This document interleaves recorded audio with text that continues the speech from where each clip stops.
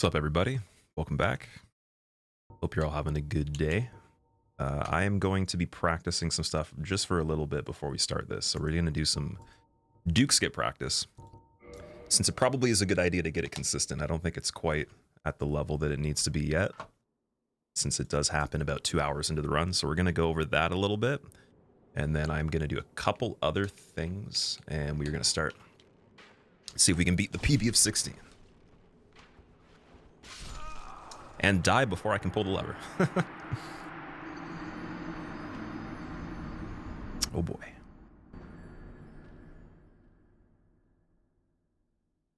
What's going on, Throky? How are you doing, dude? So Flavio, hola. Owl, what's up, dude?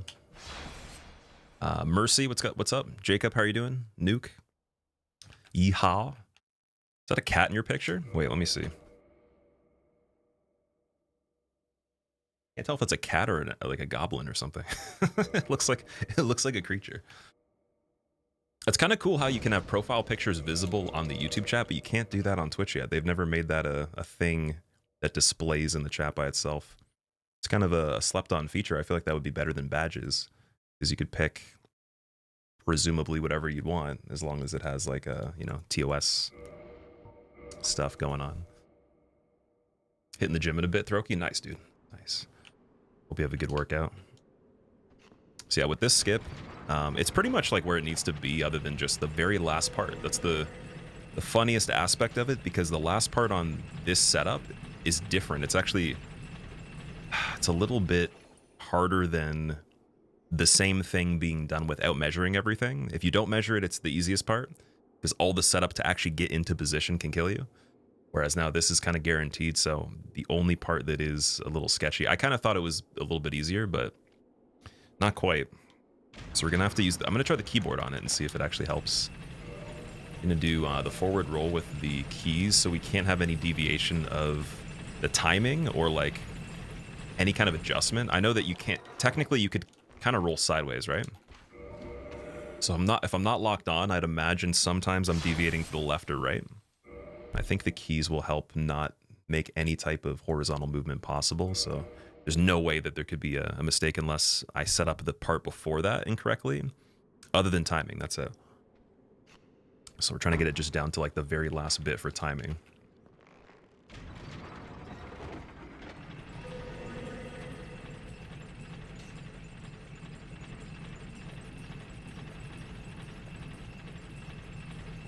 Also, for some reason, too, when you're in the lift, the crosshair moves by itself. I don't think I've ever seen that happen in anything in the game other than the cutscene buffering for Beta Chaos, but that's kind of unique. All right, that was a pretty good camera setup there. It was a little bit too slow. The key thing is going to be an issue with my hands. I'm going to have to actually have one hand on the keyboard. It's not going to be quick enough to reach. So I'll have to get the that final roll and then get the other hand in position while I'm using the camera rotation. Dragon Quest 3 HD 2D? Suko? Isn't that like a turn-based game? Dragon Quest? I think you might have mentioned something about that before. Someone was talking about it. Okay, so we're on key. Perfect. Oh, that's so much better. That's like stupid good. I just need to time it perfectly. But even the input delay is less because the keys are better than the controller. So I'm gonna do that. Trying a new setup for speedruns? No, this is actually we're trying to go for the world's first zero damage, no leveling DS1. So there is one person that has a PB of 1 as far as I know right now. There might be more than one person that are close to that, but as far as I've been informed after looking for a long time, 1 PB of 1 mistake. But unfortunately that run does have damage in it, though. It's not following the same rules as far as it was presented. Maybe they do Duke skip typically outside of that, but in my opinion, for 0 damage you can't take damage. You have to actually do it perfectly. So this run's still a little different than that one, but it is the closest thing of the example I was given, and I think we're gonna be a pretty good contender for getting it first if I can get some good progress in the next few weeks. So that's the goal. This needs to be like just mindlessly easy, though. Okay, perfect. Let's get 3 in a row, and then we're gonna start, because there's definitely a chance that there could be other things that are much more problematic. Like once this kind of smooths up a bit, I need to get a lot better at like most of the fights that are hard. So I'm gonna not try to be perfect on the whole thing. We'll just play at the level that I'm at right now and see if I can get sub 10 for the first round.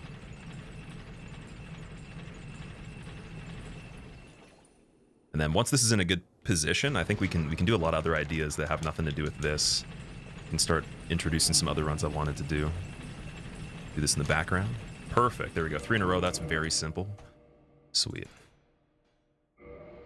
I'll take that. And then I wanted Gwyn. I practiced a few times. I think I did about 20 parries on him per fight just to make sure there was no inconsistency. Gwyn is the most consistent I've had him in general at this point, so he's good. There could be an issue just for performance related reasons, but in terms of information, I think I know everything we need. And then the routing in the beginning of the game is going to be changed around for this one now. And then I'm going to try plus 14 today instead of plus 15, which means no farming. So it's going to save a lot of time. We're going to cut off half an hour minimum. And then I'm aiming to cut off 45 minutes at the end. That'd be the goal. So let's go and see if we can do the routing early properly. Because I don't have actual files for that. I only have so many. I figured it would be kind of silly to like make a file for everything. So let's do that and see how it goes.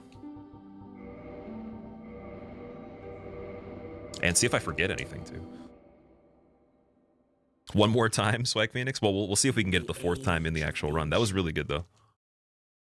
3 in a row with that little amount of time investment on it after not playing is amazing. I've never actually been that consistent. Or I've never been that consistent where it feels that good. Usually feels terrible even if I do it. Because my method before was bad. Love a new challenge run. Good luck, Owl. Thank you. I appreciate it. Yeah, this one's rough. It's probably the hardest run you can do on the game in general. That is like a, you know, of the nature of 0 hit, 0 damage, whatever it is. Like the next thing would probably be world record speedrun or something like really out there that's just never been seen yet. So I'm gonna be very excited to get this. I thought it was like a little bit less intense than it was. And then once I realized, I was like, man, this is like a serious run. We should have done this before.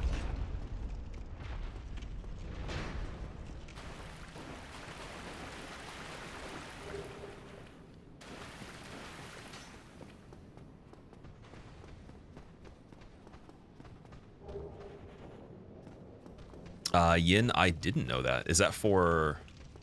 That'd be on the Twitch side, right? Give me 1 second. So I thought the multi-stream updated that. Apparently it didn't. But it had an issue with that before with the other one I was using too. So let me double check and see what happened there. Regrettably, but oh, Just gotta get to a safe spot. What's going on, Danny? How are you doing?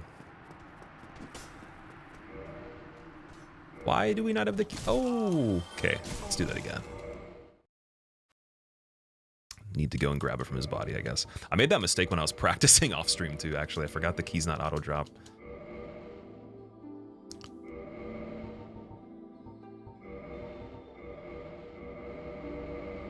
There we go. Just gonna get the counter up as well. In the age of ancients, And then we'll change the title. the world was unformed. And all the Shrouded windows by will fog. disappear.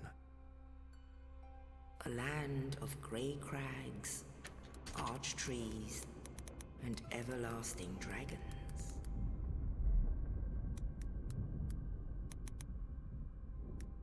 But then there was fire. And with fire came disparity.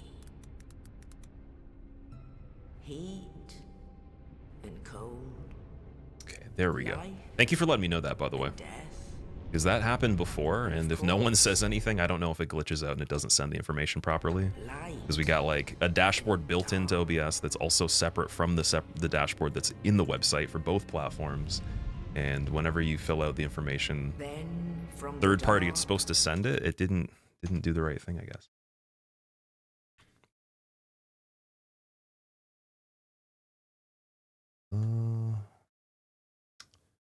Just gotta find the counter now. There it is. And yeah, our PB was 16. It wasn't really like a true 16. It'd be more like a 13 to like 10 to 13, because I did actually make some mistakes on purpose to speed it up. So I didn't want to have to reset some fights and all that. But yeah, like with poison, the mistakes on poison and just blocking 4 kings on purpose, that probably would have been like a 10 mistake run at least. So let's get an actual good swamp and good 4 kings. Is there a command to explain the run, French? There is not, no. I do not have a command. If you want to ask any questions, let me know. I was thinking about doing the command, but unfortunately not a lot of people know how to use them, or like know what to use as the command to see what it is, and then putting it on the screen also like takes up space. And then when I do that, usually people don't use them anyway. So it's kind of like one of those things where when it's not a thing, you would want to know that there's a command, but then when it is a command, people ask if there's a command anyways, even though it does exist. It's like titles too. Like you could read a title if like it's not spelled correctly or there's something wrong, but if it is the right title, then you won't even know what the title is. You won't read it. You'll just be like, what's the title, right? This is a thing we've it's one of the ongoing memes for years. It's the magic of the interwebs.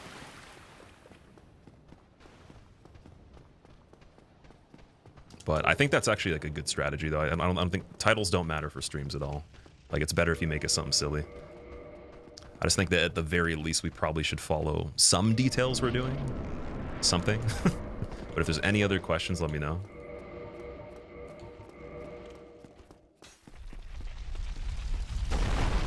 Kona, thank you for the 7 months, dude. Welcome back. Thank you for using your Prime sub, too. There's the key, okay.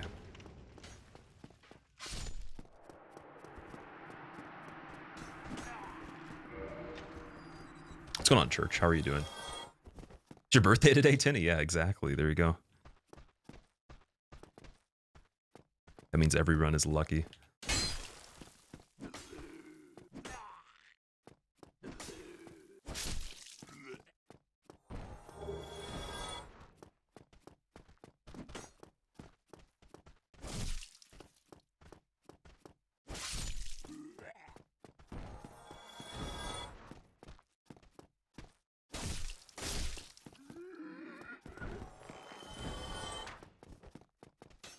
Birthday run in the birthday suit. Oh man, I hope I don't look that pruny.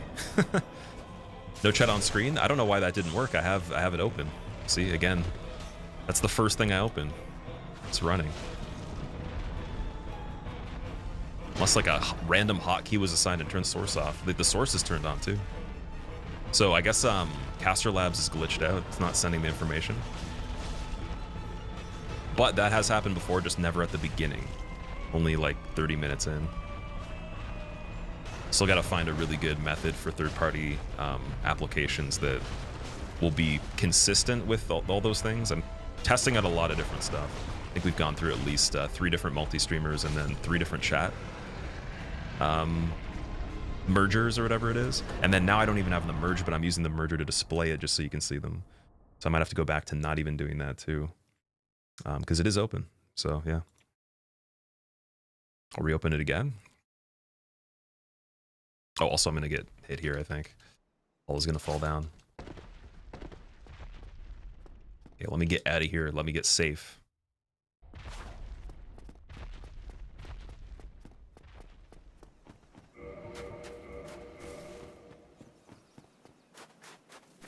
Bronze, thank you for the happy birthday. So Clyde, what's up, dude?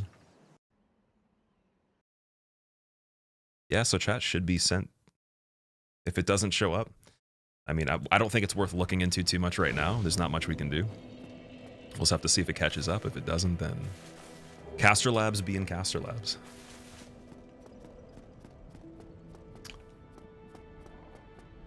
All bosses are just credits.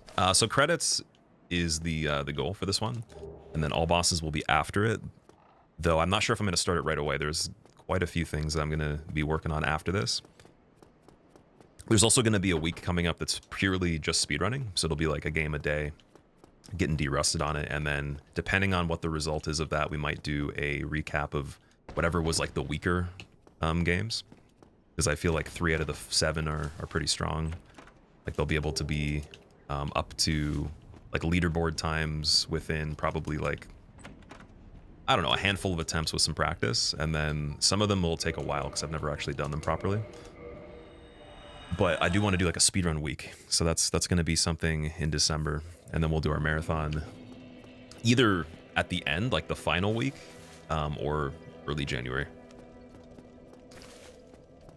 All right, so got everything there. I'm trying to think if there's anything different in the beginning here.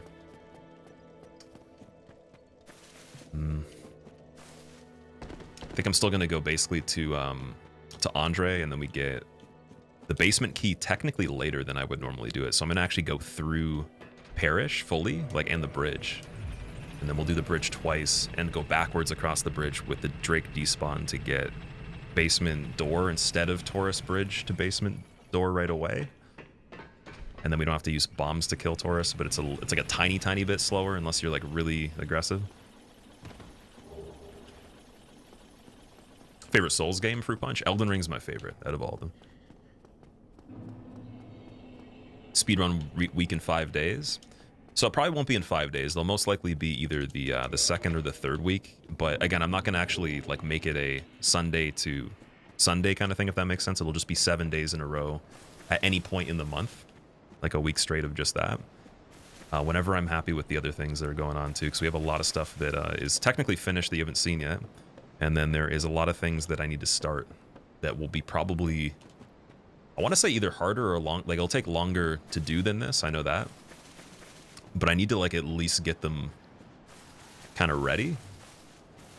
And I'm wondering how many, like my only curiosity right now is how many like large runs can I do at the exact same time with consistency until there's like a limit of where there's like, you know, the performance is bad on it. Because before I usually would just focus on one thing, and I think that's not really possible anymore. So definitely going to do at least like a couple serious runs at a time. Once you know they're consistent. Where are the enemies?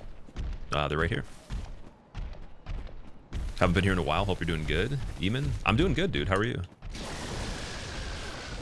Oh, I got stuck on the hill there. That's weird.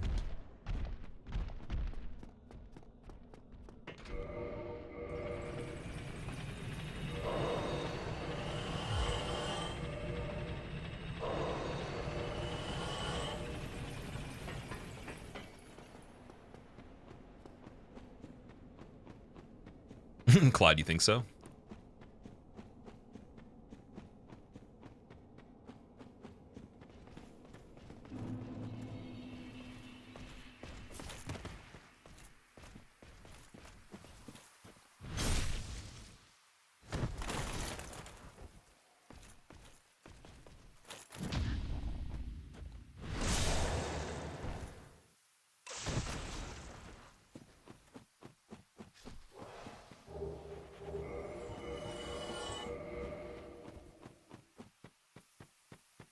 Oh, you started streaming even. Nice, dude.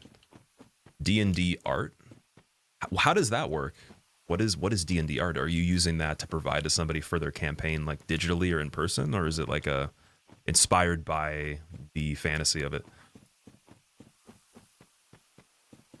Karan, what's up? Oh, thank you for watching that. I appreciate it. I'm actually going to be doing the same thing on DS3, but the DS3 one's going to be the entirety of it. It's going to be everything. And it'll be very, very close to the wire because I am not good at DS3 right now. So I just wanted this to be in a position where we could just repeatedly shave the PB down. We don't have to like change too much with the information. It's going to be like in the next 2 runs at least.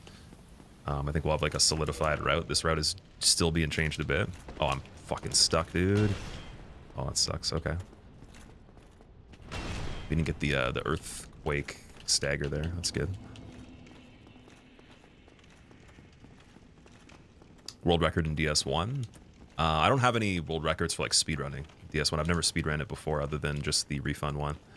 So refund any percent was 1 hour 40 minutes in game time. Pretty slow. 0 practice for it, but I think that I shouldn't backstab this guy. I'm gonna go up here, kill Taurus first, and we're gonna circle back down to the Berg after because we don't really need anything yet.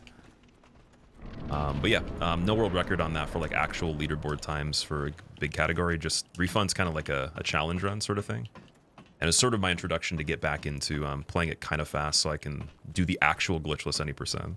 Because we will get on the leaderboard for that very soon.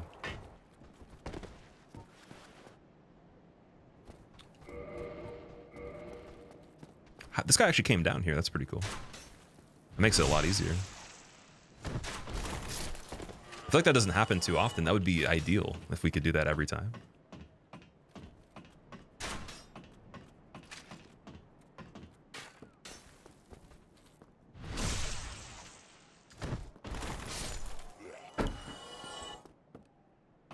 Red Bear in Elden Ring is considered a hostile ally, not an enemy.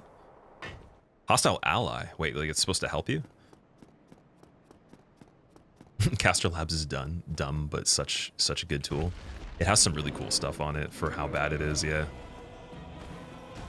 But again, like alternatively, what else is there really as an option? I could just do Twitch chat, screen cap, not show the YouTube chat. Could do two separate, but that's pretty ridiculous at that point, right? So I think the two separate will be the most ambitious alternative, but it'll most likely end up just being like the regular chat display from like way back, which kind of sucks. Not a big fan of just doing that. Ooh, stagger, nice. So magic has poise damage here.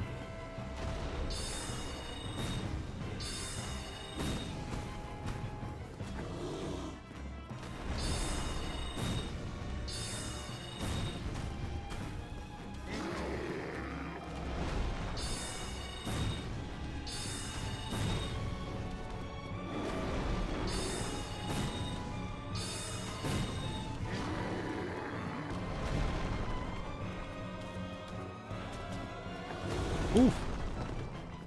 Should probably reversed him a little earlier so I had more space there.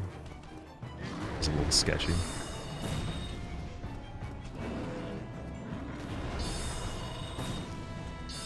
Ooh. Alright, so this is where things change a little bit. We have to actually use the bridge without the basement key for the lower Undead Burg, so we can get the key from the other side. And I think I've ran that section just casually while we were doing this, just to see like what I'd need to do to make files and everything. I think I made a character file running this way randomly, but gonna basically get this first. I have no idea why the Drake doesn't spawn. I couldn't remember how that works. I thought he had to be there, but apparently he doesn't. And then with this,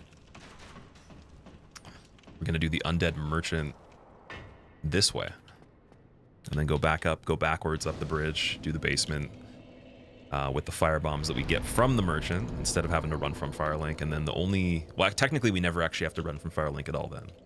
And we should be able to do this without killing anybody too, which is always preferential.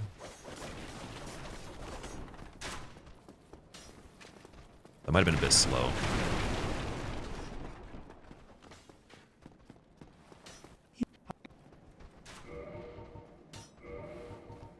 So I'm gonna get, I think 20 of these just in case. And then we need the residence key. I am gonna actually try the reinforced club again for this one, just to compare it, because it's kind of close to the battle axe. I like the animation of the battle axe better, but to be fair, the bleed does help a little bit on some things. Especially there's this one giant we're gonna kill, and the bleed does help. Unless, I guess I switch to the lightning spear at that point. We'll have to see. Coming here from Nems chat is what it must feel like coming home from a war. Dude, that possibly is the best comment I've ever seen regarding me and Nems. That's hilarious, man.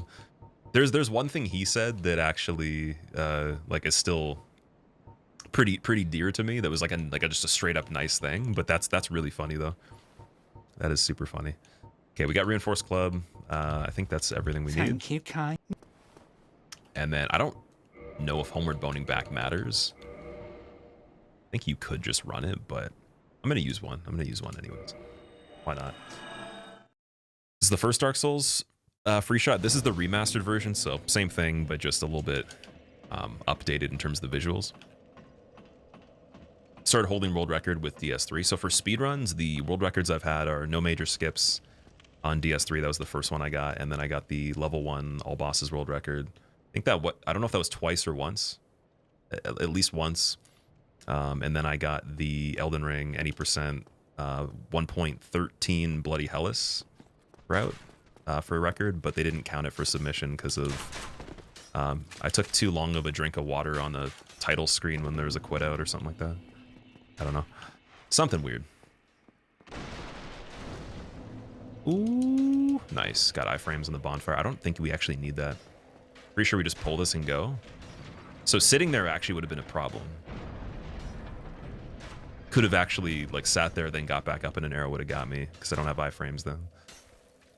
This guy shouldn't have to kill any of these dudes actually. I think we're just going straight for the stairs.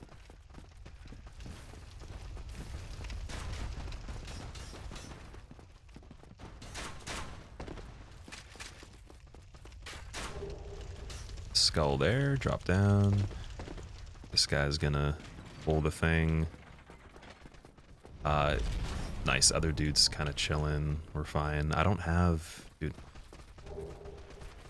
I want to pull this again? I think so. Just for that second. And then that lets the boar go back to his position that we need him to. That wasn't the best way of doing that. I think I should have had the dagger on hand.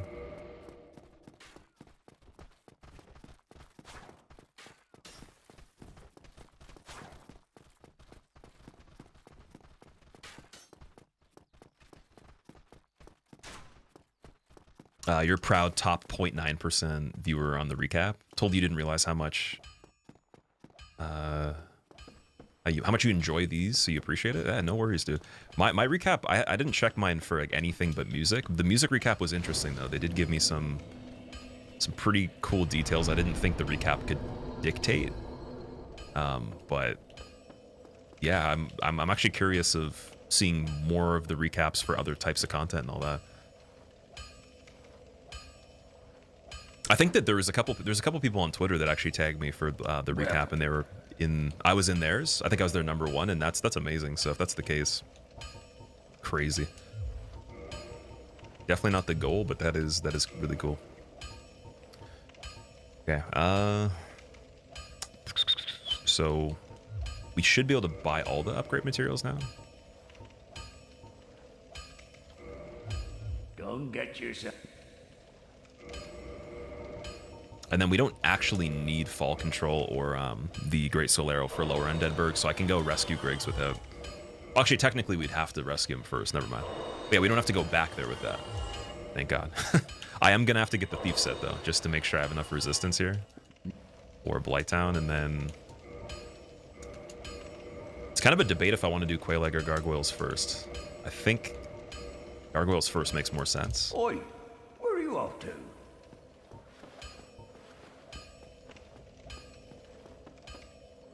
I still want to try them without the gold pine resin too and see how good it is. Okay, so now we're going to go all the way back. So let me just rest here. Let's make sure everything's reset.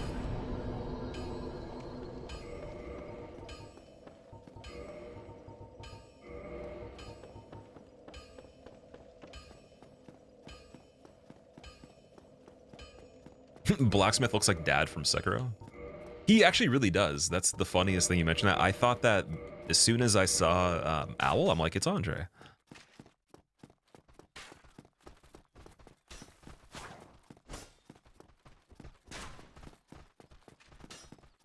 I feel like he reminds me of like if Hulk Hogan had a great grandfather that was just really skilled on an anvil.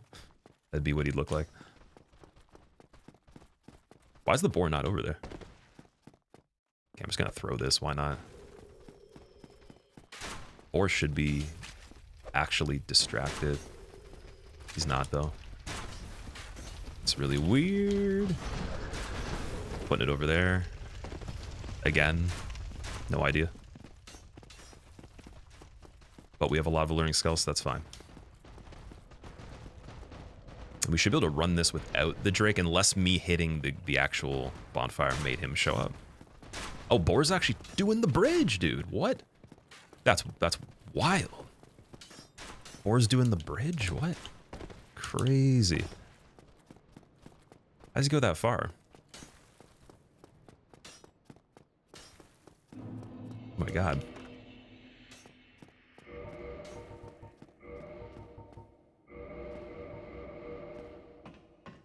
We have a tier free cam. Oh, you're able to get it to work? What happened? What was the issue with it? You remember that? It was such a BS rejection. Well, I mean, Catalyst is somebody that I consider, you know, like an acquaintance in the community for speedrunning. He's always been cool and everything, and he was saying that just like it's not even really a personal thing. It's more so they just made those rules and they can't really, they have to use those regulations even if it doesn't make sense. But the thing that was weird was that if it was your first submission, you're allowed to do what I did, but because I've submitted things before, which some of them I actually never submitted, people submitted for me without my permission. They were like, yeah, because you're not new, you can't do that. And I was like, but it doesn't change the IGT, right? So if we're running for in-game time, like what I did doesn't affect the run. It's just a semantics kind of thing outside of it's like the social standard decided from the administrators, right? And so that's kind of going in line with what I was saying before. Like a verified run doesn't mean anything. Like if you do a run and it's pretty much exactly what it is, then it is what it is. You can't change it based on a verification process of the legitimacy of actually doing it. If English would work today. Okay. So we have the bombs. We have to actually switch to the bow too. I'm gonna do that. Which, ooh, in Bazin, we didn't grab it on the way. I'm trying to think of how we would actually do that. Because we could technically, we can go get it now backwards from here. But we would have to go halfway up that hill where the Black Knight is, not go to Andre, and then go back down before we get the Proud Knight's Soul. So before the Hydra, I have to actually go up halfway up the hill. It's one thing that we need. Thank God it's kind of close to here. But yeah, with this type of early game, we should be saving, I want to say 20 minutes even with this. Like not even including deaths or mistakes, just like even playing the same, but just the rerouting. It should be like, I'd say minimum 15 minutes.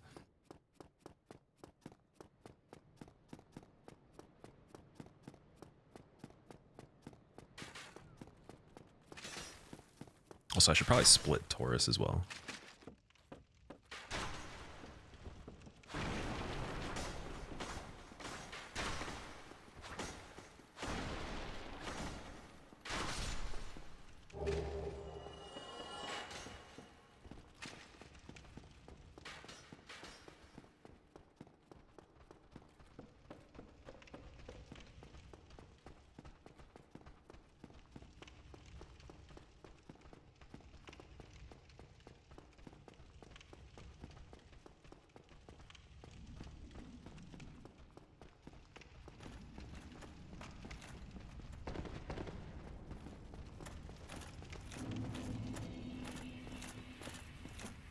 You saw a new person playing DS3 and it made you think that you were like that before. Yeah, it's cool seeing. I love watching people learn things in general. Like, it doesn't matter what the subject is, as long as it's like, you know, somewhat appealing. But if there's like a level of depth to it, it's cool to see the progression of like day one to you know, like 100 to 1,000, all that stuff. I think with this, it's interesting because some people I do know, like they're just incredibly good right away, and that doesn't mean they're gonna just like beat it quickly. They're still gonna get their ass kicked, but like the difference between dying, let's say, you know, 500 to 1,000 times versus just 150 times or something is huge, right? I mean, it's gonna take off like 10 hours, 20 hours of the playthrough. So it's interesting to see. Like one of my friends, he beat ONS without actually seeing the game. Like he didn't spoil anything from DS1. He'd played the second one, but just off of playing the second one and PvPing a little bit, was able to do ONS without dying the first time, which is usually where people would just get rid of the game. So that alone is really cool that that's possible, because it's super not common at all. It's very, very rare. But yeah, you never know what to expect, and then someone could also be very bad at the beginning, like they could die over 1,000 times, and then within, you know, a few more playthroughs, they're doing stuff like this. Who knows?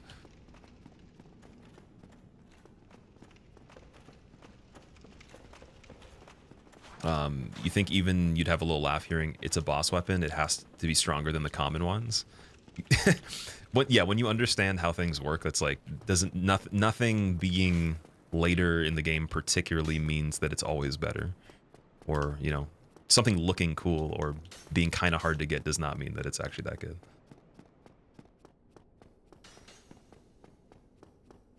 And I think for the sake of balance, that's kind of needed. There should be like a good set of things in each level you get to. Like think of it as chapters. Like in the first quarter, there should be a few weapons or a few things that are better than other things, and then you move on and there's things that are better than that, but there's still stuff ranging in between, so you don't just find things that are good all the time.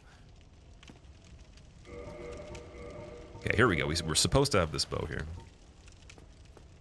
And I'm going to do the same method as before on this part with a little bit of a twist. See if I can get the twist properly.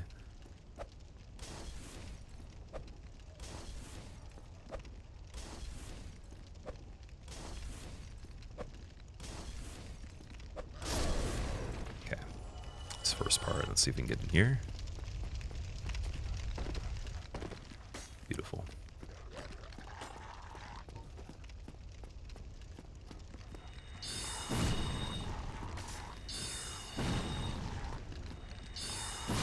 So these guys, they're jumping on the attack iframes the attacks that I have. He just backstepped in the fire. We're good. Okay. Yeah, that right there. If you can get there quick enough, that's a good method. There's some levels of like when you enter that area, you still can technically get screwed. Not even on the attack that the one dog did while I was running there. But if your like timing's different or they're already chasing you, that doesn't really work the same. I have my sword. But I figured that's like just a way quicker way of doing this. I tested it a few times, so it should be good. If it changes, we'll see, but I think that's pretty good. And then here, just gonna kill one thief, and then we're gonna get the hell out of here.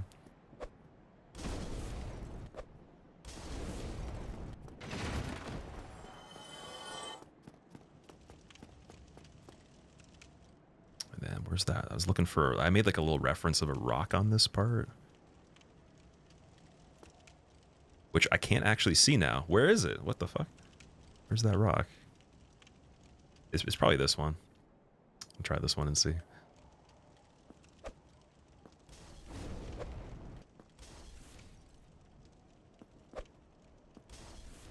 Perfect. There we go.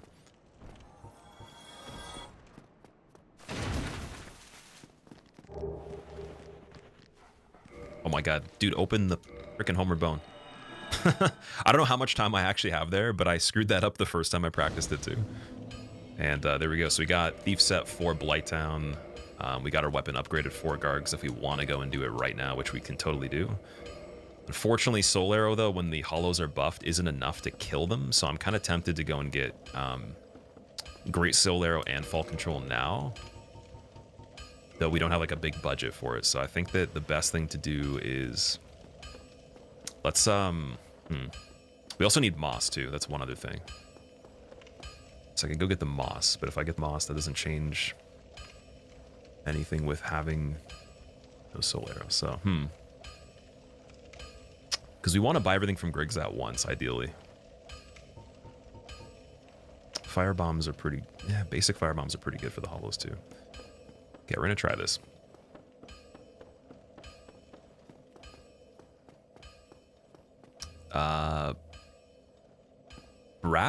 Brathe? I'm not sure if I said your name right. What's going on? Quick question. You finish your first hitless run of this game, and towards the end, you turn yourself human because of fashion purposes, completely forgetting that NPC invasions might happen. In order to get rid of the invader, you entered the Fire Sage, and then did a quit out after. You suppose that technically isn't allowed? So the thing is, I can't tell you if that's allowed or not. I'm not someone that verifies runs anymore. I gave all the rights to of the team to Beastwed, and then him and like other people now do the submissions, or I guess they have people to handle that across the board. So I couldn't tell you if it's allowed or not. I don't think it matters. It's up to you, right? I would just say whatever you feel is comfortable if it's your run. And it's going to be judged based on how the actual contents of it play out, right? So like, for example, someone could do this run, they could block every attack, and someone's going to, you know, they could title it similar. And then like whatever happens after that, the way it's received and the way people enjoy it is really just up in the air. It's for whatever it is, you know, whatever you presented. So very different run at that point, but like you could totally say the same like base title, of course. Yours, I don't think it changes too much because you did a quit out from Fire Sage, but if quit outs are a rule that you don't allow, then you can't say it's a no quit out run. That's the only detail I'd really stress. But does that even matter though? If you don't care about quit outs, then no big deal. I had the same situation happen actually where I went human, and then I would, to get rid of Kirk, I think it's the invader you're talking about, I would go in the Fire Sage thing, but I would homeward bone and then I just run through the area. I think I did something like that. I might have allowed quit outs for the earlier runs too. But I remember like having a very similar situation. Hardest part of this run, Ornstein and Smo are the hardest actual fight. And then Four Kings is like almost tied with it, but ONS is a little bit lower for the DPS.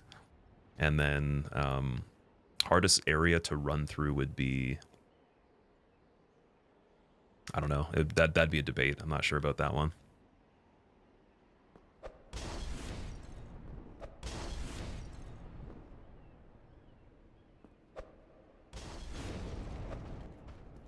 Ooh, that's cool that he didn't block right there.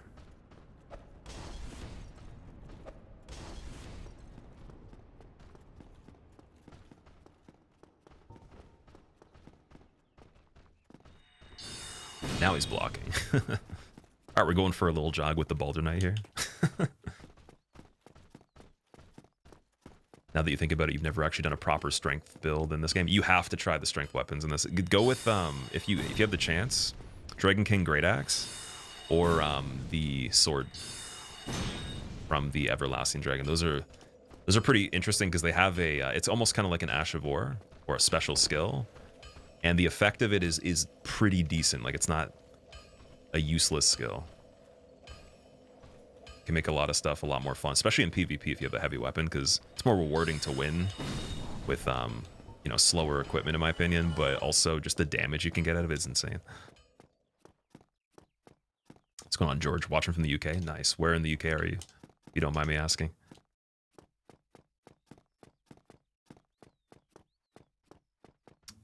Yo, Tom, how have you been, dude, by the way? I'm so sorry. Thank you for the 40 months. If I didn't properly thank you for that, I appreciate it, dude. I was listening to your 11.8 jam that you were doing on the YouTube. That thing was so cool. It's such a good video. Also, all your new stuff sounds amazing, too.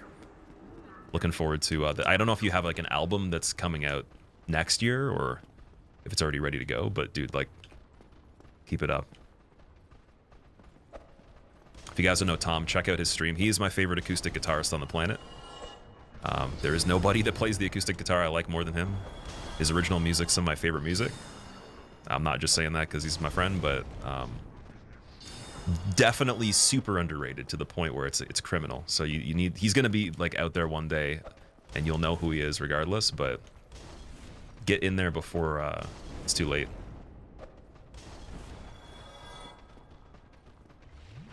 I didn't mean to chug there. That was kind of funny. I ran out of the fire bombs.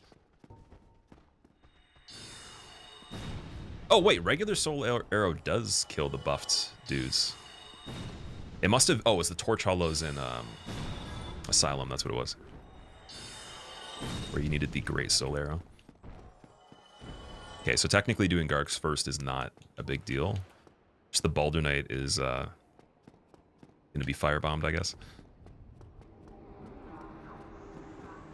And then no gold pine resin. Let's see how that goes.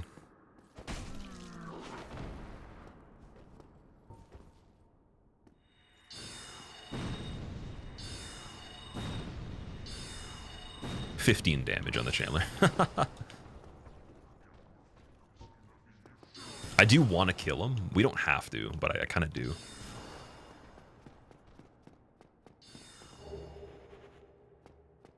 Shindaka, thank you for the good luck. I appreciate it. Practice has been going well. We did our first baseline PB run where I completed it and I counted the mistakes. I did make some on purpose just to speed it up. Like on Four Kings, I blocked some of the attacks that we would normally try to evade, but that plus the poison not being handled with the right setup intentionally, just because I didn't go and do the lower undead berg properly, or not even properly, I just didn't do the same method. That kind of added up to a score that's not reflecting where we're at, really. I think we could do better. So I'm going to go for less than 10 today.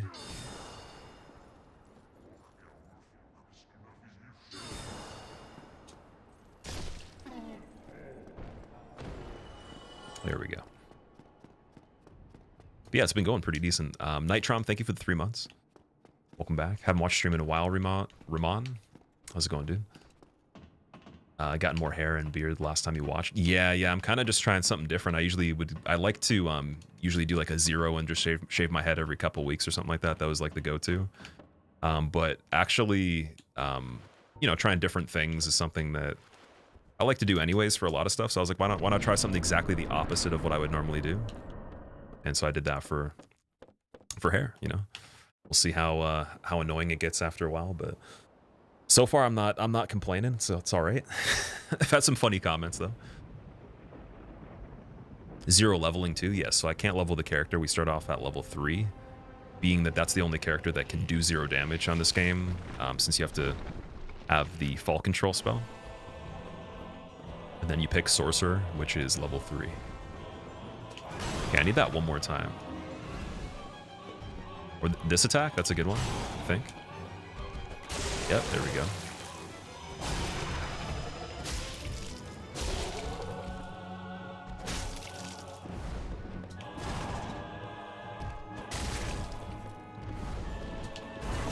That's crazy. He did that twice? Okay, cool. Nice.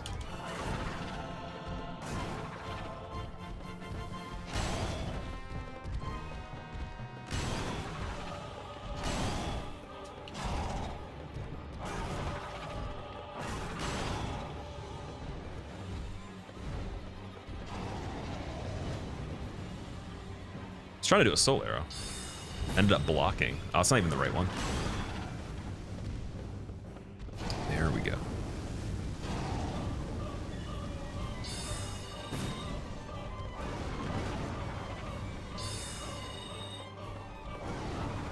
And now they give me all the fire. Interesting. That's what I wanted before. Like, look at the RNG on this fight is hilarious. Like, how many times they do fire there? And then he did 2 of the worst attack in a row early. And tried to iframe backstep the last attack that I did too. Oh, that fire is bad. Bad fire.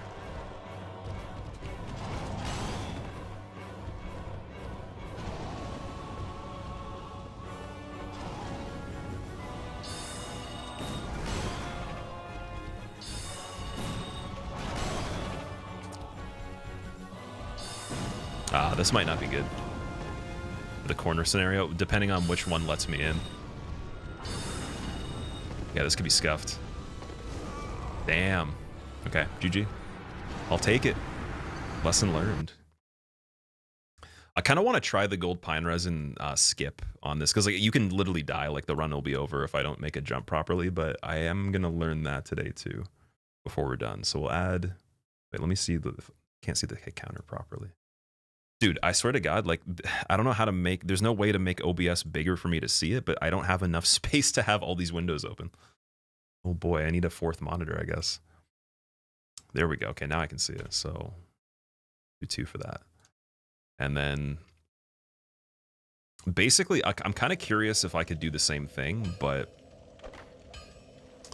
I'll try getting the gold pine resin next time or in between this run, because I don't think it'll be safe to do right now without the practice on it, because the way of getting it is a little sketchy. Like you have to basically plunge attack onto a it's like less than a square foot of space, and then you have to like do a falling run into a jump when you land out of the second part of the run. It's very weird.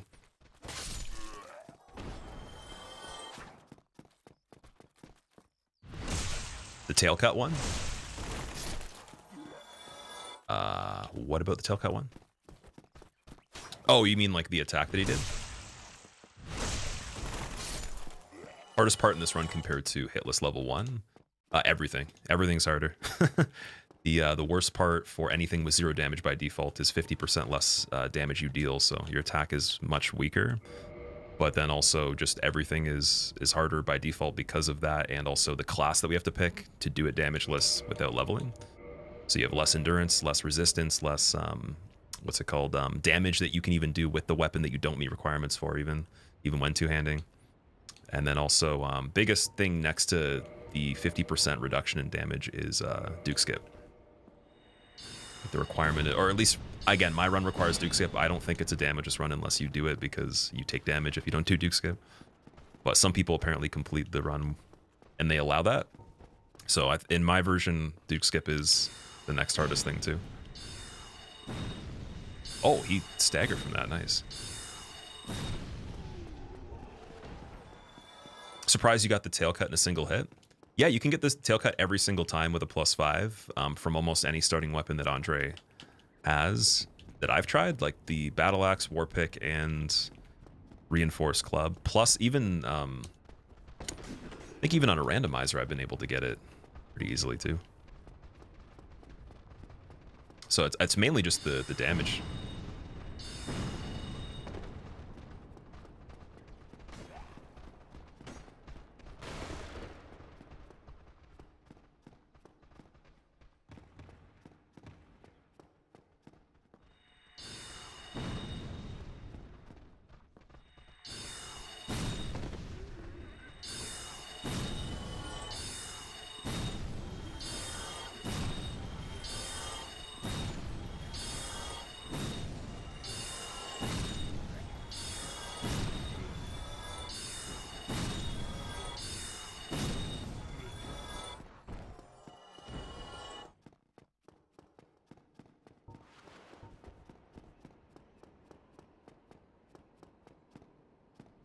Any elemental damage allowed?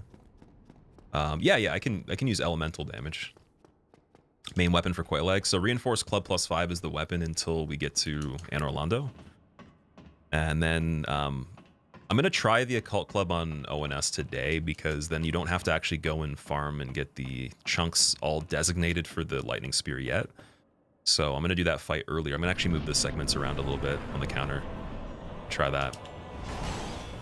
Oh, he's over there.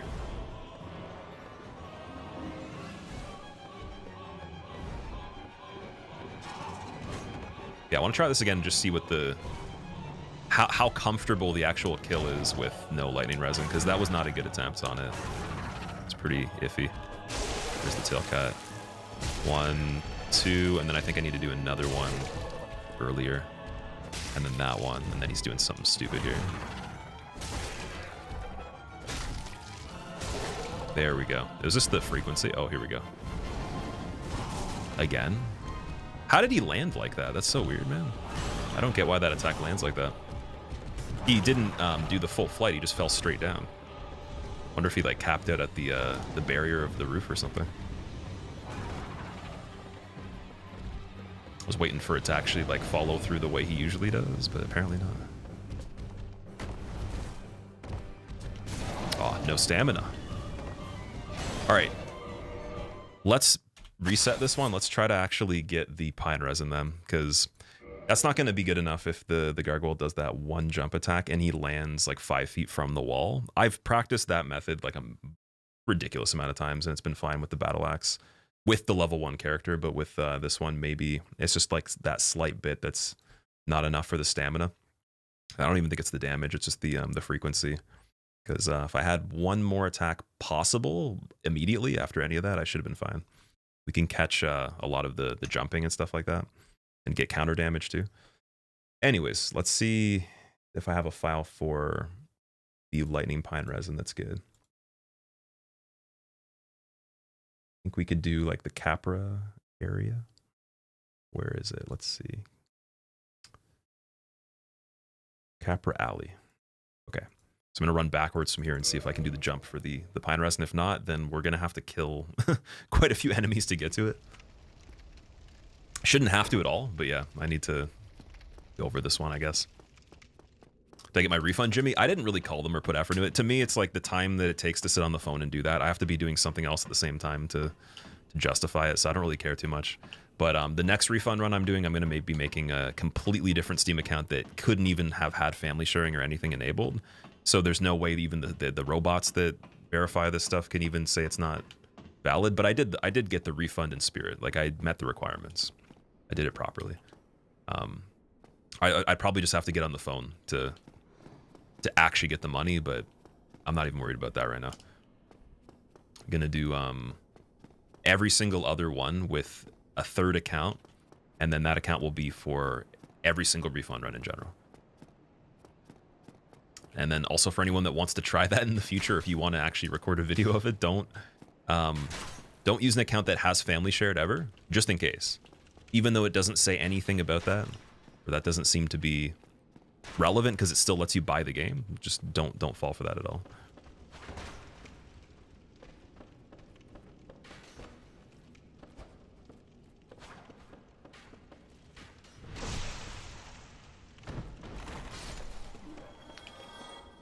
Okay, so yeah, this is the jump right here. Let me clear these guys first so we can actually do it properly.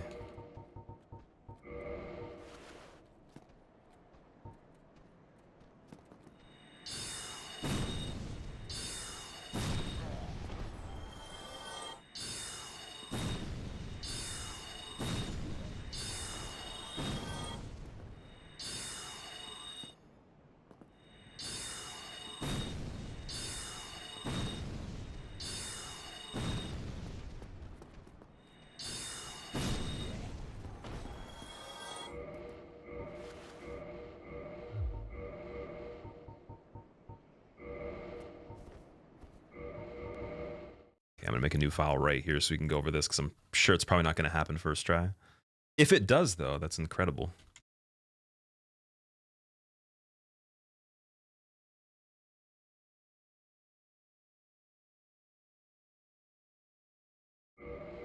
Kiwick, it's going good, dude. How are you? A lot of folks who make refund videos usually do it on a separate account. So I actually did do it on a separate account, Jimmy. It's because like on that account, the game had been enabled for family share. Like I enabled family sharing between those accounts, and the hours I played on the other one somehow showed up on that account, even though the game wasn't purchased, right? So it still let me buy it. The borrow button was highlighted. You can see that in the video that it lets you borrow still. So it wasn't even actively being borrowed because the borrow button's there. So everything with the way it looks is basically like you don't own the game. But because family share was enabled at a previous date, it screwed up something with the system, I guess. But yeah, it had never been purchased on that account before. Okay, I think I gotta jump right here.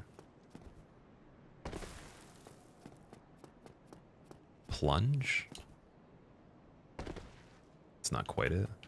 So we don't want to fall down there because we don't have fall control, and then at this point you have to homeward bone. There's no way to get back up. This is like a weird area, so we don't want that happening at all. This run is over. Think it's better that because it didn't get refunded? Yeah, like it not getting refunded is much better overall. Like I would rather it have not, for the video's sake. It's kind of funny. But in the future though, it would be good if we didn't spend more than we needed to do that. Oh, almost. There we go. Oh, barely any space right there. Perfect. Okay, so I think I have to basically walk where we're almost floating here. I want the pivot. Let's see if I can do that. Maybe with the keyboard? A little bit easier. No, not even. Man, how does the pivot happen? There we go. What? That's strange. Oh, it backstepped. Okay. So then how do you do the input for running then without getting a backstep? Guess that's the next step that we have to figure out. Maybe from... Oh, you know what? Probably when you do the plunge, you have to have the button preloaded so that it doesn't let you do any other actions. Just have to hold it the whole time. Oh, it doesn't even... It overrides the plunge, I guess. I don't think you can plunge like that. Oh, no, wait, you can. Just spam it, though.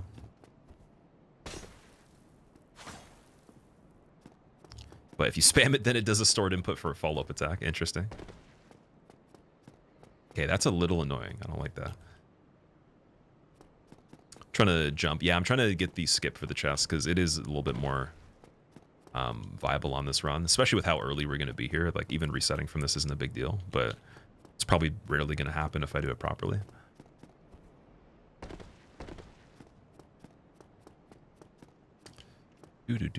Can I please get the plunge? Maybe upon, like, landing, I can queue it up.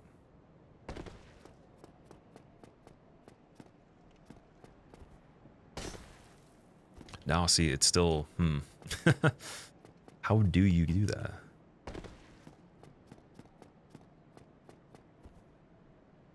Because I'm not aware of how you can block an input from being made, other than doing another animation in the meantime. Maybe, I wonder if hand switching, that doesn't block backstep, does it? That still queues after, okay. This is crazy. It's not that crazy, it's just like, I've never done this, so I'm just learning it for the first time. It just seems silly. Like, this will be, like, almost like breathing at some point. Give it, like, maybe 5-10 attempts of actually working. I think that my fall height's not enough to get a plunge in the first place. Because I'm spamming it twice, and it's not working. Holding, it's not working, so I'm going to spam 3 times. 3 times worked, okay.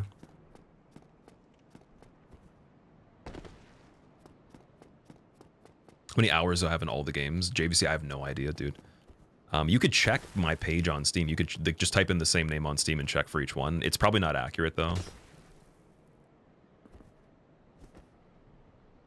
Yeah, I wonder if maybe with the block you can start the sprint. Yeah, that's what... Okay, there we go. That's pretty much it. Just didn't do the jump at the right time, but that's it, though. Try blocking after plunging. Yeah, now I'm blocking, okay. It's kind of weird though, because I had the button for the sprint held in midair and it would let me plunge sometimes, but then other times it wouldn't happen. And then even without doing it, it wouldn't. So that tells me I think the height of, or the way I'm jumping into here is not good. What if you can do a rotation while all this is going on? Like a good one. It might not be 100% necessary. Like, I could do a turnaround and then do that maybe. But I think you need momentum, so basically there's not enough runway to actually get the right running speed. Like, you just get that startup speed.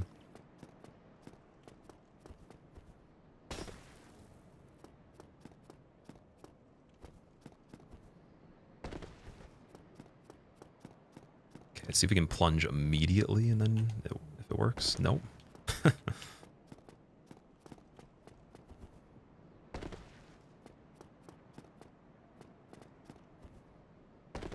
Yeah, sometimes the plunge doesn't work even if I don't hold sprint. Is Rage quit, Quark? Oh no. Is he going for the all bosses world record right now?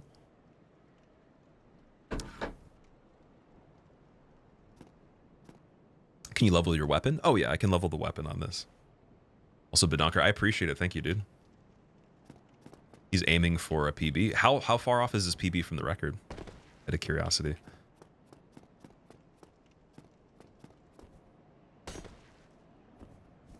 Okay, there we go. So we have that. We turn around. Wait, if I turn around and hold B, that doesn't do the backstep because the turnaround takes a while. And then that's falling off. Great. Whew. Yeah, this one is quite involved for just doing the setup. Character's feet land on the surface before the rolling animation. Over, it's only a jump.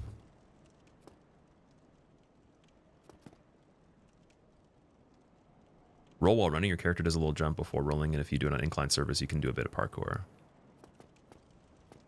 Helix stairs in Londo. A roll while running.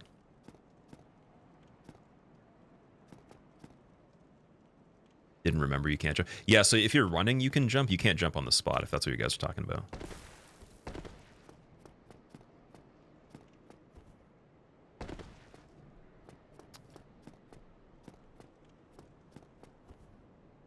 Oh no.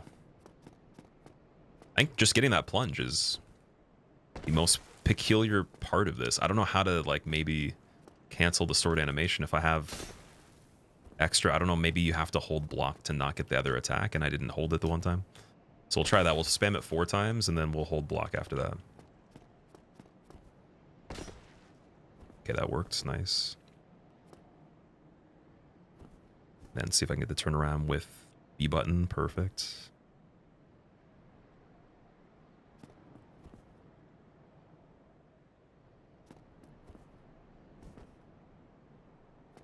Doesn't seem like you can do this rotation thing that easily while blocking, but I think it's in general. I think I'm just not...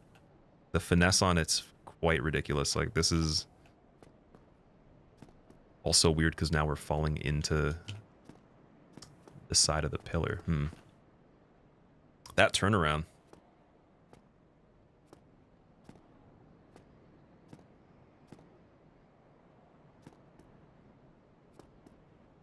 Even keyboard's actually a little bit worse.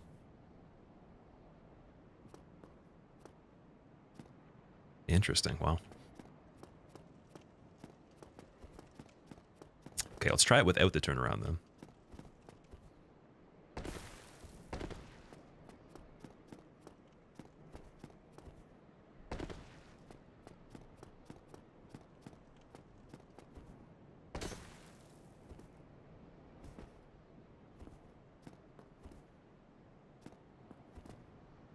There we go. Sweet. Somehow dropped a ton of frames there, though. That's kind of weird on this game to have that happen. Okay, we'll try that again. I guess I technically don't even need to load the file.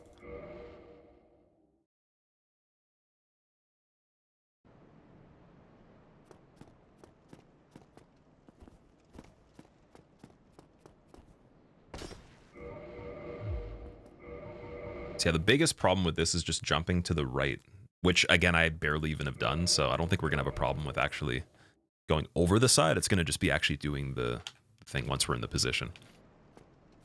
So that's good news. I thought it was gonna be a lot worse in that way.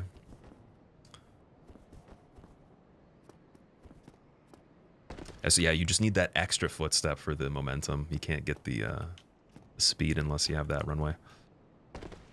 So if I do the turnaround and into the sprint without like the on-the-spot rotation, it's got to be like super crispy. It's got to be like at the edge. Or maybe even like I have to lead the running going backwards and then pivoting or something. I don't even know. Like we could start off here. Let's see. So sprint. Fuck. Yeah, that's sketchy once you're already on there to even push B. Okay, so let's just keep B held the whole time again. Let's go back to that. Because I don't think that's a factor that changes anything with the plunge.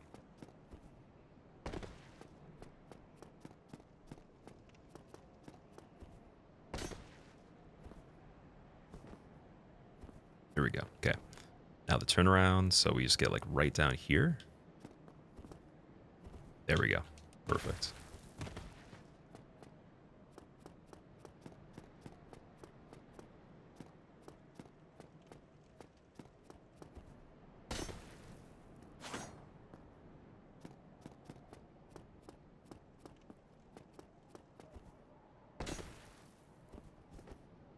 Oh, I let go of the B. I wonder, can you backstep on there safely? Like, let me try that too.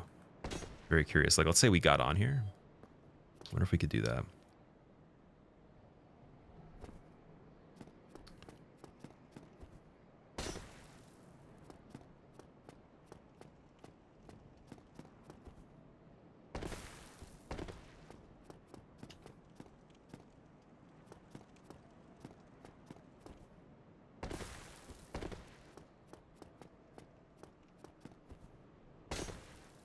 So if I went all the way to the edge, no, you can't. So the backstep is actually more distance than this whole thing.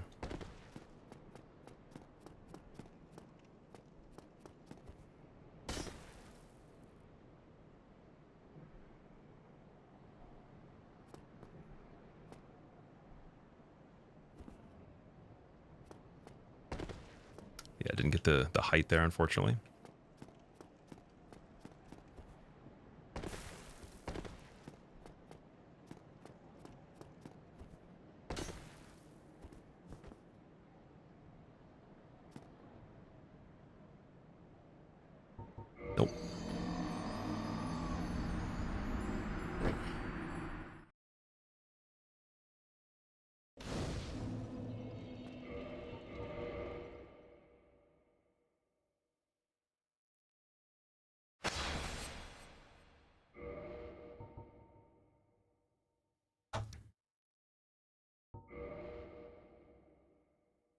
Try blocking after. Well, yeah, I think I read that as well. So basically, I'm not sure if I like that enough to put it in yet. Like, I'm gonna keep working on that for a while, but let me see. We're gonna try it one more time. We'll try to see if we can get like maybe 3 in a row.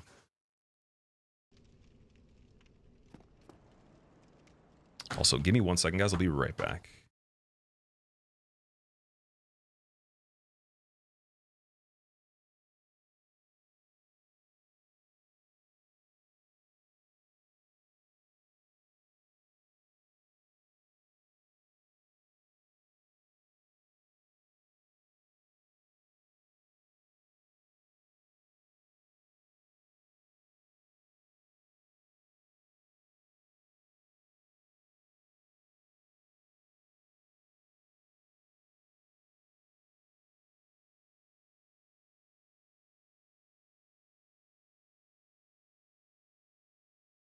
Streamer is muted.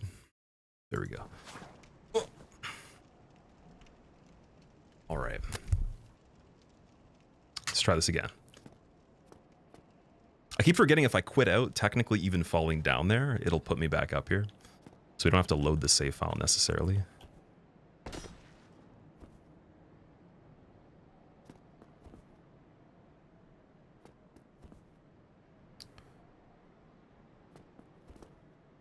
Nope. Okay, I think maybe going a little bit more left. There's something when I'm leaving that cube, or like the square. Going off the right corner gives us not enough height. But it's hard to say though. It's like, I think it's too small of an area to really say if that's the problem or it's like just something else. I'm gonna guess that's the issue though. What do you think of for the next run? Under 10 or over 10 or exactly 10? Under 10. So like 9 would be the goal. Mainly right now, I think all we need to do is just get the early game solidified, and then like the stuff that actually could, whoa. Okay, yeah, that's probably why we have an issue there. You can't even stand on that properly. Yeah, the stuff that's going to be problematic will just be things I've already done perfectly in the other run, like just boss fights that are hard in certain areas that we've done. So I think we've done everything perfectly in this already. It's just a matter of like little things like this now being figured out and done quickly. Why does that not give me the height? Okay, I'm gonna give this like literally less than 5 more minutes, and then if it's not looking good, then we're not gonna do it for the run. I'll start practicing it for other stuff. There we go. Yeah, it's like such a small difference, dude. I really hope that on the world record, you don't have to actually do this for speedrunning. Because that's a little more annoying than Irithel skip, in my opinion, with the keyboard even. That's almost worse than the tree skip to finish the fight with the tree quicker.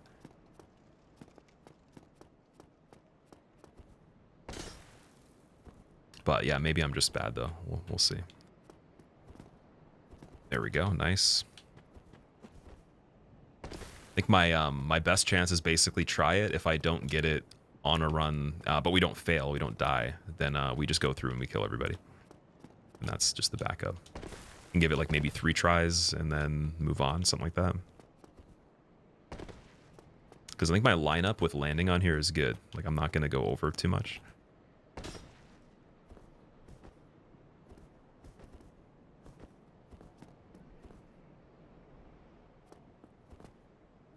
Here we go. It's getting a bit better.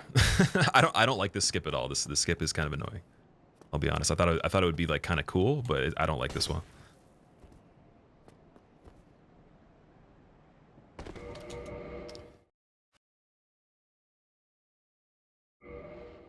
All right, one more try. Oh boy.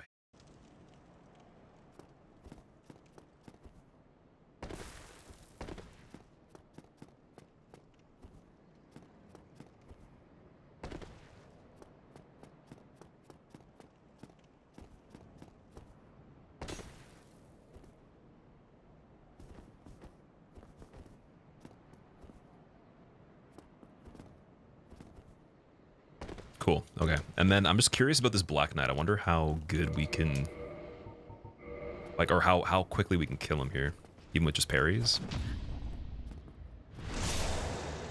He's got a quarter health for 1 crit.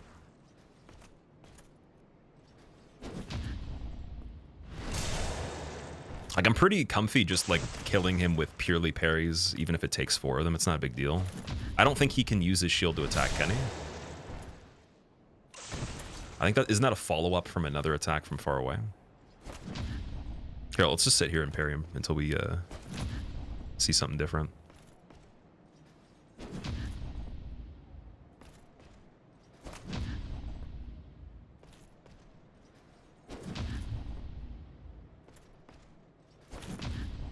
I think he's going to be pretty safe to kill early because he gives me a chunk as well, and then that saves me having to farm. It's a guaranteed one. Or, again, it could be a Black Knight sword as well. I don't know if it both drop or the sword replaces it. Usually is a chunk, though. I guess we'll see if we ever get the sword, if it actually is, or even the shield, if it replaces the chunk.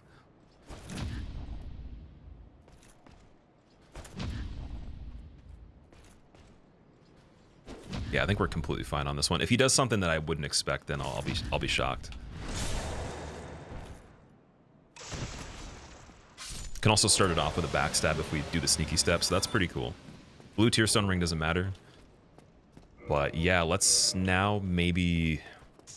I have a file from before we actually killed the enemies. Oh, you know what? Wait, they're still alive. Okay, now I'm just going to kill the other dudes to get the pine resin the normal way to see if that's something I have down pretty well, and then we'll use that as the backup plan if the jump doesn't work properly.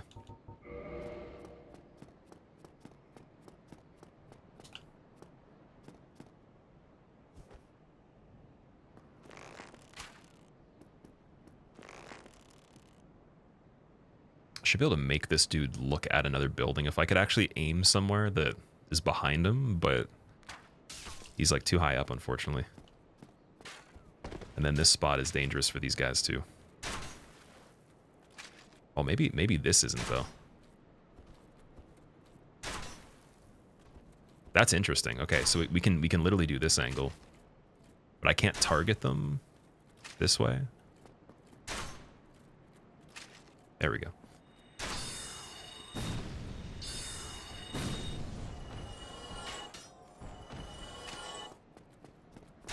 Oh, the third guy was behind the door. I was like, where is he?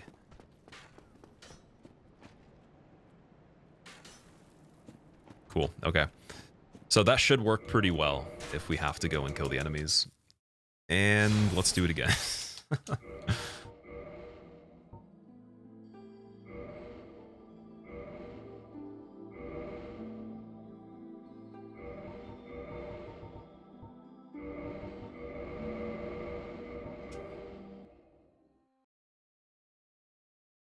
Easy. I really appreciate that. It's funny. It's definitely not nice right now, but if you like it, that's the thing, I guess, is it not being nice. So I appreciate that. If 10 more points are put into over 10, the prediction will be 69. Under or 20 over, that'd be silly.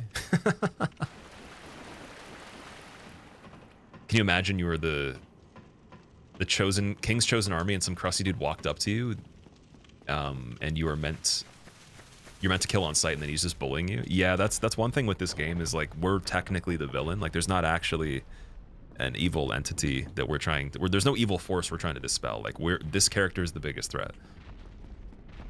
Chosen Undead, Tarnished, and Ashen One combined, all 3 of them as a triple boss fight, would be impossible.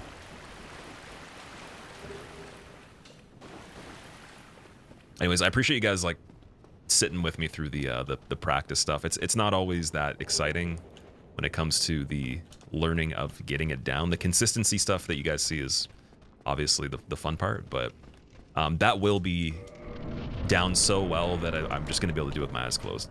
Just got to give it a little bit more time.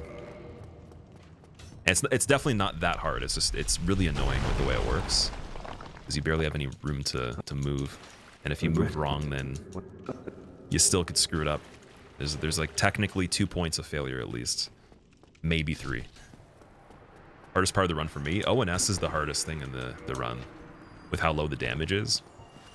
So I can make them a little bit better by getting a plus 15 weapon before. Or technically Lightning Spear plus 5 would be like a maxed out weapon. To do that though, it would take an extra half an hour or more, even outside of stuff that is just part of the game, like just farming and all that. And I wasn't really looking to farm on this anymore, so we're gonna do +4 on the lightning spear.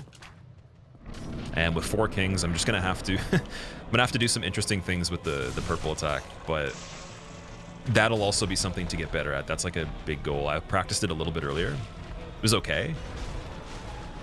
But yeah, being able to be aggressive enough to kill them with a +4 and also still deal with the purple attack, not blocking it, will be the biggest thing on this after ONS.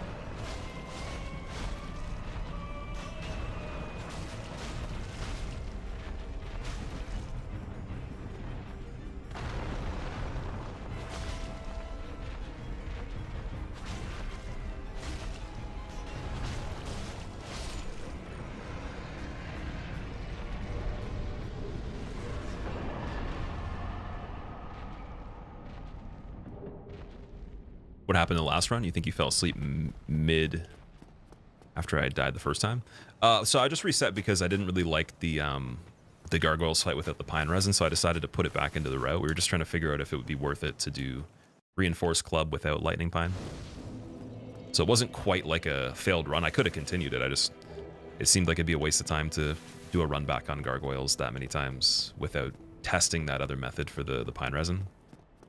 And now I think every single thing that is setup related is considered. It's not a matter of that anymore. It's more so just playing and making sure, again, I remember the order of stuff later too, because there's a lot of details to consider in this one compared to even just like a regular hit list.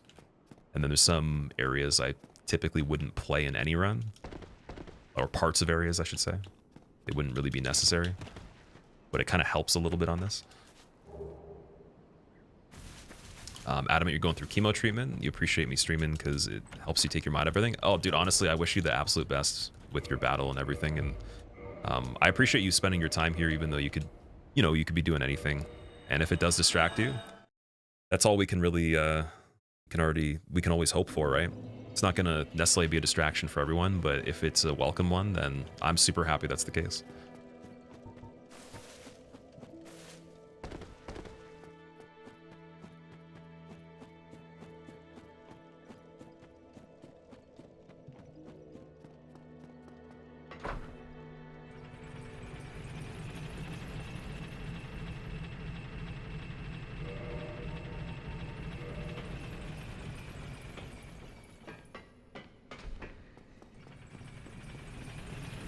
Okay, so the one thing that we also need to remember here is bow before Havel.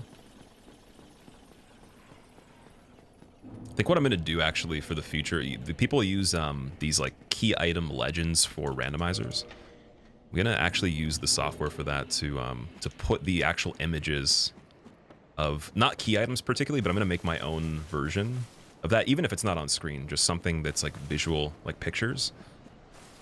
Because the text written that I made for this is still a lot, even though it's point form.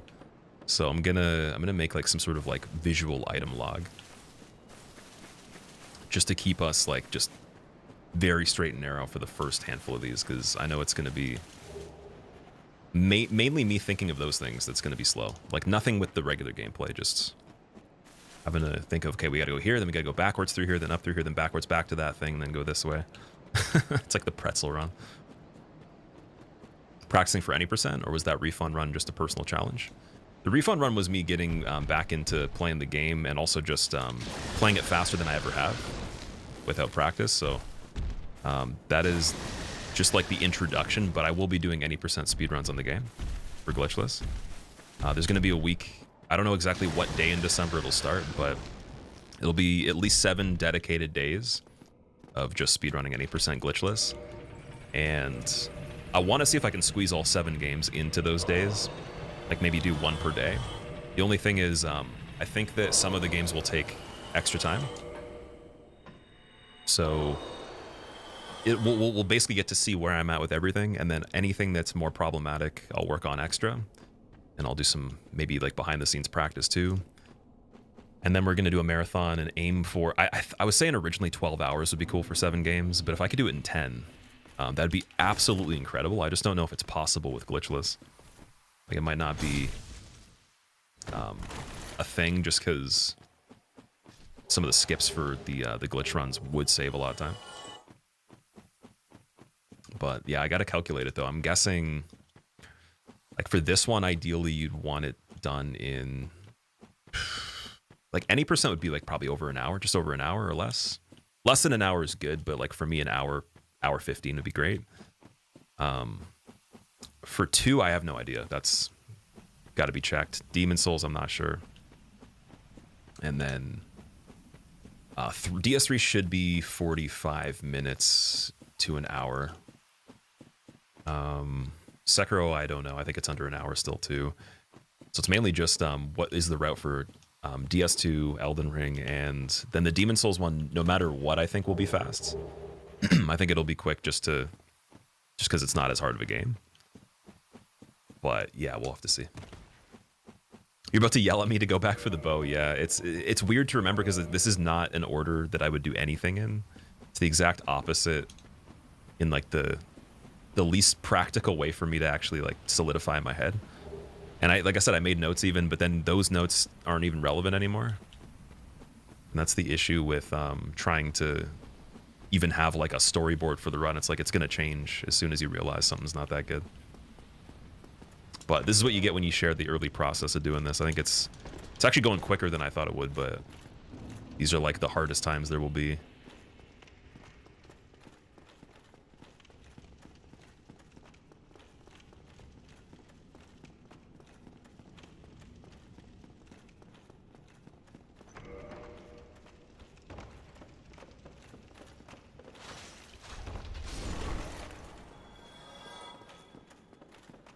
All right, here we're also coming back for the lizard right after Havel too.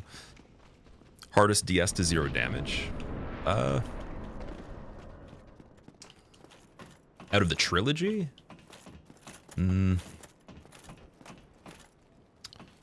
This one for sure. Because the Duke skip particularly, and then also you don't actually get a bonus of damage from using items with lower health on the other games at the same rate as you do in this. So hitless on this versus damageless has the biggest difference in damage. And it really actually helps because there is time-based fights, whereas in DS3, the time-based fight, which would be Deacons, is really easy no matter what. So it doesn't have any kind of like pressure over time kind of thing. It's just play good. This one, you really have to play like a certain way for certain things. And then prolonged ONS is harder than I'd say like almost anything on DS3, with the fact you still have it's only a 20% damage difference, right? Also, you get to use level 1. So unfortunately, there's no level 1 class that meets requirements for the fall control. So like your stats are just worse already too. So especially for 0 damage, this would be the hardest, but then it changes for hitless. For hitless, it would be it'd be a debate. I'd say DS3 would be the hardest, but then DS2's ADP could make it just more annoying to like evade anything, even though you don't actually have to dodge as much.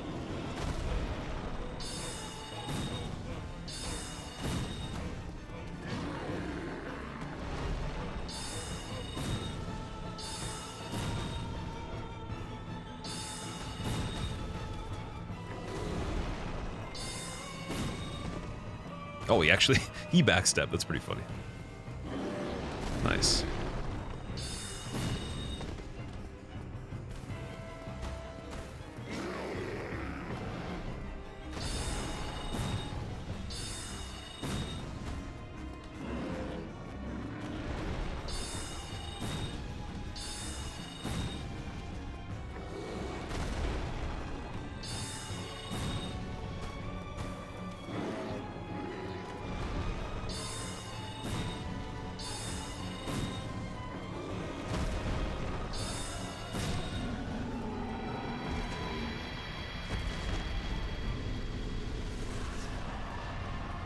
What are the benefits, Eamon? It's just double the platform, right? So like the thing is basically the more platforms you can stream to, you might as well do everything possible.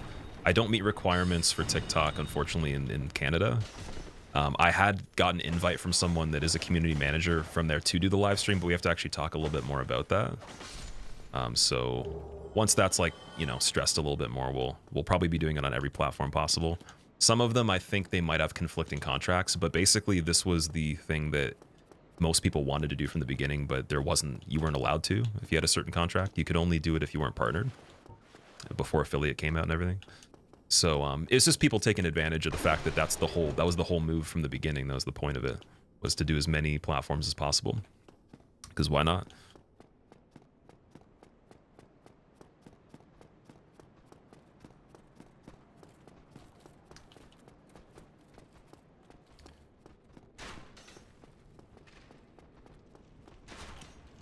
All right, kicking that down, and then Undead Merchant. You responding means a lot. Such a good guy, Adamant. I don't know if responding makes me good, but that's an interesting inquiry, though. I think that's a really cool discussion. I'm not going to get too into it, but what actually makes somebody a good person? That's a very tricky thing, because morality is a scale that's not it's not intrinsic or like quite necessarily generalized socially. So you can't actually dictate that based on a there's no base scale, right? So everybody's interpretation is going to have a different measurement. So if you think me responding makes that so, there might be other things that you're not including, but that's pretty crazy though. I do appreciate you valuing that. Though it surprises me that people actually mention that, because almost every streamer I've ever seen is pretty good at reading chat. And the ones that don't as often, there's no way to do it because they're doing something competitive that would like sacrifice their level of performance and the point of what they're doing, right? So people that don't read on purpose, it's usually for a reason, but if it's for no reason, I've never seen anyone succeed like that. So it's shocking that like people will say, oh, I was like watching this person, they didn't read my chat, but then you did, and they never interact. It's like, if there wasn't a perceived reason for that, that's surprising. That's actually, I'm wondering who's out there that's doing that. All right, there we go. So we got reinforced club as well, just making sure. Yes, and then, oh wait. Fire bombs, didn't get fire bombs. So you get to practice this again. I love bopping that dude on the head, that's so fun. I used to do that just for fun in this area when I was just setting up random playthroughs where you don't have to worry about damage or anything, but I didn't know that that was so good. Like a lot of things we're doing on this, I never knew they were as good as they are. There's even a method for archives that's pretty cool too. Oh. So a game you're looking forward to the most in 2025? I have no idea what's coming out. I don't keep up with gaming news. Usually you guys tell me what's coming out, so I couldn't tell you other than we were talking about the fact there's going to be a remaster for DS3, and then Sony owning Katakawa, which is the people that have the most shares in FromSoft right now, so they'd be like the main owner of it. That's all I know in terms of upcoming news. But if you want to tell me like what stuff you're looking forward to, maybe I'll remember some things. I like to kind of just be surprised by it though. And technically there's so many things I still have to play that already did come out that I'm not necessarily fiending for a new game at all. Like there's just like no need for anything new for a long time, but thus is the world. That is the way it works. There's always new stuff. Decision paralysis society.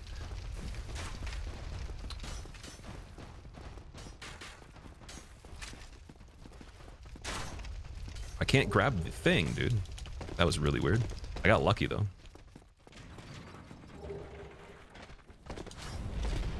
That guy made it through. That's okay though. I think I might have to go back and pull the gate a second time. I'm trying to think if there's a better way to do the run back there too, because we could technically go to the place we went before with Havel through here even, and then still get the moss for Quelaag. So there's actually not a need to go backwards that way. I don't even think the time frame for it is even that much better. It's probably only like faster by like maybe at the most a couple minutes maybe. I don't even know, because you have to run the whole bridge still, and then here, let's say we were gonna go and get the purple moss from killing the tree dudes anyways, and we also have to level the weapon. Like that's, the timer would start after the moss, and I'm almost certain it's almost the same thing, but way, way riskier. Then we save the skull, so I think I'm gonna change that.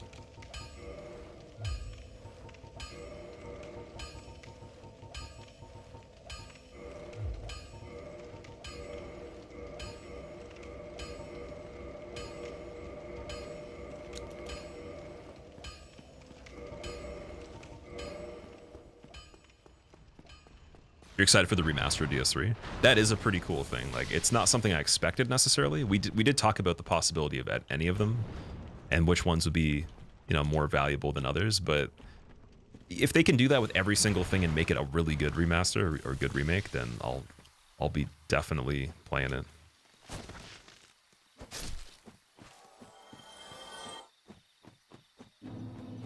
Don't want the OG to be killed though. Like, hopefully it definitely preserves the integrity of it, because that's one problem that happens. And then also, depending on how they are tasked with doing the actual remake, might not be considered an actual remake. So I would at least hope it's not a remastered remake, but a legitimate remake in like many ways. If Sony acquires FromSoft, they're cooked. Why would that be, Bailey? I'm curious. Because that's a discussion that I have not had or even heard about before.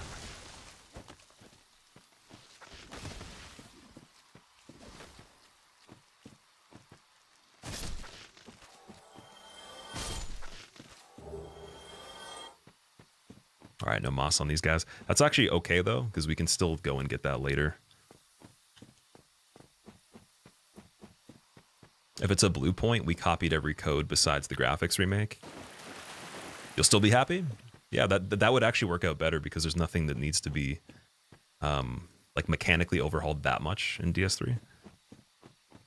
But maybe just like some like very tiny firmware updates that they could have done when they stopped doing that. Sony want to buy a company that owns FromSoft, yeah. So yeah, I'm curious of like what the notion would be that that's a bad thing, like why that would be bad. Because technically, like with the way that it's set up, like Katakawa already own, like they already own, they're already the parent company, so there's nothing that's changing in terms of structure as far as I understand. They're just taking over Katakawa, right? So creatively, I don't think that actually influences anything. I'm pretty sure like all their agreements stay the same. It'd just be like an acquisition of the parent company that didn't have involvement with ruining anything previously. So that's my take on it.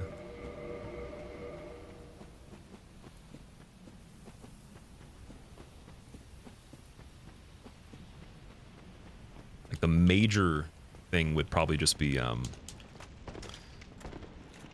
I guess, like there's probably going to be other IPs they make regardless that are just like more spammy.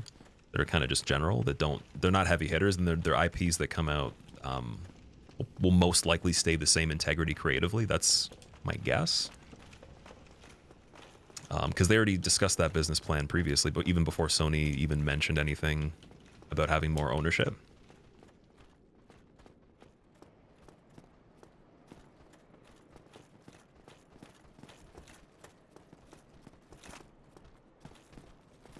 Oh my god, dude, Havel's there. I thought that was the holo. Dude, that was like a peekaboo. We were playing charades there. Holy shit. Okay, we definitely want Havel to go back. He did. Why is there a need for a remake? Well, so that's the thing, is like they have incredible funding now, so it doesn't really matter if anything's needed or not. It's just like they could just do it because they can. Which is not a problem, because again, if nothing falls to the wayside because of it, then what's the big deal? And that's exactly what they discussed already when it came to Tencent being involved, having no creative differences, but having, you know, multi-billion-dollar funding it's nice. And then their plan was to just increase the amount of IPs made, but not necessarily sacrifice the their timeline with this stuff, right? Like, so their core audience would still be given other IPs that they would typically like, but then they'd also be able to do other things that they've been involved in the past more frequently too. So I don't know if like I can't name particular series, but I think they wanted to make some games based on other series. You know, they have Armored Core obviously as part of what they do too. So just stuff like that in general can still be coming out, and there's more things like that, but then they still make all this stuff. I might be wrong. Maybe Sony does change some creativity stuff. Well, I guess we'll see. But my guess would be that the structure of how everything's ran is exactly the same. unless something's being overwritten with that just recent thing that happened anyways. Like, the main question would be, why does Sony want to have the ownership? And it's probably just a smart move for them if they can, right? It's like, if they can, they should, so they will.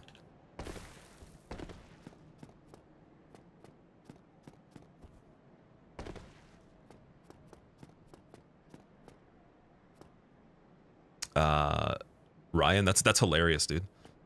I appreciate that. Thank you.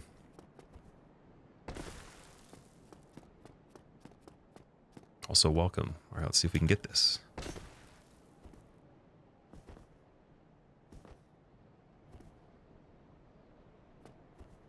Oh, it's the back step, dude. The back step. Good old back step. Trying to think, because we still have to homeward bone there. Let's do another one. I guess we're aiming for one decent one today. So that's not a method we are using now. I'll reincorporate it again, maybe at some point during this, but it might not be used because, yeah, that's not good. It was worth a try, though. It's always worth checking stuff out. In the age.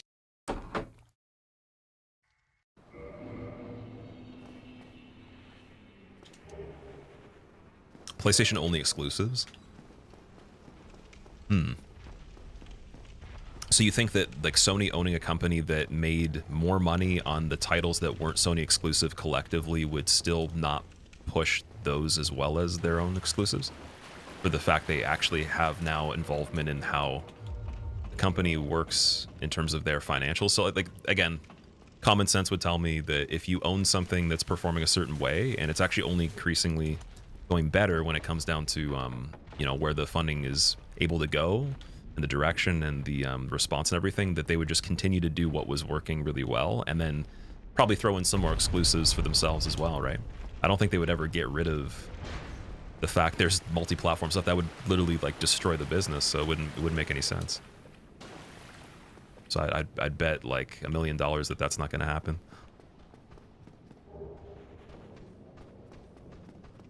At the end of the day, too, though, like, when it comes down to, like, them structuring things to improve the FromSoft, they've only done well with that anytime there's been any, like, major innovations. Even when they've hired a lot more people on and stuff, they've expanded. It's always been done in a way that doesn't affect anything on our side. Otherwise, we'd have a lot more complaints. There'd be problems. So it's only gotten better. So if that's the case, the only direction it could go is that, like, it becomes so such a crazy entity that they are, like, #1 in AAA, and then there's pressures of other things that add on than just what we're dealing with right now. And I don't even know what those would be or if that's even relevant. But that would be, like, down the road, right? Because they're probably still going to be making Game of the Year titles pretty frequently and breaking records and getting awards all over the place. So in between that, they'll probably just make more stuff.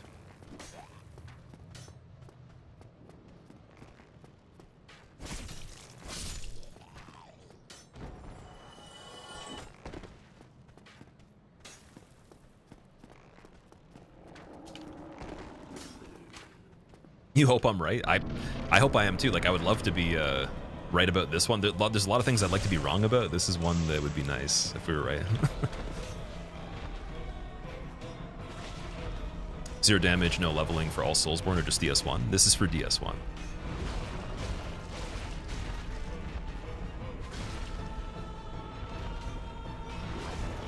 High likelihood of them doing delayed releases. Oh, so, like, having exclusivity for their titles for, like, a year or something like that. That could actually be better, though, than, like, just keeping exclusive, right? Because, like, they have incentive to do that. In some cases, that's smart. But if it still comes out multi-platform, even with a delay, that can be really good. Versus the alternative of it just not even going off of one platform.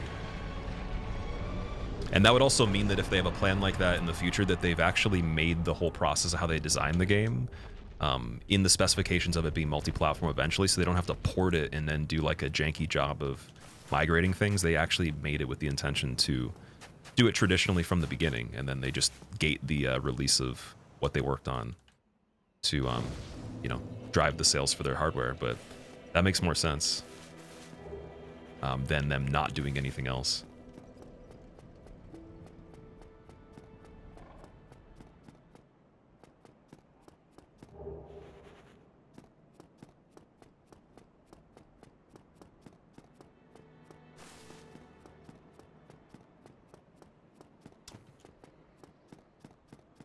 Does suck for the people that don't have that platform.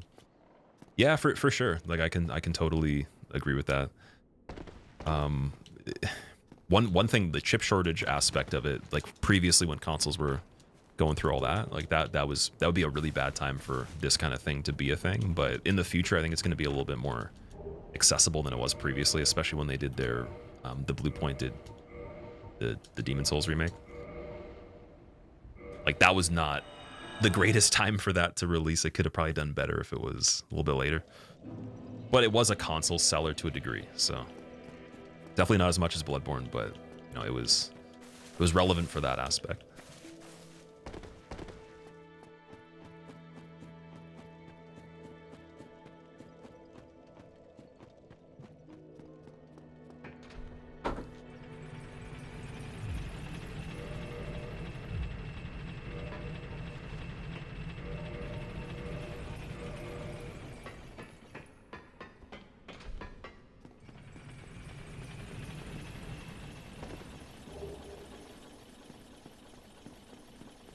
It's not being a real thing for the first year of its existence. Yeah, I remember my order for it said that it couldn't be fulfilled in any time frame whatsoever. They were like, we don't know. Like, it was estimated for like the next year or something like that.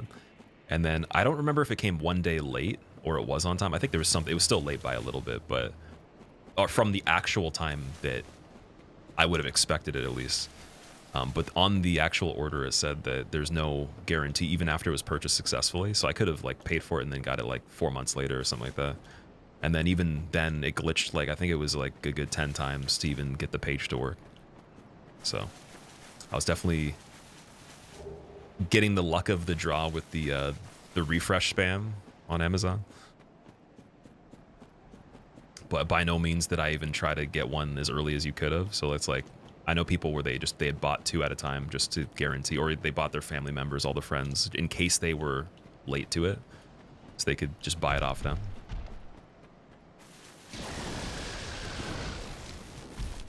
Been following the progress of the PC port at all for Bloodborne? I have a little bit, yeah. It looks really good, actually. The only thing I noticed was it didn't seem to have the same consistency with the frame rate when you do the higher FPS on it. That might be completely fixed now. Yeah, I'm excited. I think that my guess is there's going to be some sort of thing they do with it in the future, like officially, and then we're going to get maybe a reimagining of it or a remake, whatever it is, officially, and we're going to have a community made one that's very good too, to kind of bridge the gap in between that. And the good thing is, even if, for example, that doesn't work out where they don't make it, the community still pulled through for sure. And also that alone still is necessary, because if they do some re-release, they're probably not going to make it multi-platform. In my opinion, I think it's like less likely they'd make a Sony exclusive IP available everywhere, because to be able to do that, it does take more than just being like, hey, yeah, we'll just give the game file to someone else. Like, they do have to actually do a lot of stuff in the back end, and that's not worth the money necessarily unless they know it's going to sell really well. And if there's already a community-made thing that people are using, it's like, I don't know. I don't know if that'll factor anything into their decision. I think they'll probably do whatever they're going to do, but I still think that there's a higher chance it becomes exclusive still.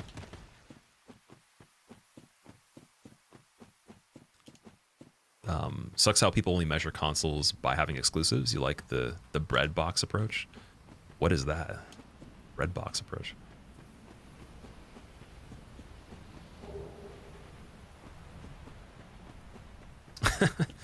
Xbox? It's a bread box? Okay, I need to know exactly what you're referring to by saying bread box, though. They focus on multi-platforms. Wait. Okay, repeat that one more time. So you're saying Xbox is multi-platform.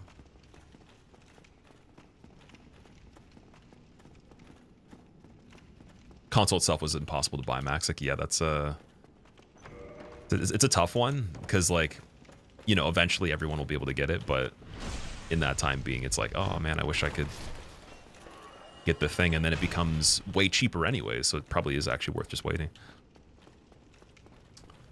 Renegade, it's going okay. I mean, I'm trying to just do a couple different things in the beginning for the setup to see what I like, but I think we have like a 100% surefire way to do the beginning now. It's two things that change that are going to be a little bit safer.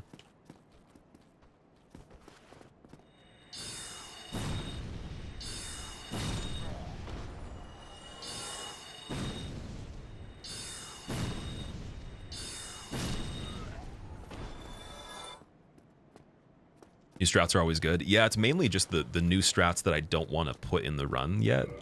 Like that jump to the pine resin definitely is not happening until I feel like I could do it in my sleep. That's the only way. And that might never happen, so I might never put it in. Because it's not necessary, it's just nice.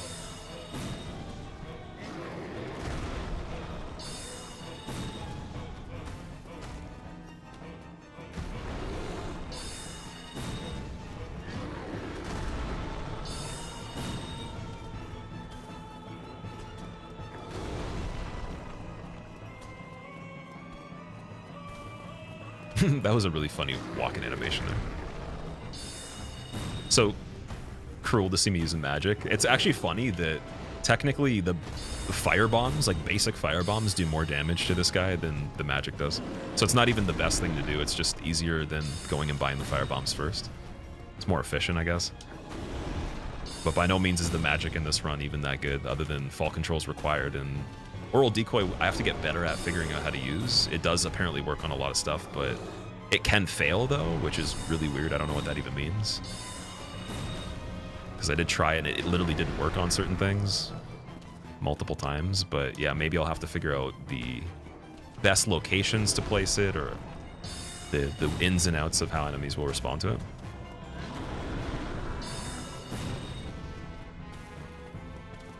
Weren't you the first person to do a no damage run? Yes, so it's never been, no leveling's never been done damageless for this game before. The best run ever is one mistake right now, but the thing is, though, that person's run, they were really nice to actually come in here and like just give me some feedback on what they thought of, you know, my iteration of it and all that. But from what I understand, and this might not be true in their intended run when they finish it, but their submission to GDH had a death in it. And in damageless, I don't die. So even if they got the run with those methods or whatever, I can't count it as the same thing as mine. So I'm still gonna, you know, obviously do this one regardless, and it'll be the first of its kind either way. But I'm not sure if anyone else doing it does Duke Skip particularly, or maybe even the person I'm talking about, they might just do it regularly. They just didn't do it for whatever reason in their submission. So I have to see that. I'm almost certain they probably do know how to do it, and they probably could. But just because I'm not, I can't confirm that until I talk to them. Their run had the death to Seath.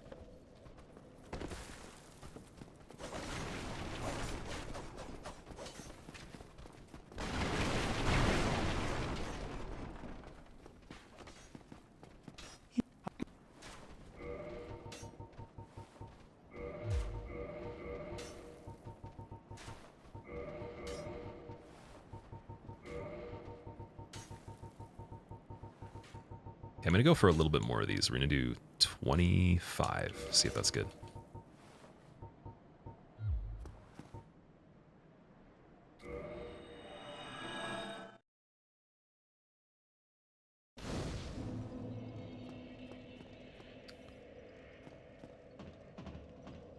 Take the pyromancy path for this one. The pyromancy path. So you can't technically use any character except for the sorcerer for this one. You have to be able to meet requirements for the fall control.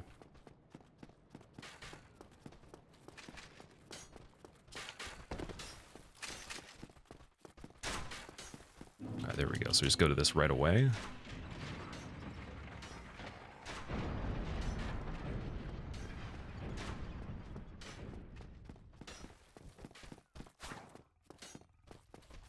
Taurus only have one lock-on point? Yes. I think everything in this does. Oh, maybe Centipede. Centipede has multi because of the tail, right?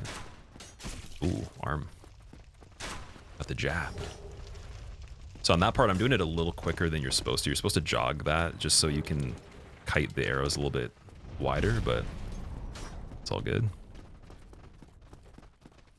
It's not the part we actually have to worry about here.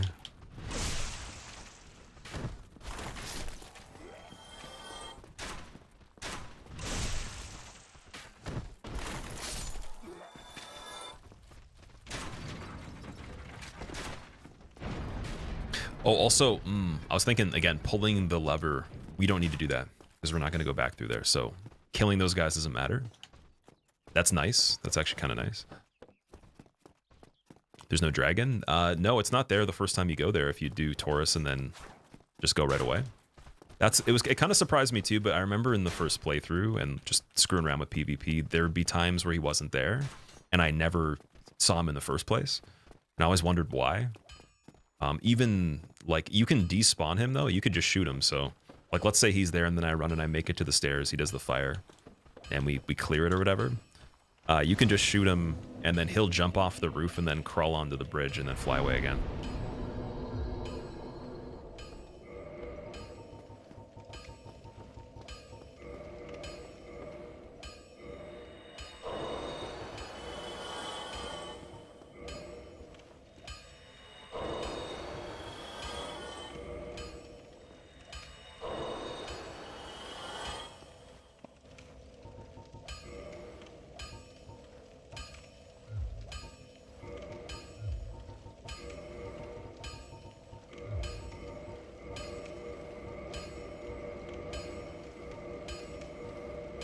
All right, Oi, +5. Where are you off to?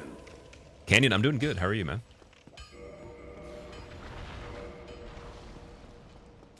Matt, so I don't actually, I don't live in the U.S., so it's not Thanksgiving. But for anybody that has Thanksgiving, I'm not sure. Is that today or is that like celebrated around this time? Anyone that is celebrating Thanksgiving, hopefully you guys have a good one. Yeah, we don't celebrate it today.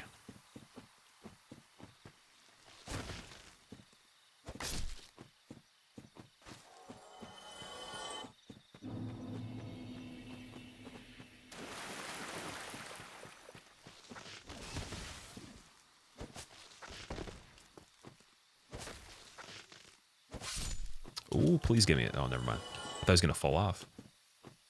Canadians have Boxing Day. Oh yeah, we also adapted like the Black Friday stuff from the US and all that, and they do like weeks of it and you know whatever cyber doodad black 40% something. I don't even know. Sales, consumers. Boom.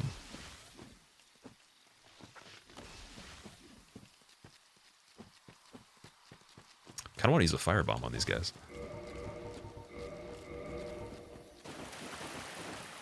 1 month Black Friday deals? Yeah, exactly. I mean, even some of them could go longer than that, depending on what it is. But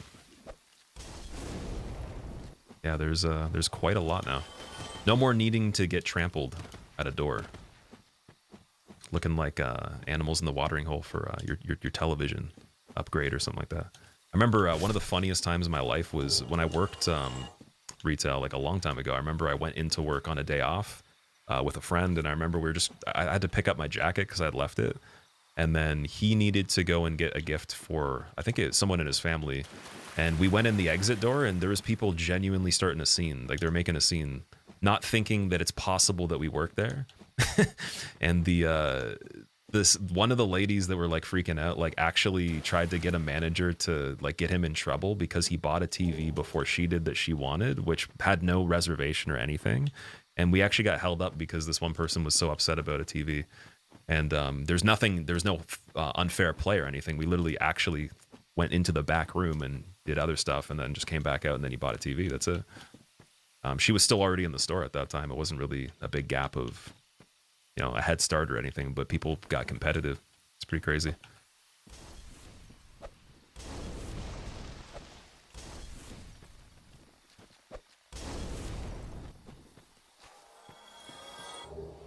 All right, no purples yet. Wow, that's crazy. Speaking of that. CyberPower 4070 Ti, 16 gig build. Nice, dude. 4070 for me so far, my review of it is it's excellent. I'm actually really impressed because I do use the encoding from the GPU. I don't use CPU encoding. And so for doing this stuff, it is holding up so well that it was able to do local recording and multicasting at the highest bitrate, plus even doing the resolution upscale to 1440 without even any hiccups at all. And that is pretty wild to me. I've never been able to do that. So I can tell you, the TI is better, so you'll probably be even better off with that. I think I have the Super.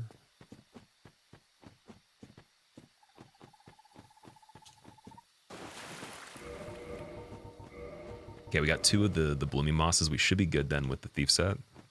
So we're gonna go back and just get the resin, get the Havel area lizard normally. It's this Thursday. Okay, I see. Well, anyone that's like having a celebration for it, no matter if it's on Thursday or not, I hope you guys have a good time, especially if it's with family. And if not, hopefully you do something cool for it. Or if you don't like doing anything, hopefully you have a good chill day. Whatever the vibe is for that.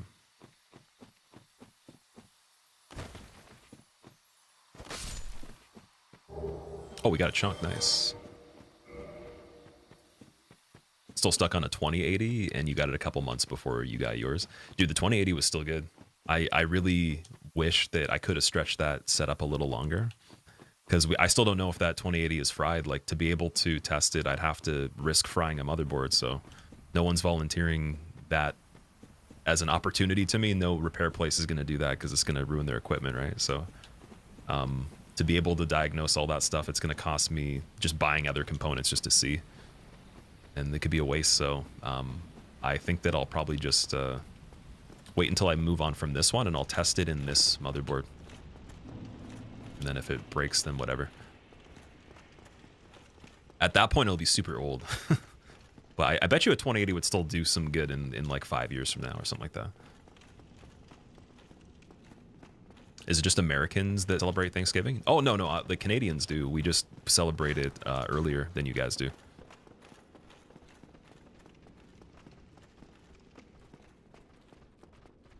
Okay, who's going to be over here? Let's see.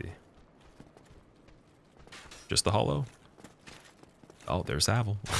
He's like, just in case you forgot that Havel existed. That's amazing.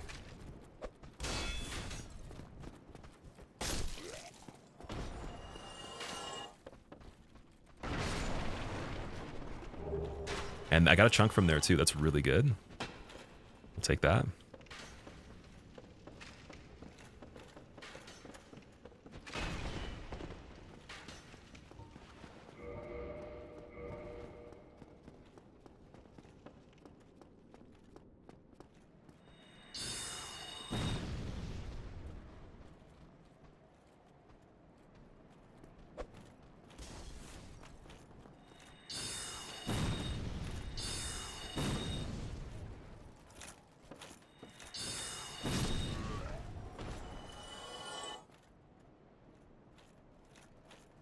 Havel's definitely over there. I think he's trying to target me, but he can't.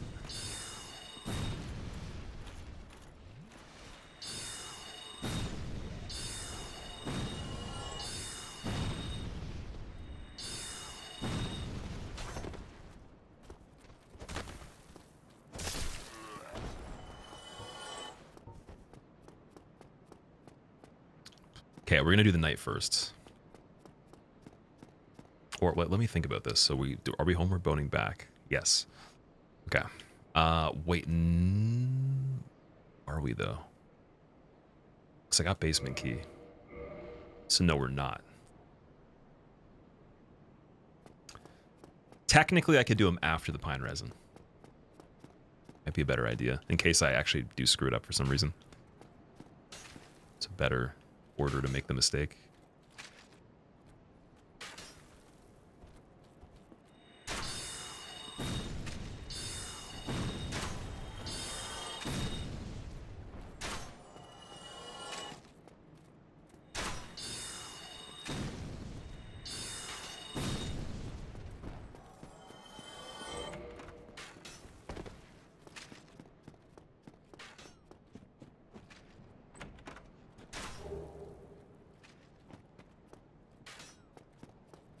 Kogi, thank you for the good luck. I appreciate it.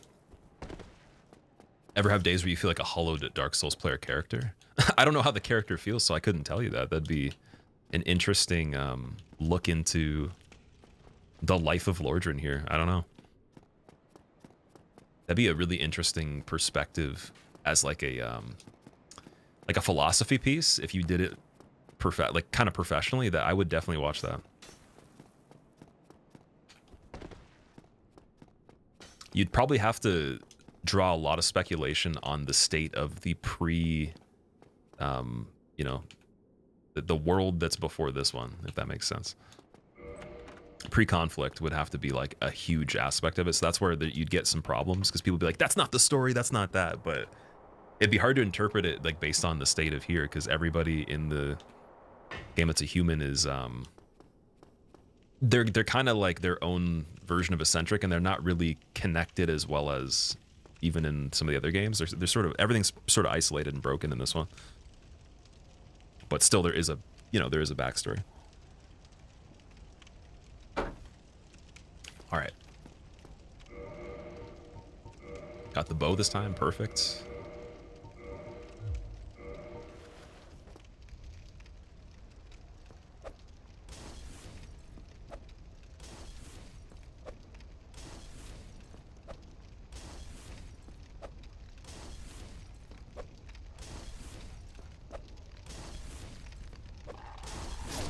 Yes, there we go.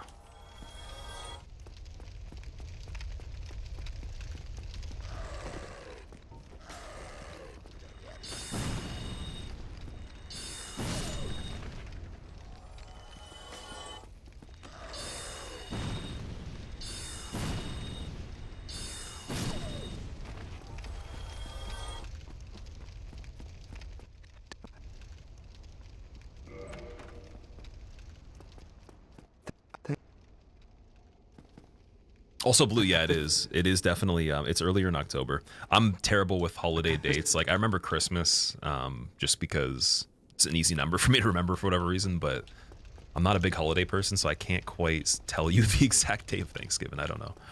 I don't really care, I'll be honest. No offense to anybody that does.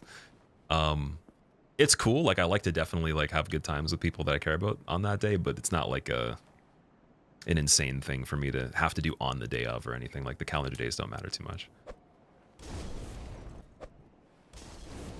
All right, let's go. What day is 4th of July on? It's a funny question. It's definitely the 32nd of December for that. At least. You might have to carry the 2 and multiply a bit.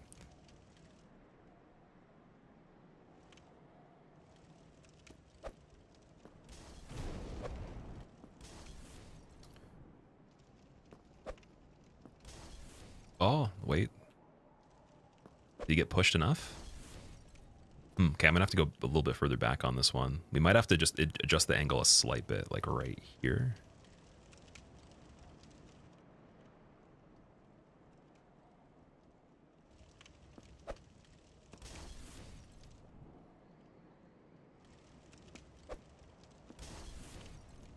It's very close.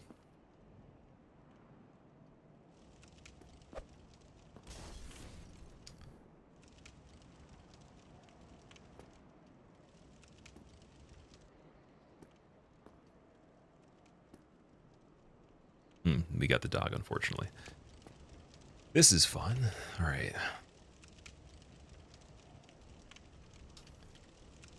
Let's go, dog. I should be able to get him as he runs up, but it's not going to be a lot of firebombs left, unfortunately. And you don't want to have to fight that dog at all, so whatever happened here... again, this might just be, like, not necessary to consider, but it could have been the angle the firebomb pushed him in a direction that I've never done exactly that way, because no matter what, the radius should still go through the door. So yeah, like, he's been pushed to a degree that I don't even know what the angle would be for that. Could just finish him off with the club, but then the door has to open, so the problem is there's no time to actually do it. So we definitely need more firebombs just in case for the future. But that sucks, though. That's unfortunate. Oh, that one got him. Perfect. There we go. Okay. Problem solved. Got lucky. guess I'll consider that like what we have to adjust to. But I should have more fire bombs. I'm gonna get like 30.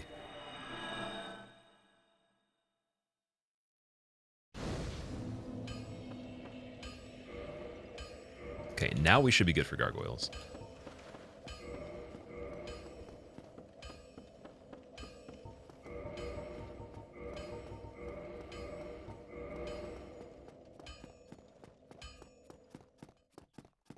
Doesn't have a specified date. It's just the last Thursday in November. Okay. There you go.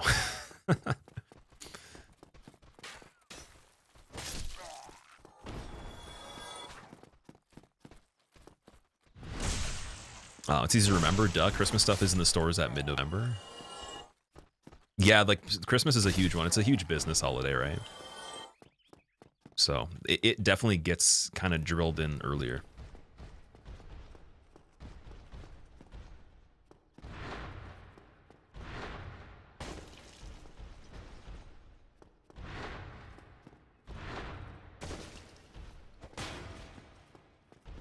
OJ?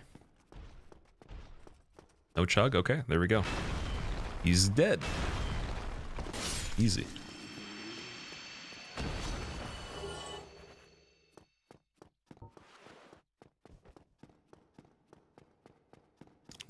Christmas is truly the best souls farming. Oh yeah, 100%.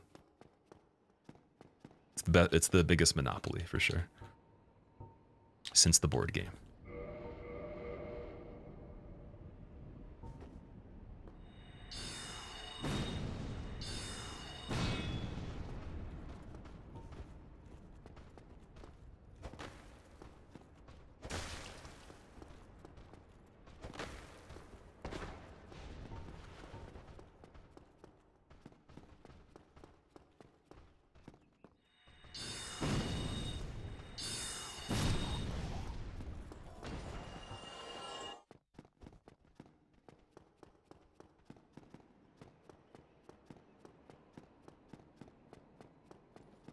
What's going on, David? How are you doing, dude? You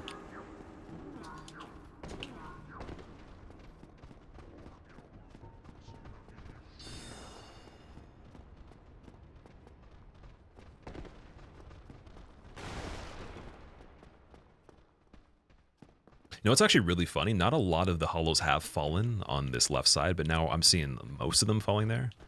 So we got bad luck with the Chandler there. I always check every time, and I don't think we've had one run in general since starting this where they came from the left. I was starting to think something weird was going on. I was like, I'm waiting for that, but finally we got it.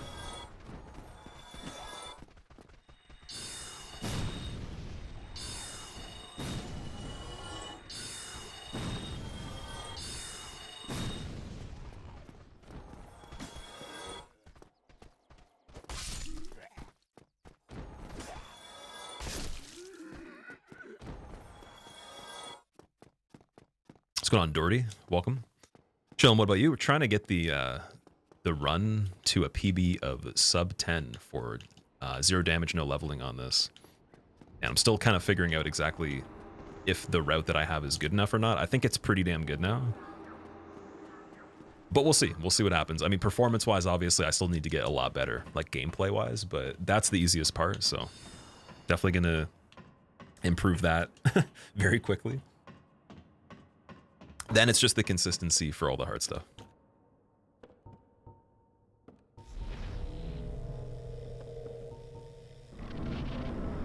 Thought you meant no damage output, like pacifist. It's kind of hard to explain things like this without that being a notion, so I don't know what else you could really say. I find it funny though, like I had a bow run that people thought it was a gesture, like I was bowing, because it's the same word, I guess, which is really weird because I would never think that, but it's interesting to see how people think, right?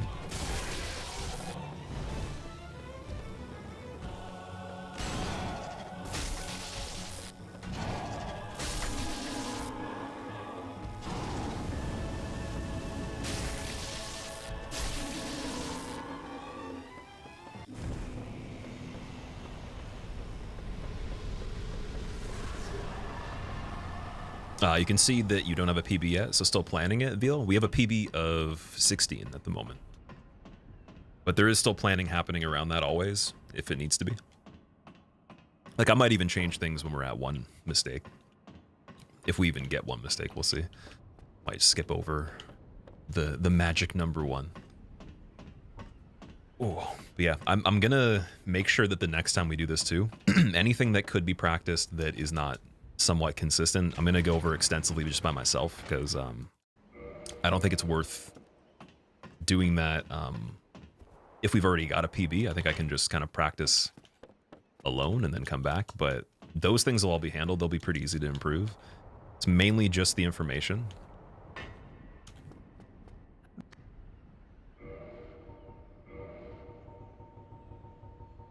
$16, perfect. Okay, I think 20 homeward bones, is that enough? I think it is because we're using less.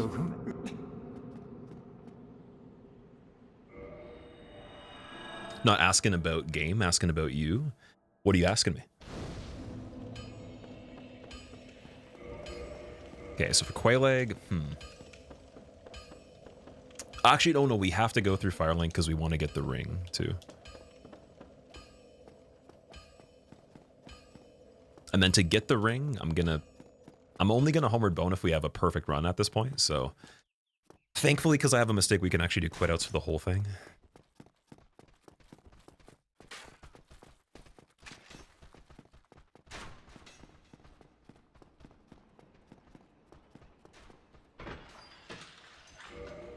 You got stuck pretty far behind, damn.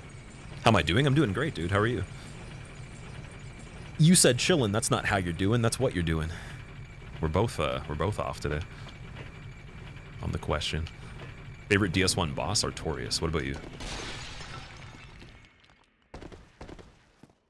Oh, actually, I'm gonna grab this too, just in case.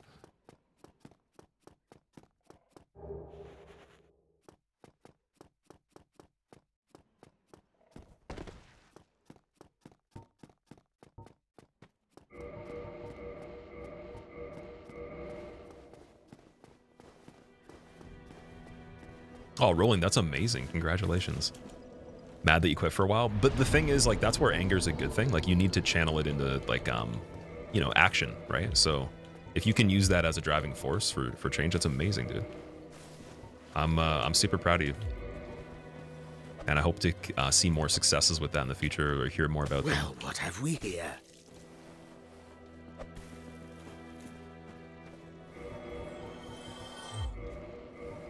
Okay, we're gonna do a quit out here.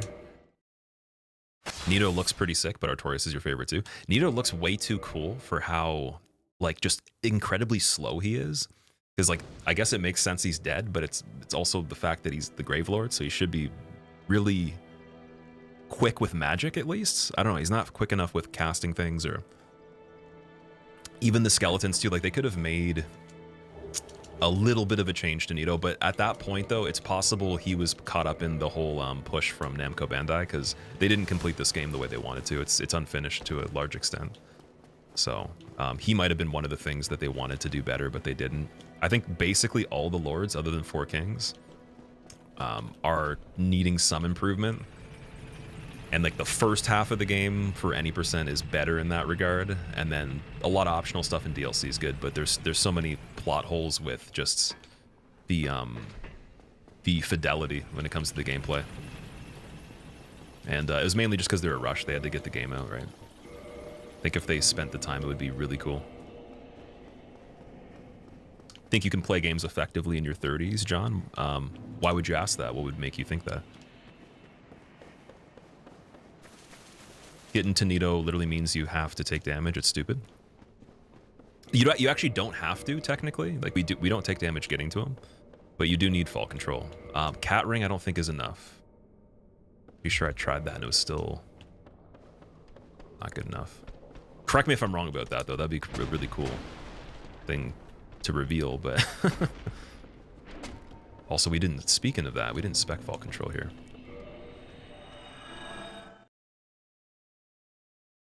Got to get used to, like, when we're putting on all of the stuff. Oh, we didn't actually technically even talk to Griggs yet either, so we have to kill him still before we do this. Splendid. Yeah, I think I'm gonna skip Great Soul Arrow for now. I might even, I don't know, leaving him alive doesn't matter too much because we're gonna warp back here anyways. I could just go buy the other stuff after. So whatever else we need from him, I'll get that and then I'll kill him when we get back up. All right.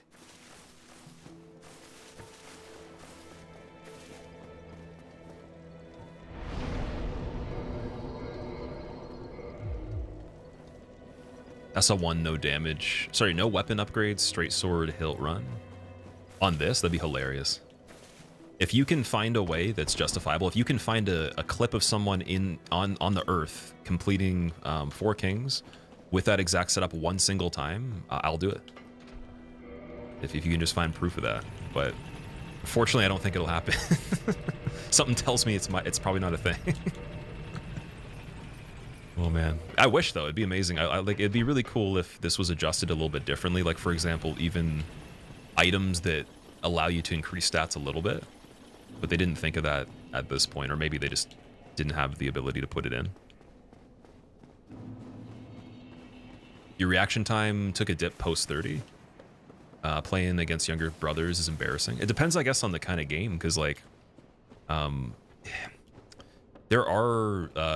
For example, like if you look at esports such as the AP, what is it? APM, the APM game. So actions per minute, your APMs go down most likely. But the thing is, there's some games where even APM based, there's strategies to kind of get around that to a degree. So, stuff like StarCraft, you know, maybe even League in some cases, whatever. You're gonna have the people that have the high APMs will outperform you even if they're not necessarily smarter. But there are some games that are competitive, like Street Fighter, where some of the best players are actually 40 years older or older even. They're like the original players still. So depends on what kind of game we're talking about. Because reaction time's not necessarily something that acts the same way in different contexts. It has a lot of different variables.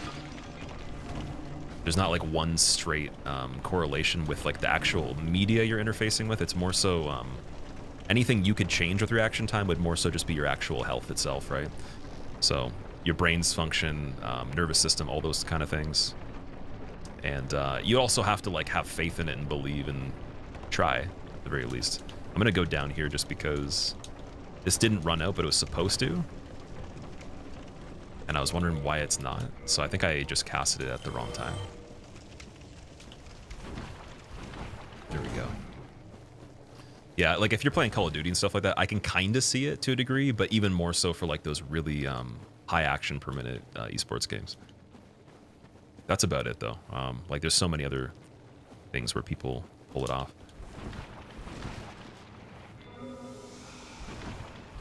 And also the way I'd look at it too is even considering alternative methods for playing. Like there's people that have one arm that I know that have done things that are crazier than people that have 2 arms.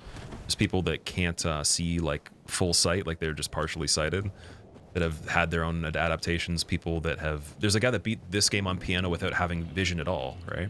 Using a piano and echolocation. So it's like there's tons of ways to do things at a higher level than someone that has all faculties under the normal assumption of like the level they'd be operating at. So basically finding workarounds is a thing. It's an option. Like there's more dimension to even when I said reaction time, imagine you're playing an FPS game and someone else is really intuitive, and you know you both have the same amount of experience. So you have game sense, like you understand, like if your subconscious has to pull information, you've seen scenarios in thousands of iterations, so you know how to like quickly load the information you need for it. But let's say your actual game plan or your strategy is to use the least amount of movement and the least amount of actions inputted to get the same result as someone that has to do more because they have a different plan, right? Then you have a situation where 2 people could face off and the actual effectiveness of both people could be equal even though they have different levels of entire energy expenditure and actions put in. Even in a game that's like that, I've seen it before. Like you just have to be really good with like other things that are kind of I guess it would be what's the word, like preemptive. You have to be more preemptive in like such a higher level way. Now if the other person's like the best preemptive player possible and also has the reaction, maybe you're not going to beat them. Like that's just life. But there's so many other like little things that come into play, I think.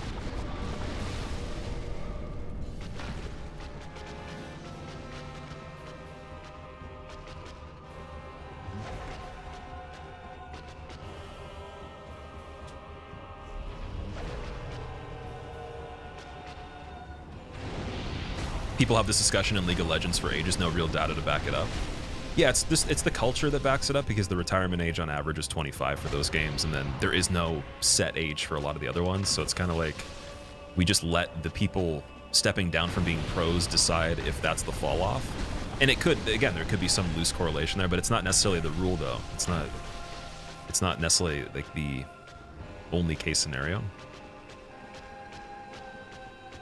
But 100% you have a way higher chance of, like, one of the things that changes the most is, like, when you're younger, you don't have responsibility. So like, let's say like your family didn't require you to work a job, even like, let's say you could literally just play games, you didn't even have to work.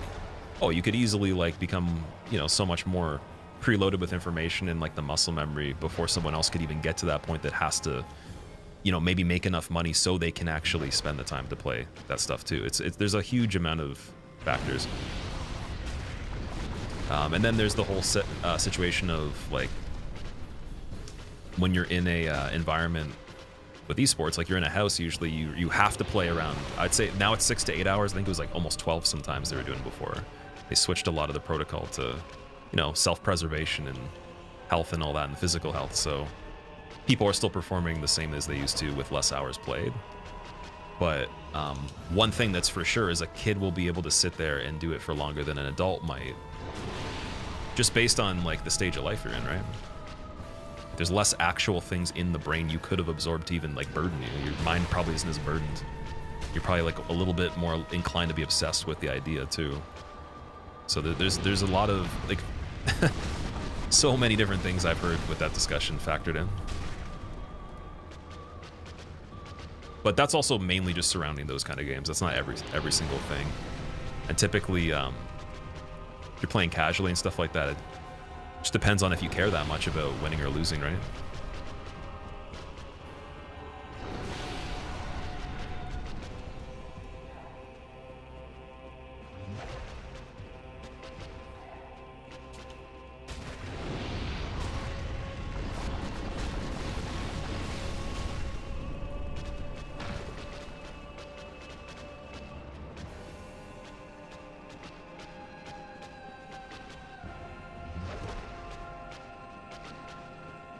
Might burn out from grinding, which would mean the playtime and not the age. Yeah, exactly. 100%. I think the meta of what is you know, the baseline entry point will decide how likely it is that comes on earlier or later. Like if it's an average case scenario that each player that is on that bracket that's like the top, like world class, has 5-digit hours, like 10,000 hours minimum to even just be considered, and that's just a correlation they already have found, then it's highly likely you're going to run into burnout sooner than someone that somehow becomes pro at 5,000 hours, right?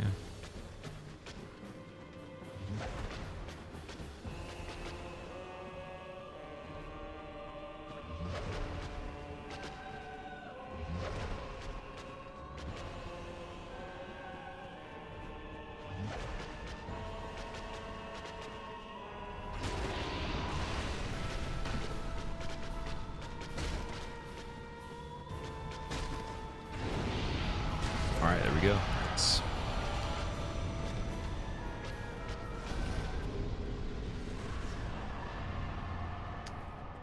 Chutney, thank you so much for the good luck, dude. Don't think there is a cat ring in this one. Yeah, you're right, actually. There might not be the silver cat ring. It could have been a DS2 thing. More strategic play required. Yeah, like you'd have to be getting a lot more creative. And I've seen the comparison. I've literally watched like a breakdown of the situation I talked about to some extent. It wasn't like framed as that discussion. It was just literally a clip of someone on one side of a perspective and then another, both in the same match for an FPS game. I think it was Counter-Strike or something. And so there's still going to be style that each person has, and their style being played to their strengths is usually the best thing you can do. So like, let's say you have someone like, I don't want to even like name drop and then say this is the case, but this is a loose example. Brawly Legs, he has muscular dystrophy and he plays Street Fighter on one of the highest levels and coaches people, and it's his job. And so he might have to pick a character where the inputs with his solution for using as the controller allow him to perform on a level with someone that can use their hands normally, right?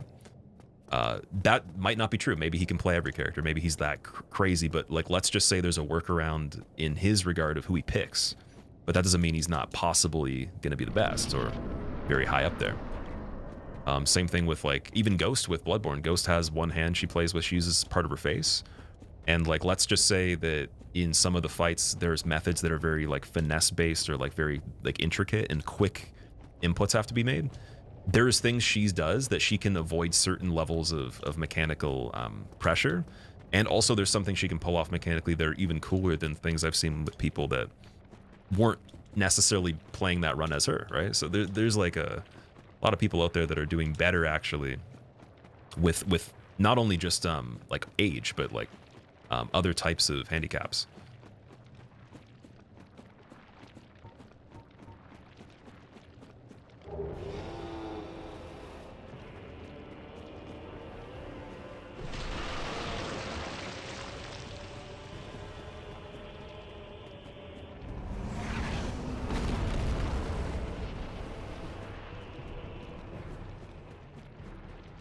How's it going, Emeritus? Welcome back, dude. What are you asking? Sorry, I'm not full on what you mean. Egghead worm attack only run? That'd be incredible if we could do that. Does that scale with Red Tearstone at all? Apex Legends, where the professional players are not nearly as mechanically talented as some of the ranked ladder players, or the streamers, but they excel in their decision making. Exactly. Yeah, it's cool that there's enough dimension to it where like it's not just one particular thing that makes you good. That's why it actually is exciting to watch. If it had no depth outside of that, it probably would be very easy to predict who's going to win, right?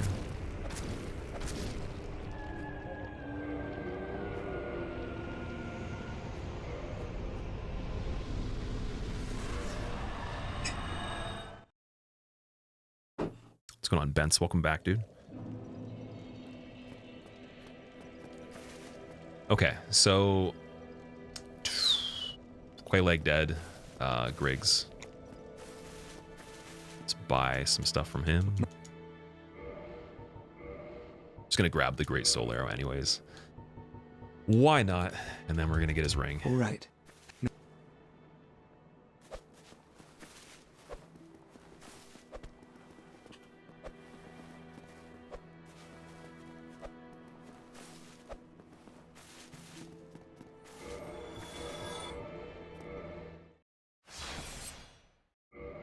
Egghead only run sounds funny, trying to optimize a worm. Yeah, because like what else can you do is like the worm itself's not a weapon, so you'd have to get your like you'd have to have character like body effects that scale the damage, like Power Within or Red Tearstone. Why did your first kill that boss so fast?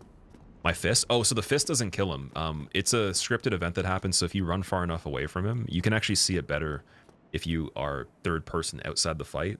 But if I like were to like, let's say, run just on the fine line of being able to die when he jumps, you'll be able to see his feet even at the bottom. There's a lower level he's walking on. Actually has like a full body with feet. And then he can't reach you, so he jumps and he grabs onto the ledge, and then he's just stuck there, so you can kill him. I think it's just like a funny Easter egg that they put in, because they're like, well, if you somehow manage to make it there that quickly, and you had that lead on him, like that much space, he's just going to try to get desperate and jump. But you can see him from like a lot of other videos that have showcased it, where he like does the full jump, he grabs, and then he's just hanging with one hand.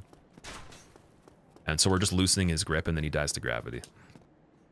But by no means was that my damage or anything like that.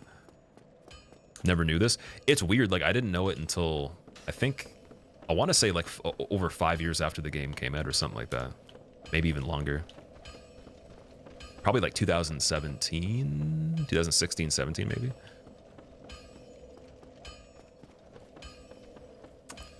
Okay, Darkwood Grain Ring would be nice for this part. Trying to think of how we're doing this right now. Probably go kill Andre, get the crests, do the forests, get Flip Ring for ONS, and then get the Weaponsmith box too, so we can actually upgrade. I'm gonna grab arrows just in case I need them for sound cues, because I run out of them in Anne Orlando sometimes.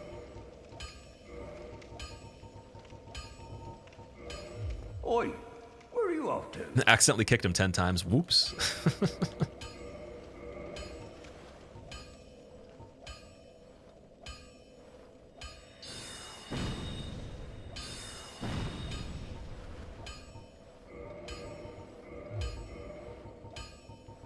Oh yeah, I don't have any firebombs left over either.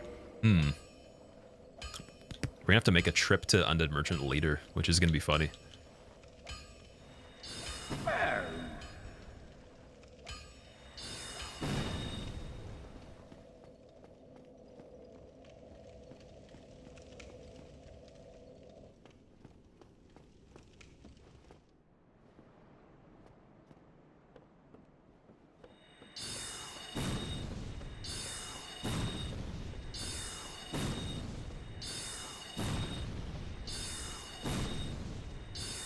His stagger looks so funny.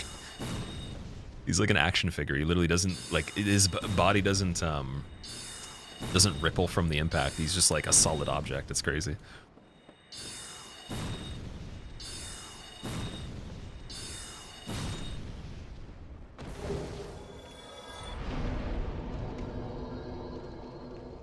Okay, so we got the crest. Let's go get the Darkwood Grain Ring now. Oh. And then the run's like literally starting after this point. I think once we get the Lightning Spear and we're at ONS and all that, that's what I would consider the actual start of this run, even though it seems like we've already started it. It kind of sounds funny. But like, the run doesn't even start till after that. For real. You can just imagine everything is set up until ONS fight is queued, and then right after that, next biggest thing, Duke Skip, then Four Kings. Those 3 segments are the run. That's what I'm imagining.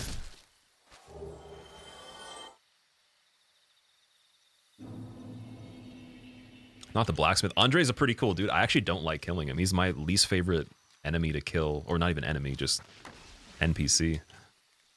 Giant blacksmith is kind of painless because he's like nighty night, you know, and he doesn't have as much involvement, you know, in terms of like the story to me as Andre and all that. It's a different kind of vibe. So yeah, don't murder Andre unless you're gonna feel bad. It's gonna hit you when you don't expect it. You're gonna be sleeping, having dreams of Andre being like, "Oi, where you off to?" And it's like, "Andre, you're not there anymore. What did I do to you?" And he's just like, "You killed me. No more swords."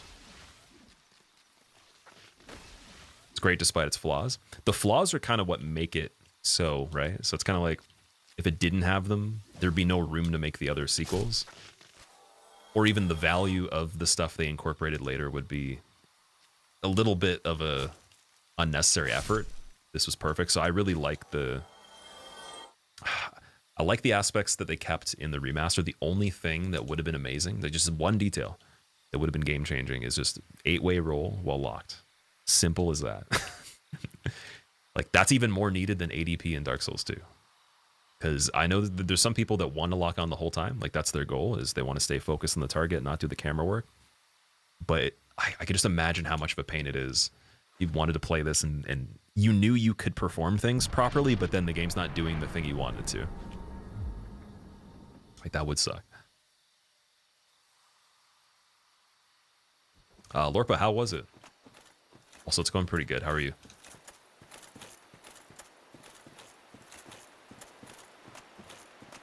The remaster mod? I haven't seen that before.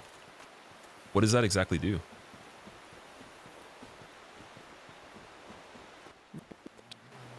Well,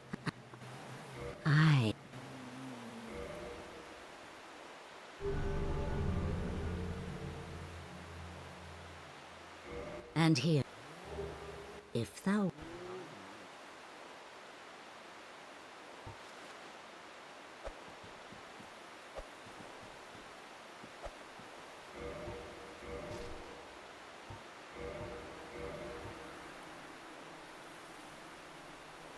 It took a while to die there. Wow. That was weird. It's a texture pack with lighting, etc. That would be really cool to do for this run. I might look that up and try it out. Getting DS3 remastered, or is that BS? Ang? I don't know. I can't tell you like for sure, but that's what it seems like. And the sources that I've seen say that, typically when they cover any information, it usually happens. So I wouldn't be surprised if it is.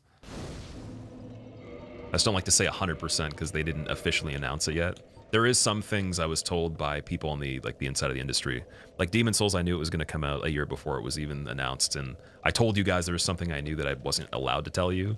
For a while, that was it. So I knew about that. I knew about this one before it came out too, the remaster for this. That was only a few months, I think, before they re-announced it. Or not re-announced, announced it for the remaster. And the same person actually tipped me off about both of them, so I could always ask and see, but I don't want to like do that and then tell you guys, and then it happens, and then it's like, well, I'm leaking information that I shouldn't by confirming details, because I had some specific details that proved the person knew, that would be impossible to just guess, right? So I'm sure I could figure it out, maybe, if they're still working in the industry or whatever, but like if I ever know anything like that and I could tell you, I'm not going to give you the full thing, but I will be 100% honest. Like I can say I know something or I don't know something. I don't know anything about that from any source other than the ones that you guys have seen most likely.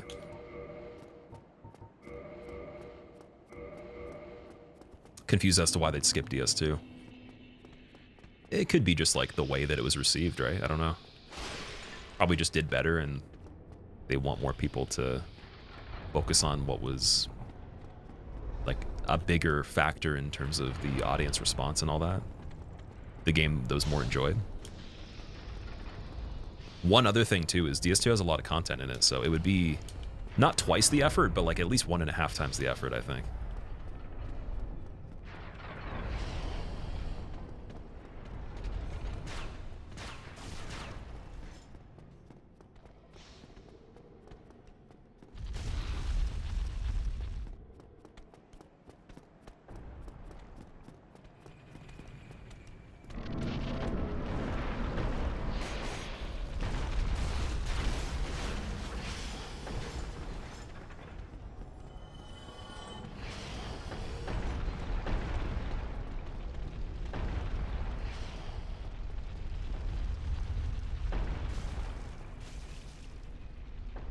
I think with the way that we run down there, the snake dies every time now.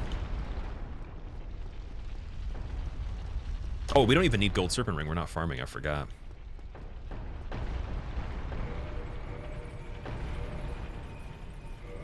So like Stray Demon, I think I might eventually take it out of the run, but I want to have it just to break the slab down into 2 chunks.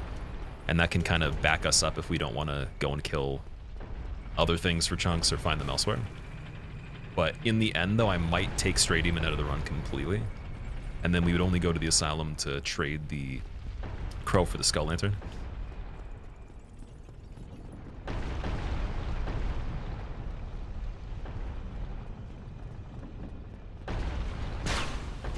DS3 is more similar to Elden Ring than DS2.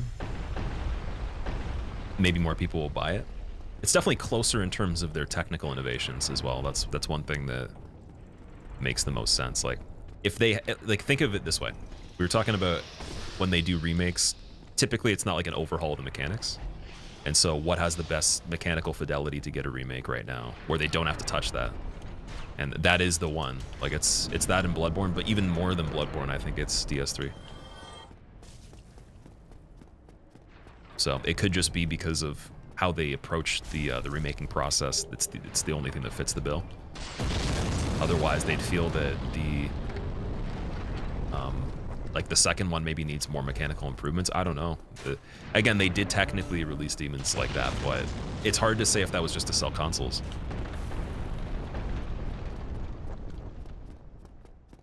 Fab, what's up, dude? Should have kept in the DS2 mechanic of upgrading armor. You like that? I feel like anything extra that you have to upgrade, especially if it uses the same resource and they don't provide like an unbelievable amount of that resource, that always is kind of more annoying to me.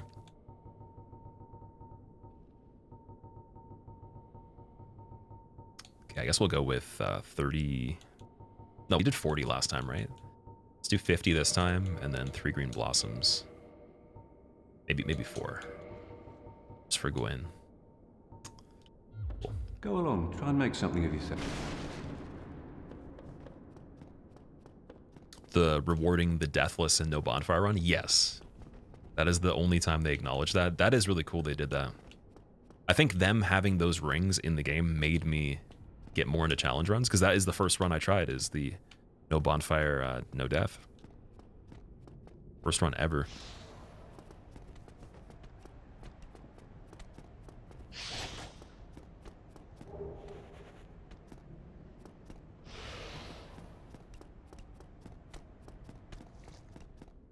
Also in PvP, it was really funny when, obviously there's not a huge percentage of the player base that even got the rings, but when you had them in the arena, you'd get so many messages about people saying you're cheating. It was just because of the visuals of it. It was so funny. Like, that was genuine entertainment for like hours on end, just reading the messages while we were live when I used to do PvP.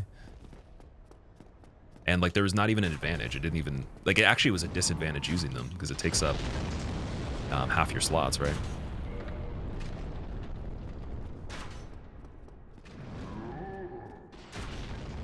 So I could just go and, yeah, I could do Golem regularly this time. I'm trying to think, are we going back with the cage key? But there would be no reason to.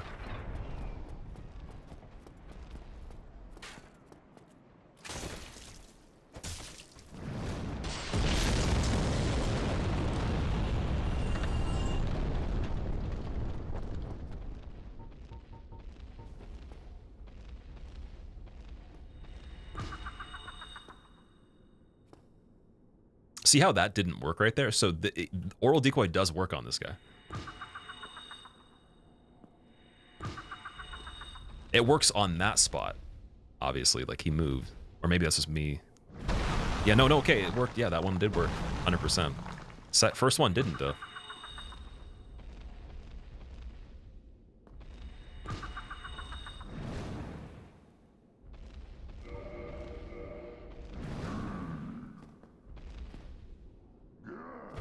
Here we go.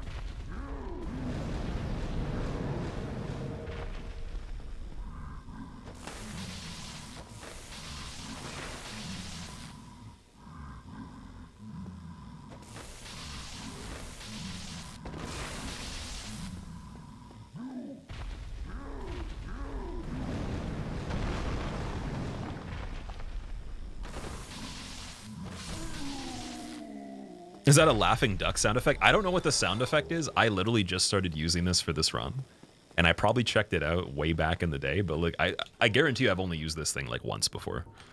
So I forgot it even had a sound. It's mainly think of an alluring skull as a visual thing that pulls enemies. This one's like an audio one, so I don't know if it's as good, but we'll see. We'll see how good it is. I do have skulls just in case as well, but I don't think they're gonna help too much on as many things as oral decoy, because sound in general does attract mostly every single enemy. It's just like, does it actually solve the situation? Does it make it safer? Just have to test some stuff with that still. Provides an incentive for challenge runs, yeah, for sure. Also, it kind of inspires people that didn't think it was possible to just be reassured that they believe it is, so why not try it, right?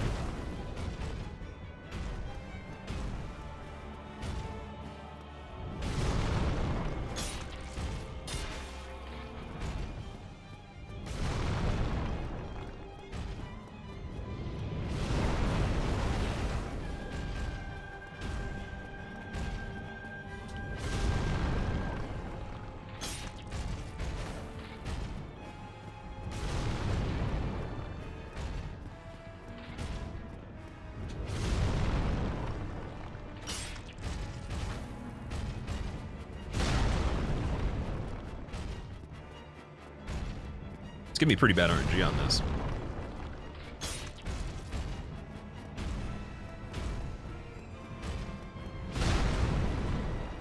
Like, we're not even going that far away. He's doing a lot of the air cutters. Like, only this attack, dude.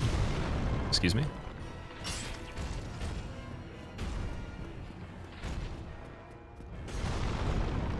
This golem doesn't like PBs. He's just like, no. I bet he eats straight jelly sandwiches as well. Doesn't even like peanut butter. It's probably allergic to peanuts, I bet you. We should probably bring peanuts over here. No! It knocked me off. That's crazy.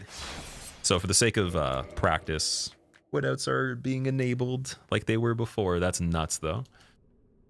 That can happen.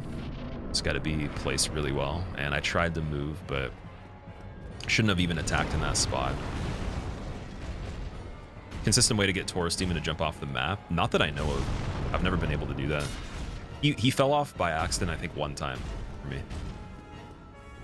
And I feel like that was actually in a randomizer or something. James, thank you for the good luck, dude.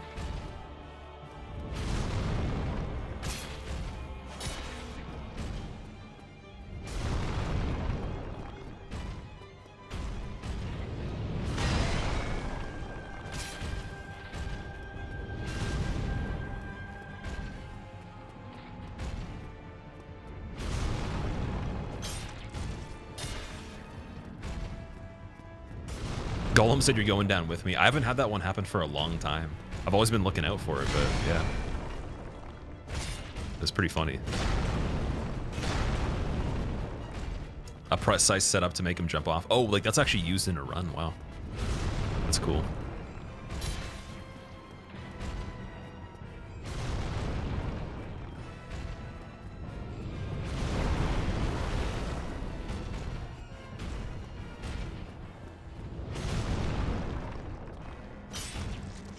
It's not the greatest spot for him to fall. It might not work.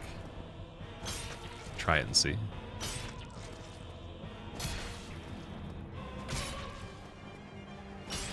Dude, how many? Yeah, not the greatest spot. It's all good. It's all good, though. We could always do it again. Could also just kill him, which is very slow. How did you just skip back to the boss? If you do a quit out on any boss fight, it'll put you outside the arena. So you just quit out of the game and then load back in. Or not out of the game completely, but just to the menu. And we're gonna go for this foot, the outside one. I think even if he does the attack where I walk through his legs, we'll aim for the other foot.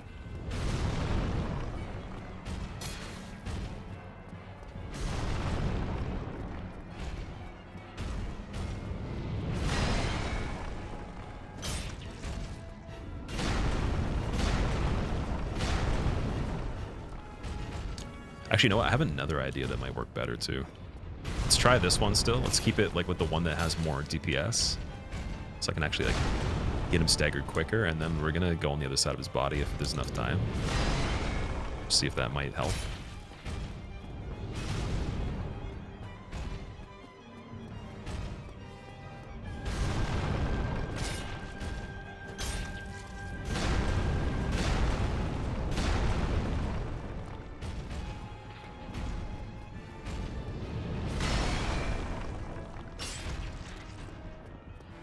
Oh, the problem is with the weapon. That's what it is.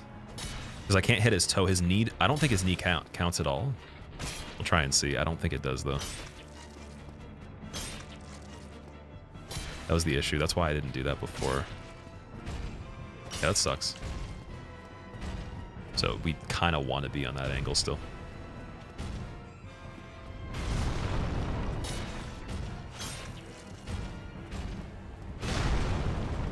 Well, it's going good, dude. How are you?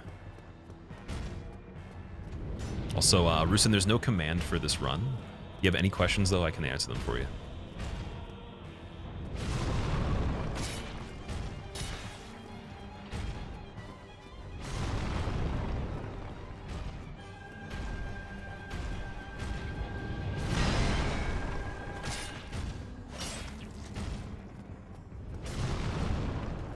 I wonder how weak he is to Soul Arrow. I might be even better on the foot. 15? Yeah, no, never mind. Been playing for 8 years, didn't know that, Raise. That is the thing I love so much, is like I'll still realize things that I didn't even know about this. Even just recently. There's a couple things, like very, very small, but I didn't know them and I just learned them.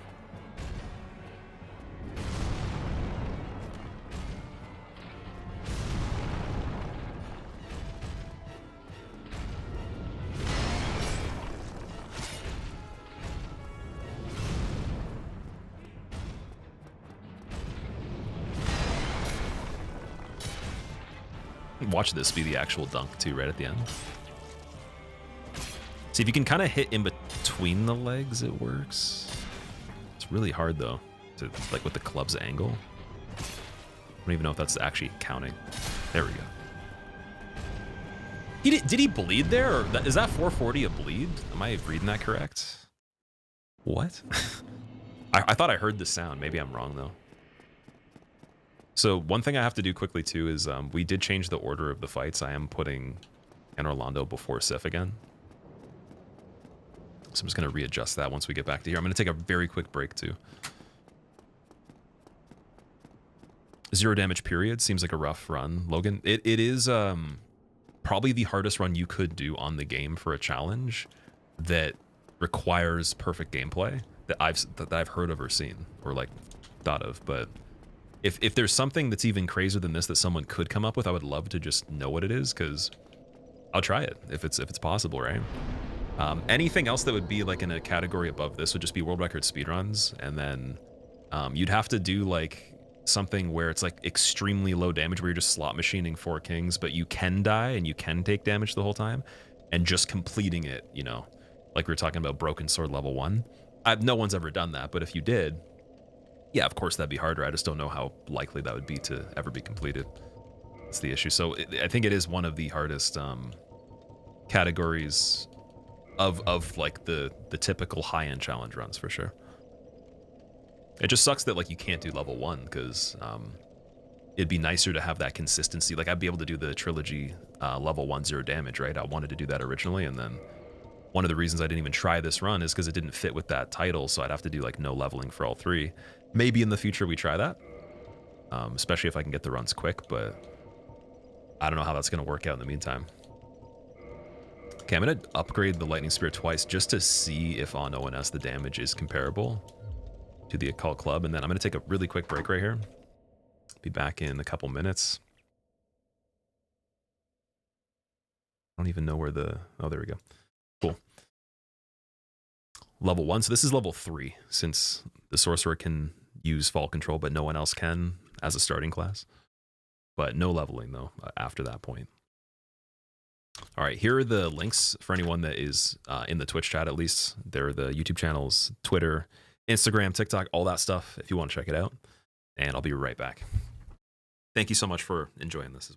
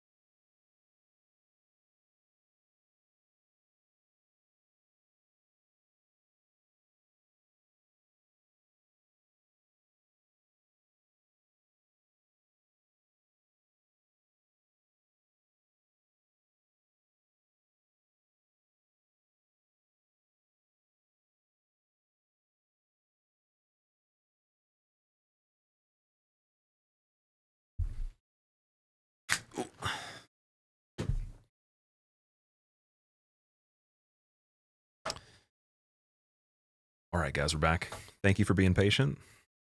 See if we can get Anor Londo. Ladle only level 1 versus Ivory King. That by itself, I could see that being kind of tricky, but like the whole game Ladle at level 1, ooh.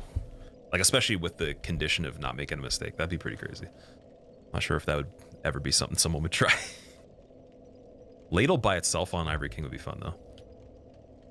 You're just insane. What do you think about spending souls you have now on Green Blossoms? Stamina boost could be useful. So I actually did. I do have Green Blossoms.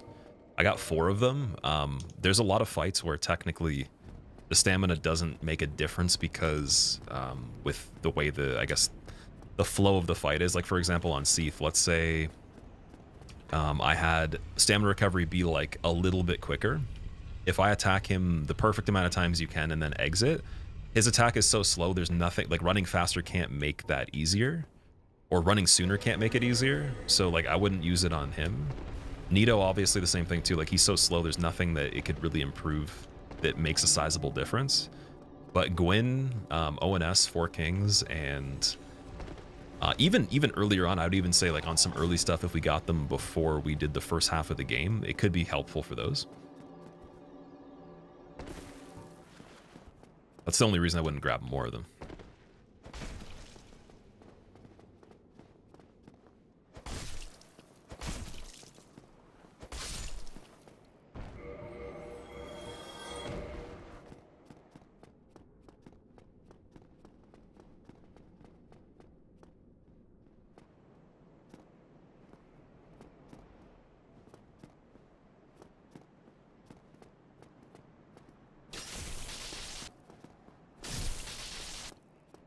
Yeah, I like how this actually goes through the glass. I don't think you can do that with a hammer.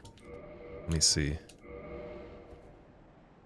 Yeah, you can't do that. That's crazy. Okay, so this is like one of the only opportunities I think I've had to be able to kill that guy that quickly. Halberd, I don't think it goes through there either. That's interesting.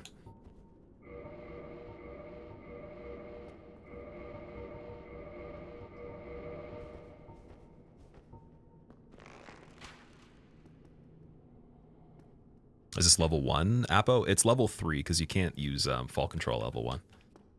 Also, Jammer, things are going good, dude. How are you? Nomad, thank you for the 16 months. Welcome back, dude. Thank you for using the Prime sub. And yeah, we're on DS1. This is something that was... I feel like it was supposed to happen in history before, but it just didn't, so we're doing it. I was talking about it a long time ago, and then I was saying that maybe I'd try it at some point, but I just don't like the idea that you can't do like the number 1 as the level. That's a very particular thing that doesn't matter that much, really. It's not that big of a deal. But I usually, again, if something's not that appealing in that way, I'm just not going to do it, right? Also, I shouldn't turn the corner like that either. But yeah, so I just kind of slept on it because it couldn't be included in the trilogy for 0 damage, which I really wanted to do. And then I realized, oh, you can't technically do it level 1. So I'd have to rename it as no leveling, and then it creates the whole... But is that level 1, or why don't you use pyromancer, or why not this or this, that, whatever, because you have to explain it every time. And it just seemed like it wasn't as cohesive of an idea. But I'll probably still do it in the future if this becomes something that I find fun and we get the all bosses and everything else is done. And I would love like the opportunity to make those other routes different too, like way quicker and just kind of spooky in certain ways. I'd love to just add a touch to it where it just becomes like ridiculous to imagine doing it like that.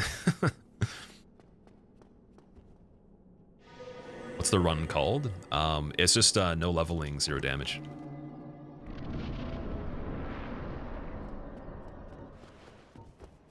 You could say 0 damage taken if you wanted to. When you're near the merchant, you had souls for several blossoms. Oh yeah, of course, yeah. So I bought the amount that I'm actually going to use, right? Like, we could get 1 million, but can we use them? Like, does it actually make a difference?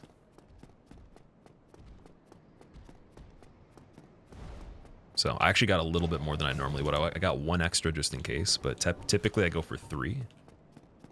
And with the track record we have on this, we don't really reset many fights. 4 Kings I will have to, and I practice them without a blossom, so I know how to do that anyways. Use fall control right here, this gargoyle though. Yikes. Okay, I don't know how that affects the timer. Oh shit, okay, maybe I'll use it over here again in the future.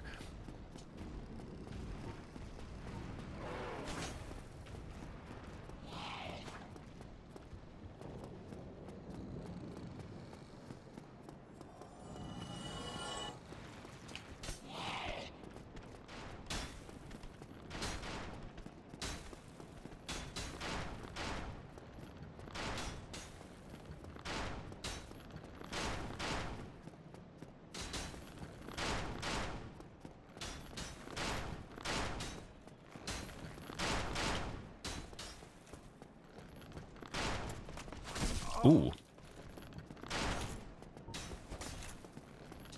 So I can't parry, actually, without the small shield. I was supposed to put that on. Technically, there's two different ways we can do this. We don't have to parry at all. I prefer to. I like it. But again, in this run, not used to the fact that Grass Crest Shield can't be used to parry. It's never been a thing before, so I have to continuously remember to not use it outside of situations where I'm not getting passive stamina, because it's just going to turn into like a floppy animation. So I need to first, let's rearrange everything, and then we will do something different there.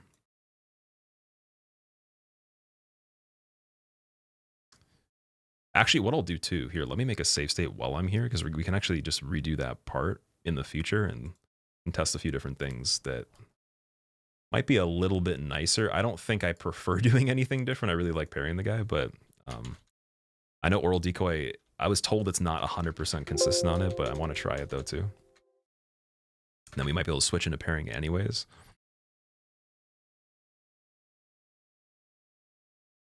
There we go. Then we need to move all this stuff up. So Golem will be before ONS.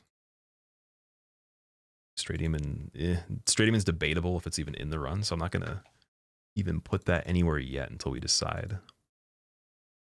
Move it back up after. So do Sif, ONS. Should be good for now, just to switch it like that.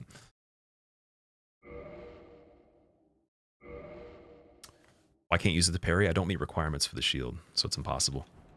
I have to actually take off both things in this hand, so I gotta do bare hand parry for this part.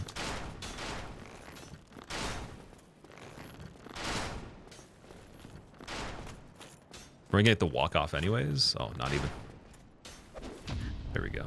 We got the floppy parry. That's floppy parry fall. Not actually the wrong animation on my end, but like he flopped while getting knocked back. That's so funny. It's my favorite thing on this ledge.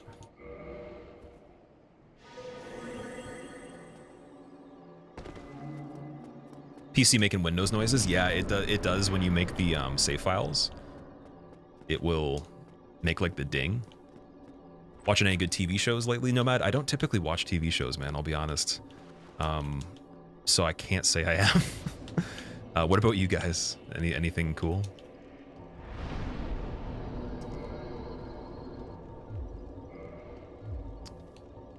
Lightning Spear, we're gonna try the +2. See if it's good.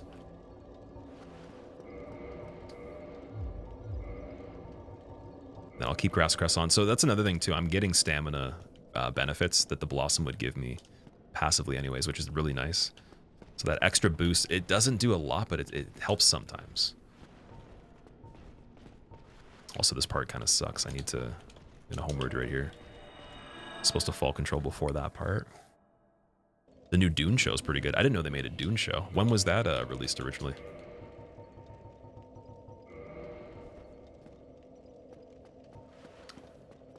Thought it was your PC. You were very confused. Definitely not your PC. Any non-Souls games you've considered speedrunning? There is some that I already have before. You could consider them Souls-likes, I guess, in some cases, but I did practice speedruns for other games before. I got the Outlast 2 speedrun down completely. Resident Evil 2. What else? I technically did a speedrunning tournament for a game without actually playing it before as well against some people that are notable for this game. And I actually won it, ironically. But yeah, no, I typically... Speedrunning's not my first thing that I would go to. It's like the secondary thing to challenges.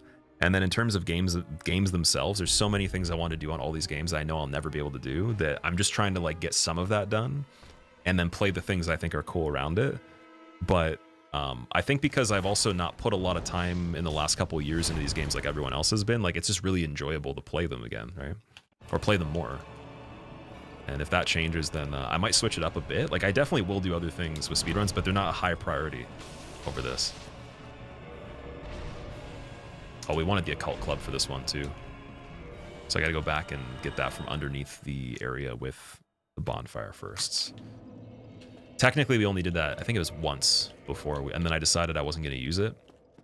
But I think it hits 90-something damage on a light attack. And that's roughly, or no, 70-something, but 90 with a running attack maybe.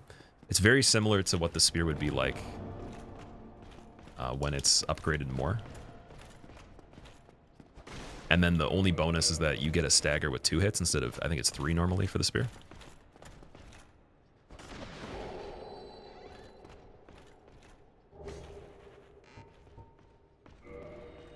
It's on HBO Max, 2 episodes in.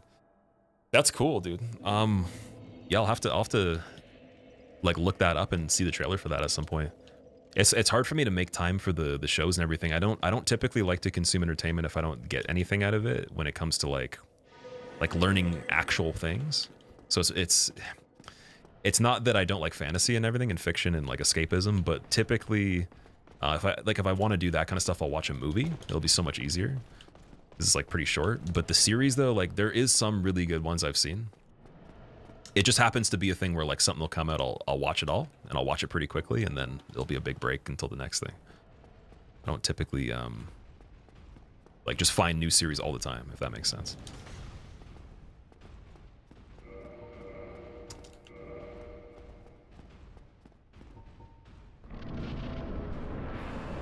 Yeah, doing the movie though, especially the second one too, is incredible. It's one of my favorite movies, if not #1. It's really hard to pick between that and Avatar.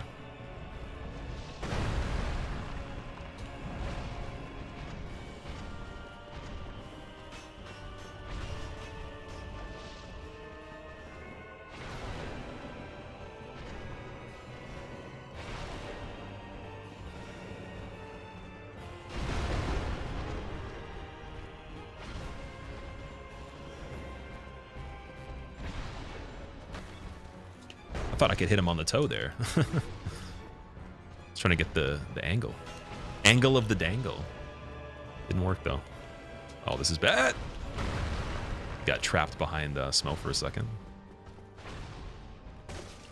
74 on a running attack. Okay. Wonder if it was a counter hit for 90.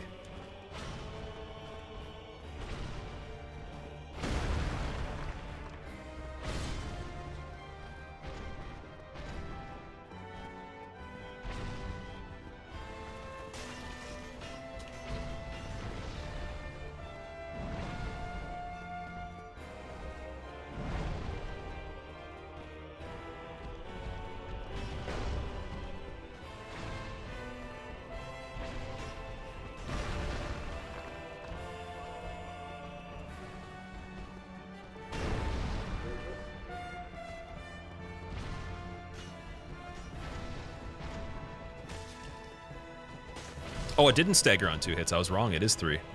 Okay, that's my mistake then. It's a pretty honest one. I thought Blacksmith Hammer staggers in 2. Maybe it has a bigger poise break. Unless he hyper armored that. Maybe he already decided. I'd have to check again. We're going to get some opportunity to hit him twice, so we'll see. Like, I was only going for that because I was pretty much certain it was going to work, but no chance.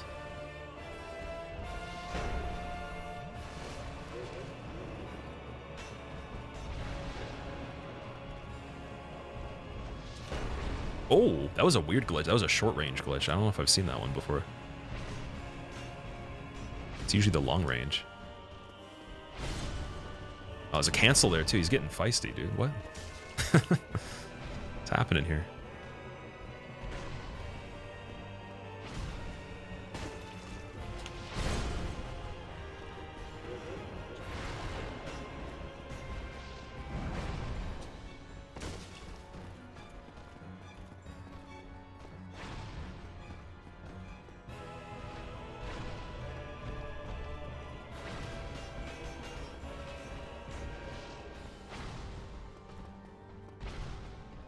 Lisan El Gaib, yeah, there you go. I saw a really funny thing. It was like a frog riding on the back of some sort of, I don't know if it was I think it was a snake or something like that, and it looked like that scene. It's pretty funny.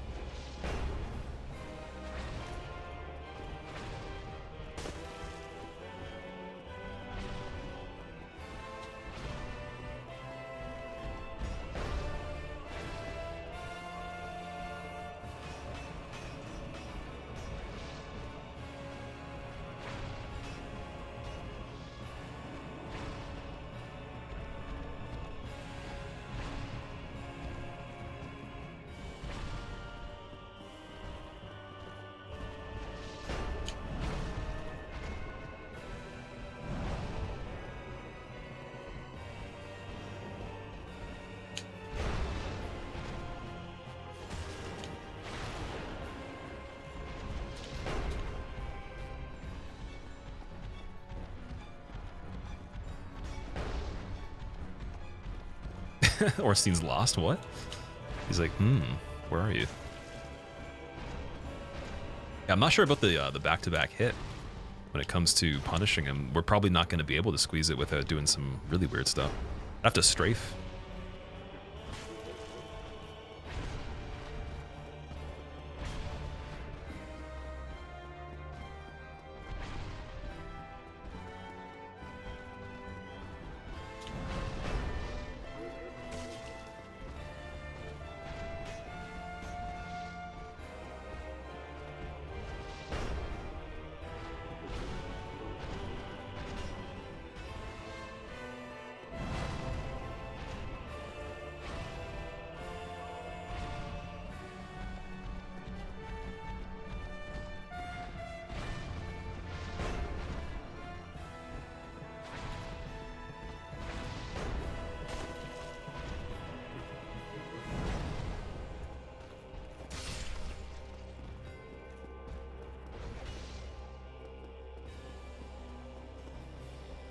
Okay, I'm not sure how good Occult is on Smo, because he has different resistances, I'm pretty sure. See if it's decent. I feel like we checked once. Yeah, 115. Let's try Lightning, because I think Lightning's not as bad on him. See if that's true.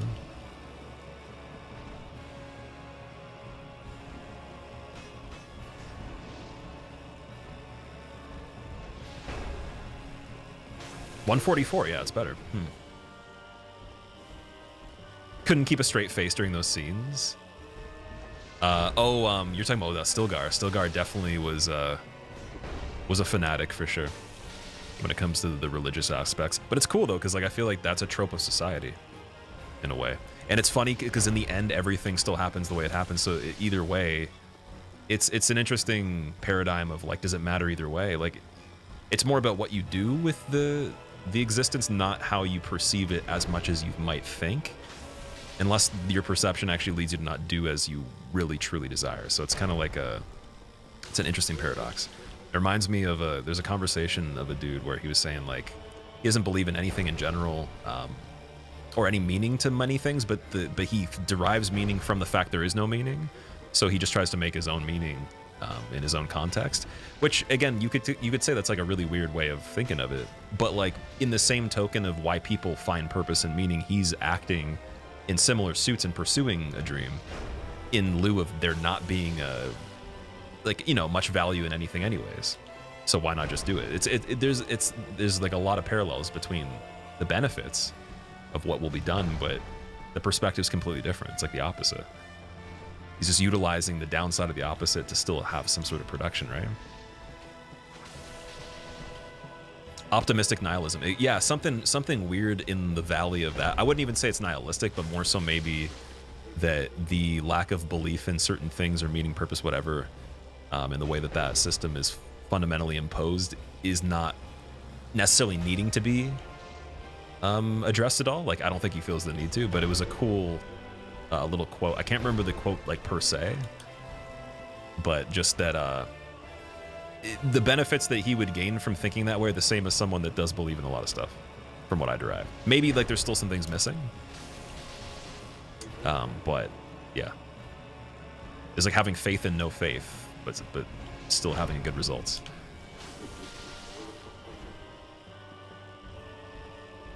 I guess the question would be, is that still faith though? It's a very, very tricky thing to pin down. You need to find out how much fiber, fat, sugars, carbs, protein you need to eat a day. So carbs are sugar, and fiber doesn't matter too much, I'll be honest. Like, you don't need to track that. That's my personal take. You could disagree if you want to. It's nice to have it. Like, it definitely can help. It's an interesting subject on its own, but I wouldn't say tracking that matters. Just kind of being conscious about having a little bit of everything that you mentioned, and then realizing again that sugars are carbs. Just the quality of the makeup of the actual product itself is going to have other effects if it's followed with chemicals that can't be produced, like processed by the body, obviously, which has nothing to do with carbs.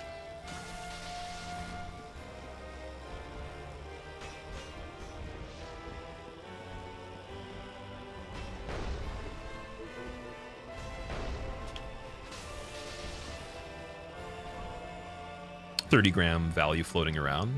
It's probably a case where, like, as a rule of thumb, to have something that has some benefit, people find that, but I wouldn't say there's a general rule for anything. There's no set number for everyone in general because everyone's different. And there's also literature that contradicts all the base literature in every point that I can think of, where I guess the way we look at the science itself is not necessarily justified completely. It's kind of like still an open-ended discussion, but we like to lean towards the fact that we found some sort of conclusion. It's not like a definitive answer, though. So macros as they aren't even really understood fully. But if we're gonna like run with the literature we have right now that people traditionally speak about, then yeah, it would be good to have a good balance of all that. And usually the things that promote the best function of the body, cells and like hormone levels are the thing you're chasing when it comes to balancing all those things out. And also the net benefit of, like, calorically, energetically, are you able to use that energy properly? Is it too much? Is it too little? And how that affects those systems. But there can be like ballpark numbers that you can go for, or ratios for sure, depending on what you're trying to achieve.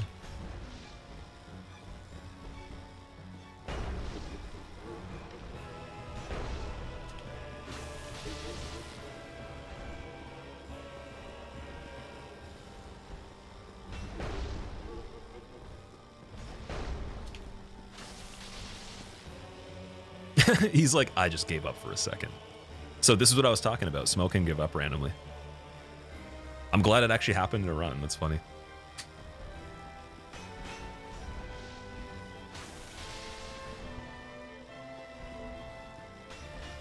Like, there must be a higher chance of it occurring after a certain amount of time goes by in the fight. Because obviously this was a bigger fight, right? It makes sense that it happens on a longer one. I haven't seen it right away, like right when you're fighting him immediately. But I think it happened like halfway through his health one time on a different playthrough. It's a little narcissistic to think that you know so much about life that you come to the conclusion that nothing matters. So that's the thing. The conclusion isn't that like the guy thinks he knows that. It's that because he doesn't know certain things, he rolls with that as the purpose, right?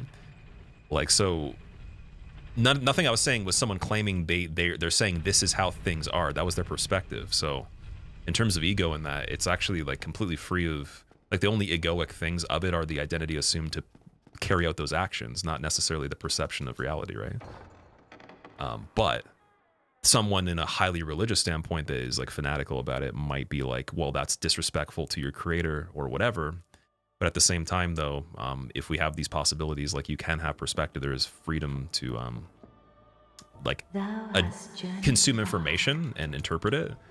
He's just in an interpretation scheme that, with the output of how the actions play out, still actually benefits him at a net positive, similar to someone that doesn't think that way.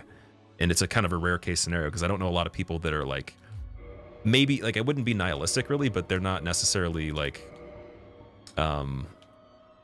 aligned in that kind of belief system or lack of belief system, whatever, and they end up like acting as such, because there's a bigger justification usually where it's like, well, if there's no point, then why would I do anything? Or I just have to do it, not that I get to do it. So it's like, it's a cool thing that the get to do it and the enjoy to do it is there, with there being no perception of purpose, similar to very big faith-based systems, right? That was the cool part. Because again, you draw a correlation, like the results that are going to happen for both parties in that are opposite with the way they think are going to be way more similar than someone that actually is nihilistic, you know, or purely.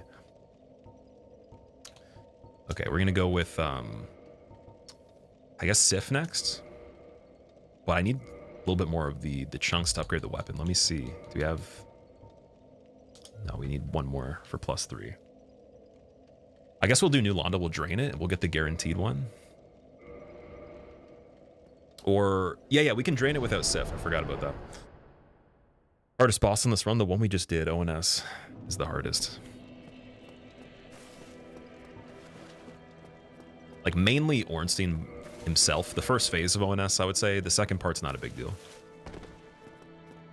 What you're talking about earlier, Jammer, is that you want to get the minimum amount needed of all the minerals your body needs. All the vitamins and nutrients, you'll be Gucci. Yeah, to figure that out, like, on a level that's calculated is It's not always worth it necessarily, because you could definitely, you could take things that are micronutrients that you know the body likes in quantities that are like under what probably would be what you need, and you could see if like maybe you feel a certain way. You feel better than you did before, obviously that improved things. There's no difference, you might have already been fine. If you already feel things like your normal has characteristics of someone that's deficient in certain vitamins, you need to get to a different state of normal to feel if you actually have an imbalance in something. So the biggest problem with like figuring those things out by feel is that you actually have to understand what different states of normalcy is. You have to live them and then like realize the difference between them. But if you assume that everything's just like some baseline and then you just do things and it changes, that's the problem, because the foundation you're basing it off of could be that you were deficient already. Or maybe you weren't, you assumed you were.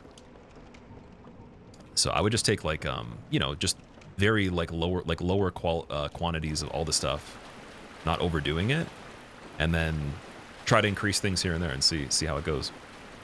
Or even consult with someone if you want to actually get a calculation, but to be perfect with it, I don't think that'd ever be necessary. It's also really, it's impossible to get all of the micros, minerals, and other valuable things that the body really would desire all the time anyways, because most diets can't support that with all the foods you'd have to eat. So like supplementation wise, yes, maybe, but then that's also expensive too. And some things are negligible, so it depends on where the carryover is, right? If it is something where you're spending X amount and then like it only makes a slight difference that doesn't generally affect your health that much, maybe you don't need to consume gold, you know, or something like that. Or maybe a selenium is not something that's like as big of a deal of supplementing in a high quantity, or you know, whatever, or copper, or whatever the hell, you know. It's like you can just you can just do the basics and then increase things from there to see. Biggest things I'd recommend for that: zinc, magnesium, vitamin D, for sure. Those are pretty good ones.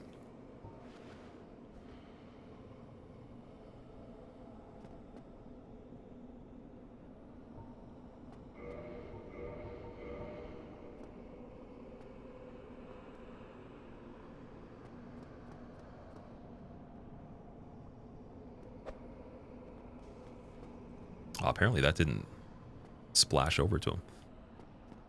Religion is so complicated, we truly don't know who's correct or who's wrong. The real question is there such thing as being correct? Like, think of like how humans perceive information, right? Like, we say something is true based on proximity. So like we have an idea that we have the information and it's agreed upon societally or like collectively as enough to be the notion, and then therefore we just say we're going to roll with it. But is there actual definitive proof that even that information is the entirety of that, of its essence, right? Like, is there more information out there? Is there more development to be had? Probably. So proximity is all we can use. We can't actually use definitive like accuracy when you really think about it. So therefore, saying there is a right and wrong is also kind of convoluted too. Depends on like if we're just assuming a system where we do say yes and no, like binary type shit, or if there's room for thinking systematically that the framework we're operating in isn't actually fundamentally applicable all the time, or it's not even good enough in terms of its refinement, right? We use like things as utilities that are like close, I think, or like we try to get close to things.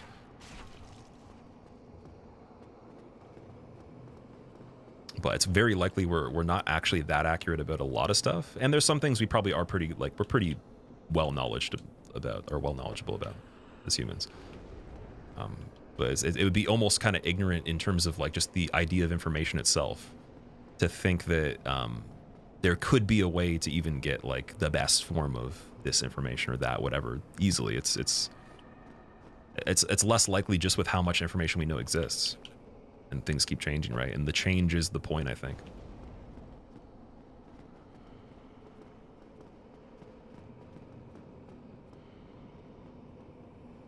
But yeah, then when you think about that, it does apply to the systems. It doesn't just apply to assuming, like I said, again, a general sandbox of all these details are here. Are these right or wrong? It's like, but is the sandbox even correct, right? Is the place where the sandbox sits even correct? Is the idea of what a sandbox does even correct? Are we even thinking in a sense that, you know, allows the expansion that would be required to understand these things fully? Or is it like limited dimensionally? Is it limited in substance, whatever depth, you know? Or maybe it's overcomplicated in some cases too, for sure.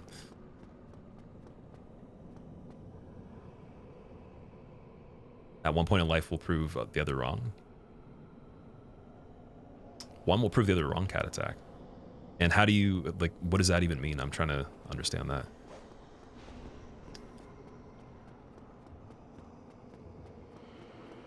Can't even say you were playing this game, Raze. Well, like, okay, then this is where you get into like it's like more of a thought experiment kind of thing. So, yes, the easiest thing to say would be that I'm playing the game. And then you have to look at, is there a need to say that I'm doing anything else but that? No, probably not for this conversation. Now, if you wanted to get philosophical about it or even dissect like what that even means, then yeah, then it just becomes kind of like just all out there. But for this type, like for what you're saying, that might be less important to actually expand on. Whereas something that governs a lot of different things, like it greatly changes a lot of information, might be more important to look at first. Because again, it's more fundamental. The playing of the game is like more of a specific thing that's just like elective that doesn't affect other information that much. The situation. Okay, so we're gonna Homer Bone there. And then I'll just go back through the front to get the chunk very quickly. Save ourselves the hassle of potentially dying down there. And then I guess we'll try Sif with +3. You know what? We also could still, we could get the other chunk, go back, get +3, do Stray Demon, break the slab down, drop the Lord Vessel, or other order of that, drop the Lord Vessel, break the slab into 2 chunks. And then I think at that point, I still might need 1 more.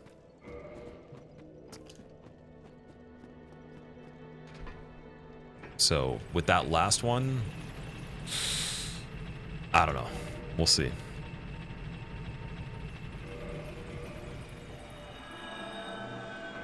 Oh, actually, wait a second. No, I know where the last one is. We can use the giant.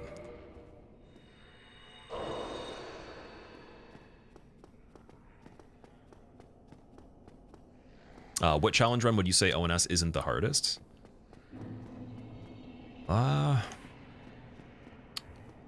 On this game? Anything with DLC, probably. Like, they definitely wouldn't be harder than anything DLC-wise. I think typically Manus and Calamite would be... Like, Manus would be the next step up. Calamite would be probably like the ultimate because his collision on the character model, like, traps you. It, like, moves you around and stuff. You can't actually clear certain things that make sense. So you have to like play in a way where you imagine that his actual character model is shaped completely differently and that there's all these crazy boundaries you have to be aware of. And kind of similar to Bale too, when he flies, like you touching the back of his foot when he's moving the opposite direction, even if he's standing still and rebounding into a wall, you just die from touching him, even not being attacked. So you have to be very careful on that. And ONS isn't nearly as glitchy. They just have a lot more to consider when it comes to like creating situations for openings.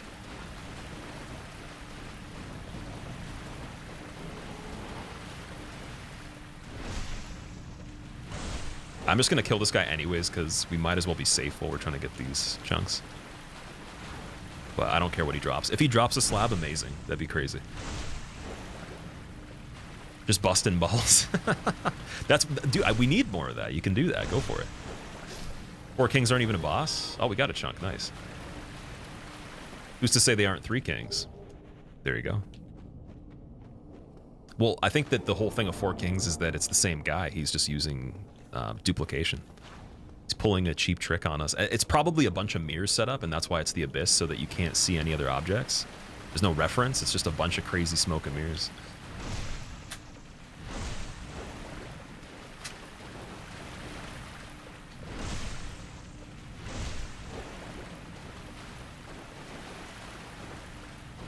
Also, Jammer, have a good one, dude. Let me know if there's anything that you've tried out with the nutrition that you've felt helped you or not, or maybe if there's any questions you have.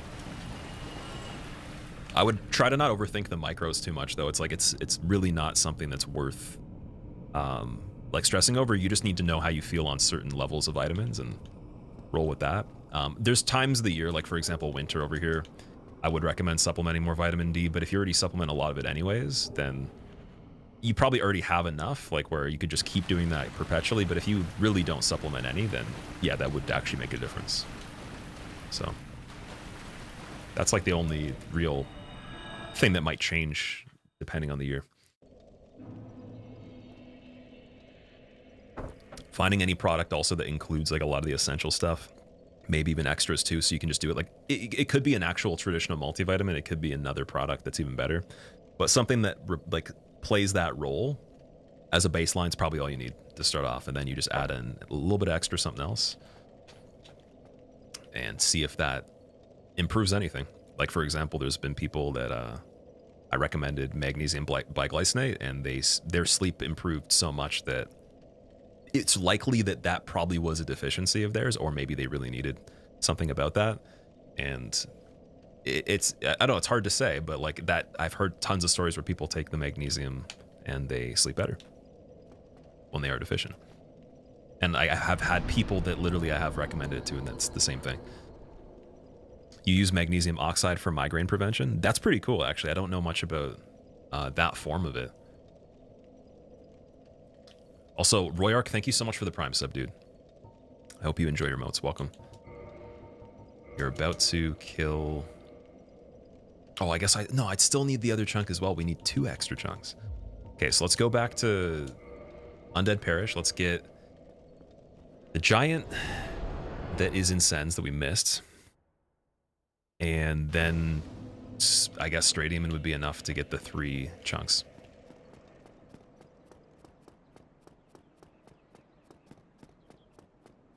You take magnesium glycinate and you notice a difference when you're on it versus not. There you go. Yeah, I had a similar situation too. With a cut, like a few different things. There's definitely quite a bit of stuff.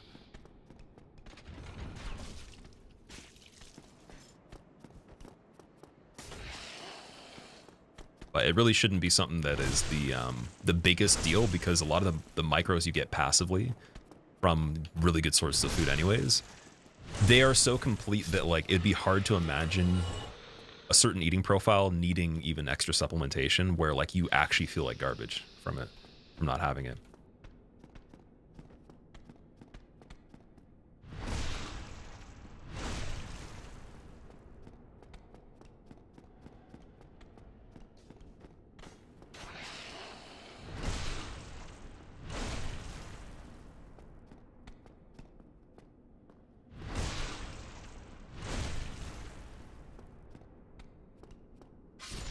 He got back up, but he was already dead. What?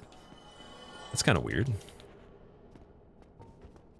How come that enemy can do that? What else in this game can do that? Can you get blood drawn to see what you're deficient in? You can do quite a few different kind of tests. Again, I don't know what the standard one would be for micros particularly, as like an exclusive thing other than like other biomarkers as well. Because you could say that the correlation of something in your blood would be caused by a certain thing, but yeah, you can get checked for like a lot of different stuff. Right. That's going to be added to Sif, unfortunately.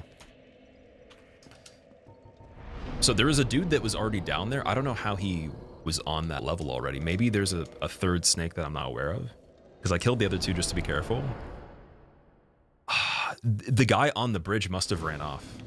So I can't cast Fall Control in that room even if they're dead, even if the guys that would chase me are dead, because the other one somehow makes it down there. Because I don't believe there is a dude that is spawned down there by default.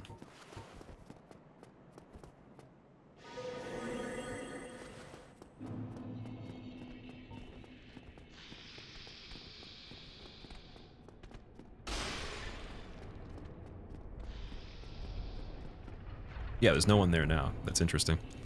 So it's crazy he could actually he made it perfectly through the pendulums, or he fell off on the far side and ran quick enough to meet me there. That is actually pretty impressive, because he's not that close, but even just making it across the bridge to where I fell off would be pretty rare, because he'd get knocked off usually. You can even hear him right there, like someone just got knocked off as I'm running. I think it's the same guy too.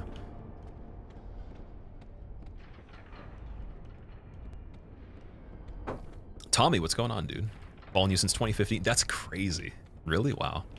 Alaskan Savage, I literally haven't heard or talked to him since like Probably 2016, like the year after you just said that, was the last I heard of him, and a lot of other people too. I think that I would guess if you haven't seen him streaming for a while, he probably did stop at some point, but I wasn't aware of him doing content elsewhere. I think he was just mainly streaming, so I couldn't tell you. I wish I was never friends with him really. We never talked outside of like just hosting each other. But yeah, like the last I remember even hearing about him was 2016, I think. Like, does he have other social media, like Twitter or something like that? Maybe you could check other platforms to see if he has any updates. Also, wait, we're gonna switch to the spear here too.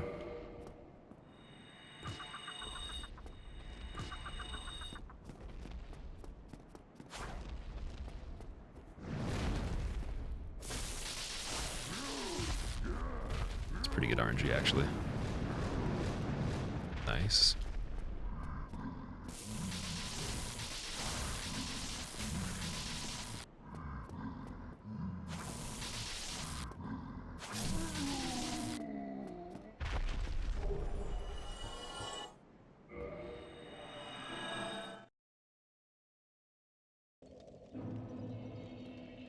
Take 2 milligrams of melatonin with a prescription. Oh wait, where do you live, Blazer? Is it like what part of the world is that? I've heard things about like melatonin being like gated in certain quantities or something like that. I wasn't sure if that was actually true. Portugal, that's interesting. Wow. I wonder like how they came to that conclusion. Just get off your PC, then sleep. Might sleep better if you shower, journal, read, then sleep. Yeah, one thing with sleep too is like, think of it this way: with melatonin production, like you produce it by absorbing UV with your eyes, right? So basically, easiest way is just get 30 minutes of sun in your eyes at a time where the circadian rhythm's operating normally. So let's say you were, you know, within the range of where your body wants to run normally, and you sleep around that time, you get that light, you will just feel tired. Like you will literally feel tired at the time that is appropriate, or like maybe even just after, if maybe you have crazy active energy, whatever, brain. But yeah, you could easily do that. And then physical exertion is pretty good too, but like for me, physical exertion is not enough. I could do anything physically and never, I wouldn't sleep even if it was like, I'd have to, I think the only time I could even sleep without mentally being tired was when I worked like 13 hours a day. That's pretty much it. But other than that, even then, it was only because like I wasn't necessarily even living properly during that. I wasn't even sleeping that much. I was only sleeping sometimes 5 hours, 4 hours, right? But with proper sleep and physical exertion, UV absorbed, and like the diet being considered a little bit, caffeine especially, like you should be able to have a pretty easy time, unless you're putting yourself in a situation where you're just making it harder, or you have another issue going on.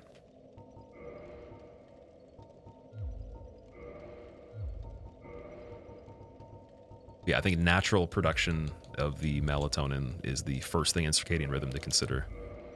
And blue light exposure, like there's little life hacks, I would say, like what I tell a lot of people that are concerned with that I've even made fitness plans for and everything. I'll just say like, you can do the reading mode, you can do the blue light glasses, whatever, still use electronics.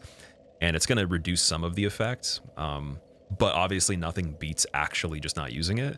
Though like in today's society, you might actually there might be an incentive for you too, because you need to get ready for the next day, like catch up on information. Maybe you read all your emails that night. Maybe you have to catch up with people. It's the first time you use your phone to even respond to people in the day, is like when you're done everything. So I understand like maybe you actually could benefit from it and then just knock out right after. But at the very least, the first step would be the blue light and the reading mode. But like not using it's probably 100% more effective. So you kind of got to take your pick. You could kind of balance it out here and there. Stop working for you at some point. You play drums for hours, having an argument with your wife helps you sleep. There you go. That's crazy, Bard. That's amazing, dude. You take melatonin for bipolar. Really? I've never heard of that before. I have to look into that. Interesting. Okay, so we're going to go, I guess, to Straight Demon now.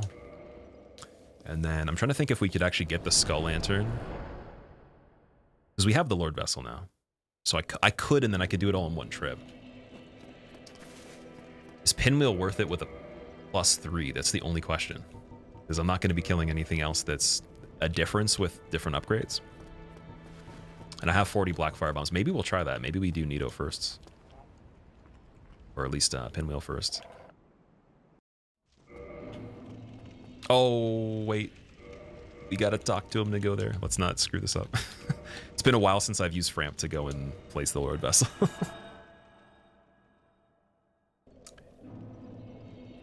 Your question killed me, Raze? No, there's no one can do anything to affect the run. It's all me. It's only my responsibility. The chat doesn't have any effect to the run at all. Okay, yeah, talk to Framps. Life coach that plays Dark Souls on the side. I'm not a life coach at all, but I do fitness coaching and nutrition for sure. Can't claim life coach. There has been people that have come to me for that. I have given them some stuff, but I would never claim that unless I had success with like countless amounts of people and, you know, had like a long history of that. And I'm not necessarily the best person to do that. I don't think I think in a way that would be easy to repackage the information for the widest amount of people, the widest range of people. But for fitness and nutrition, it's not as deep as that. Like you literally can just plug in things and it works, right? And then it's up to the person to just do the work. If they don't, then that's up to them, right? Life coach thing, I think that to really like succeed with somebody, it takes so much investment in that person as an individual as well. So I can't say that I have enough experience with that.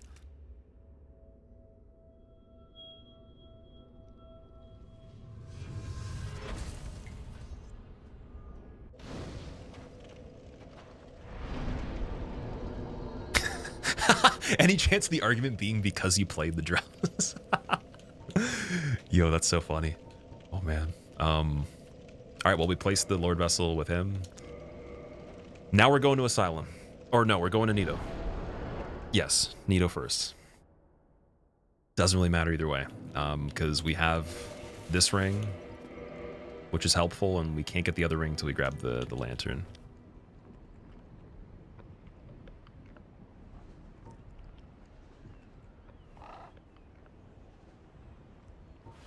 So yeah, I guess the goal would be for the next run we do of this, we're going to probably be at this point 35 to 40 minutes quicker, I think. Probably be an hour 30, we'll say 135 at this point. Would be pretty respectable, so the jumbledness of the rerouting again will not be a problem very soon.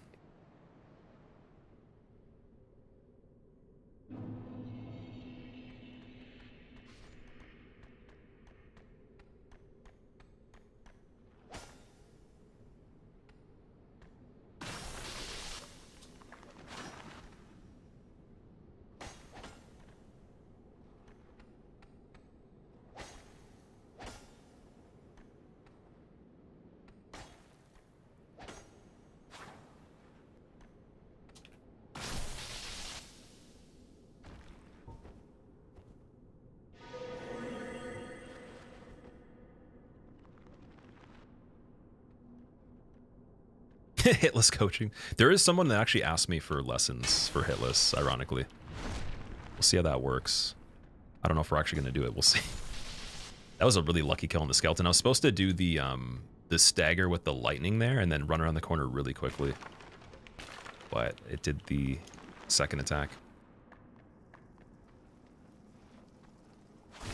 Will I give you Hitless lessons, Rain? If people actually want to be coached like that, the only thing I would ask of you is can we make it a video? Like, that's pretty much the only thing required. And like the idea would be, like I am looking for like quite a few people to do one where we make the easiest possible setup to succeed with someone that's never done it. Completely different than how I would play it, obviously. So it would be teaching me something else too. And then I have to get you to be able to achieve it, obviously, eventually, but very, very quickly from not having a lot of experience. And then that could be like a cool video. But yeah, that's going to happen regardless. Like, I do have all that stuff lined up. But if other people want to do that, like, there's going to be the opportunity in the future for sure. The question is, though, how much do you want to dedicate yourself? Because obviously, like, Rain, I know you do this stuff. Like, you could. But the person that did ask me, I'm not sure if they're going to want to continue it. Because usually a lot of the people that decide to try it because of seeing this, that I'll talk to in chat, and they don't like, you know, have like really big goals with it, they usually stop pretty quickly because it's not for them. So as long as you know, like you just don't get bummed about it if it doesn't work, that'd be pretty fun.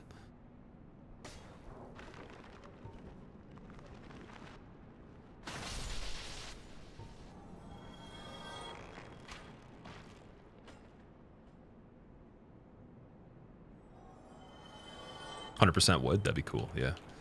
Well, if you're serious, if you want to make the time for it, we can talk about it. I'll figure out exactly if that other person is wanting to do something like that for a video or not, because they just wanted me to like essentially coach them behind the scenes and just give them critiques on things. I guess they started doing it.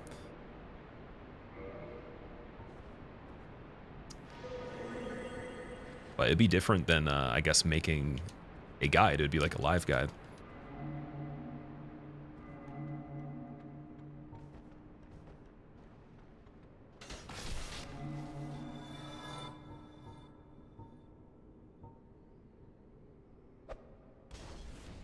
Oh yeah, we can use decoy for the bone wheels.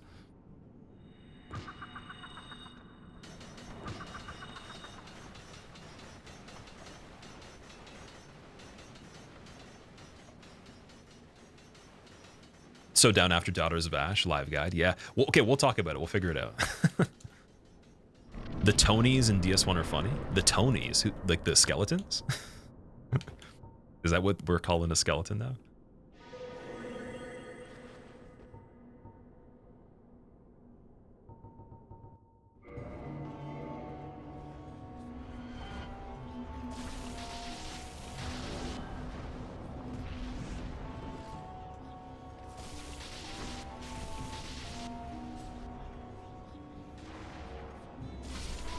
Just Pinwheel. Pinwheel has a pretty like beefy groan when he dies. For being 3 people at the same time, they should have made it like a choir, or like, not a choir, sorry, like a harmonized sound of some sort, like multiple people. That'd been cool. Frixian, thank you for the 5 months, by the way. Welcome back.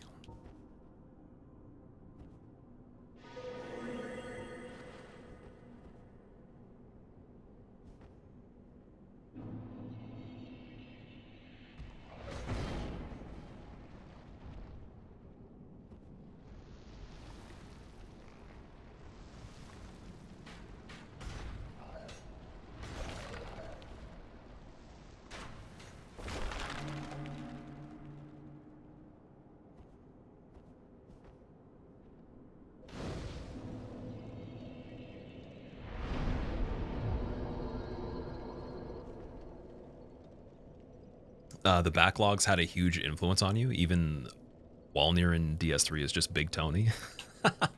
I've heard of backlogs before. I don't think I've seen anything in its entirety from it. Maybe like something from a video randomly, but definitely not familiar with the Tony thing. I like that though. That's a good name for a skeleton. I think regular hollows could be Jimmys, and then Tonys can be the skeletons.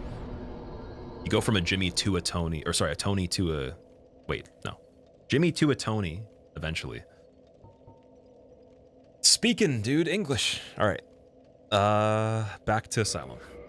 Also, Advisor, dude, thank you for gifting 5 subs to Vapor, Blue Note, Peacebone, Uno, and Gladius. Hope you guys enjoy your emotes and being sub. That's crazy. I haven't, wait, is that a new, 1 second. I swear to God, the alert is new for the gift thing. I haven't seen this banner above it before, or at least I didn't notice that in recent time. I thought it was just like the 5 notifications. If you guys don't say thank you to Advisor, I actually, you know, I might just start slipping on the run. It might not be a PB. I don't know. This could be collusion. We might be both in on it, rigging the appreciation. Right here.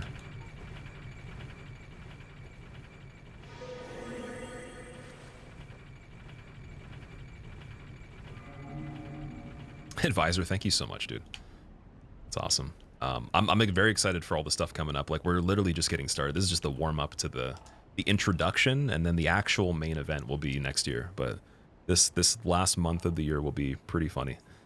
Very excited to do just like half the ideas.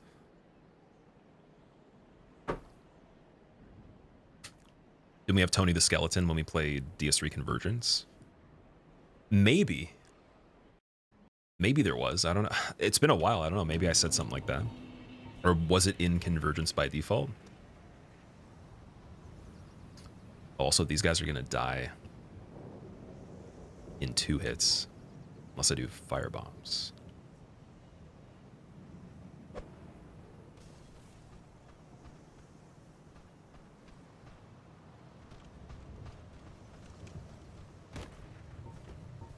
Lightning Spear should be enough.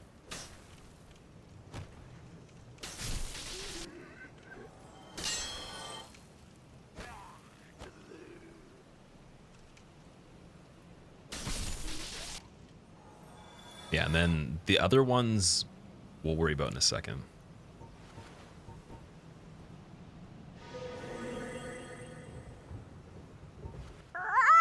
Give me.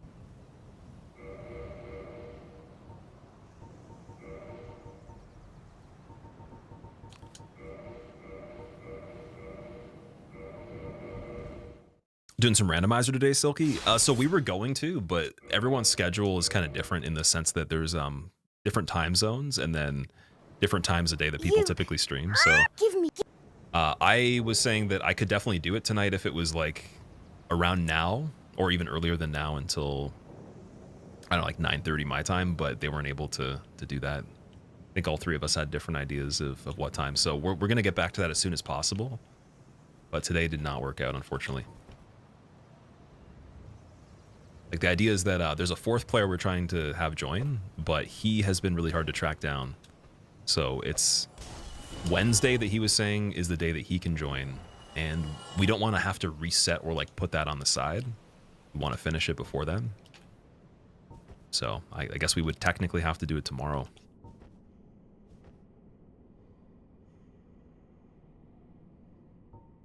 We need to invent like a thing where you can have people's ghosts, like they have like an AI that interprets what they would do, and then I just play with the ghosts until they are available.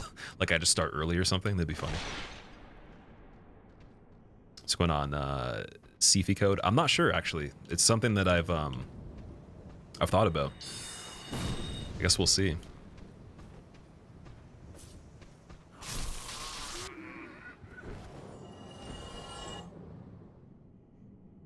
Okay, wait, let's fall control here. Oh no, he's gonna run. Run, forests. Looking a little pink. Life is definitely not a box of chocolates, but it certainly is dehydration. And sunburn.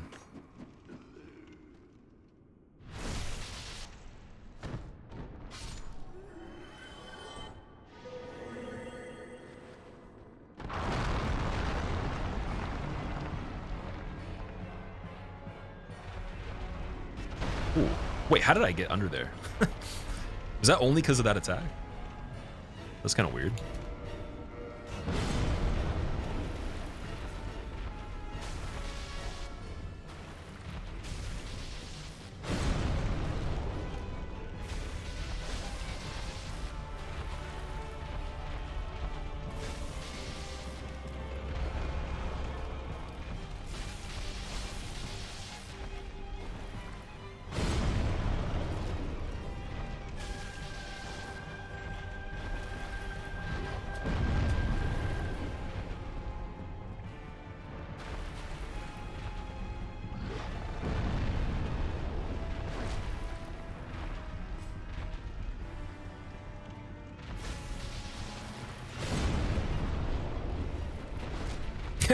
Gotta be a little bit more right on that, I guess.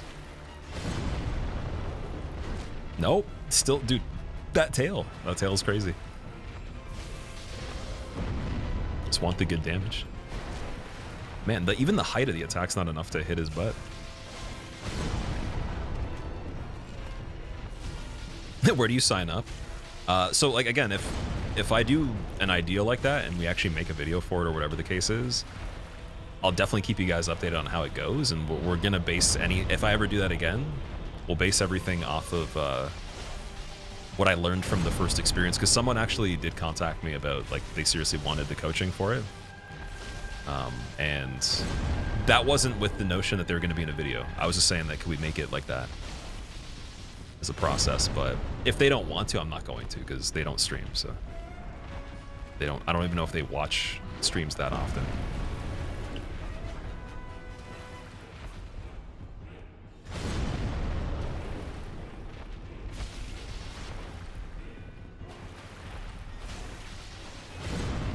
Just looks more handsome. How does man do it, Felix? I do put a lot of value into, like, if you think of,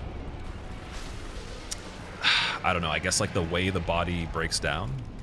I look at it as like, so you're in constant regression, but then you create bursts of progression that offset the regression to make your actual, like the timeline of things in terms of aging, or in terms of like faculties like getting destroyed slower. So like epigenetically, when people look at epigenetics, it's like an approximation of what your DNA says your age is.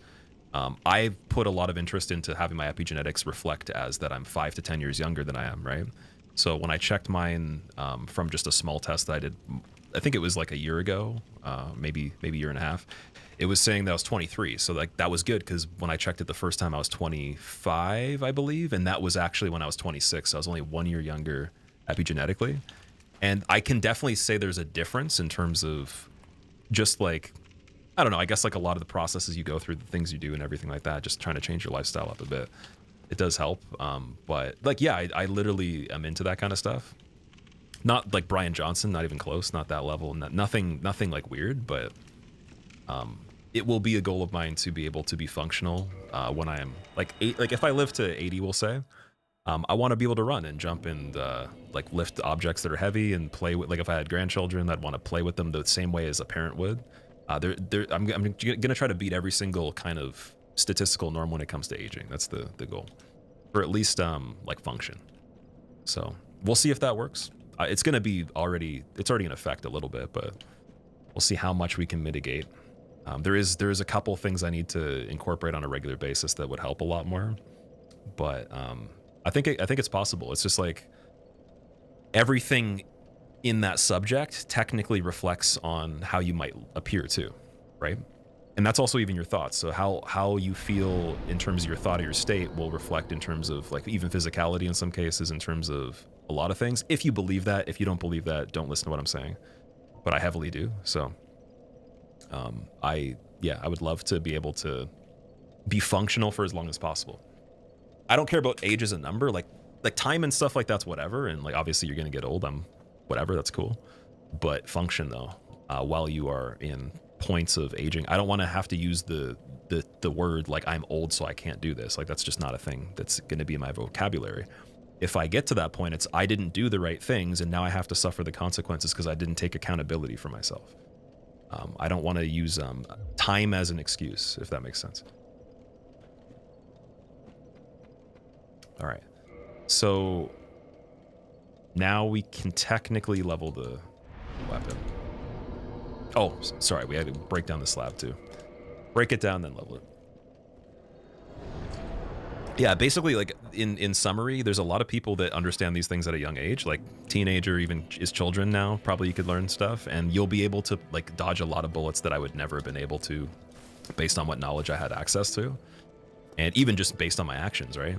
So by no means did I do a good job of any of this stuff. I'm just trying to make up for the bad job I did. And in doing that, I think you do gain some benefits here and there. But I did a terrible job.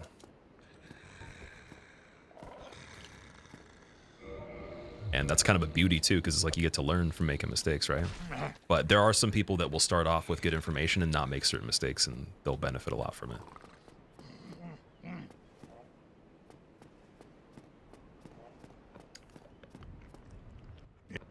Okay, so slab.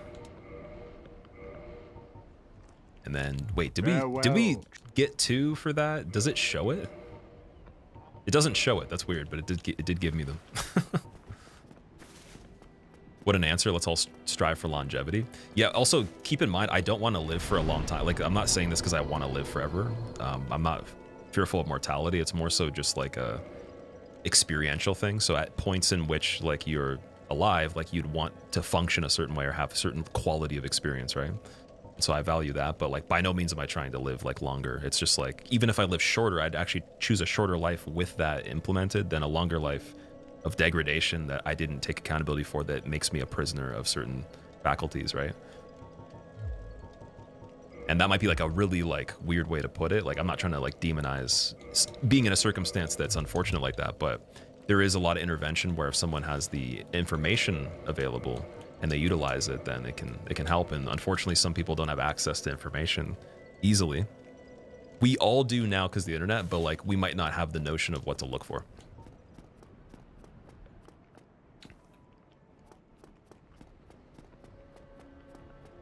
Fine with getting old, you just want to be able to be active. Yeah, exactly. That's literally it. I'll go into like a gym and I'll see a guy that's literally 60 years old, 70 years old, 80 even in some cases, and they're lifting weights, and that's just cool. Like it doesn't even matter if they're doing like crazy lifts. It's just like that itself is already awesome, because there's people in their 40s and 50s that never pick up a weight because they think that doing that, like, well, again, like the real reason I can never actually get through to that, but the spoken word, especially from like people that I've worked with, is that I don't want to get bulky, or I don't want to this or that. It's usually an I don't want this thing, when in the reality is it's impossible to even get in the situation they're talking about. They're just, in summary, I think, afraid of just change and difference, or even maybe hurting themselves because they did get into a situation where there's a bad shoulder, there's a bad back, slip disc, this is tight, this is whatever, you know. So it's like that's kind of I'm trying to avoid that at all costs, because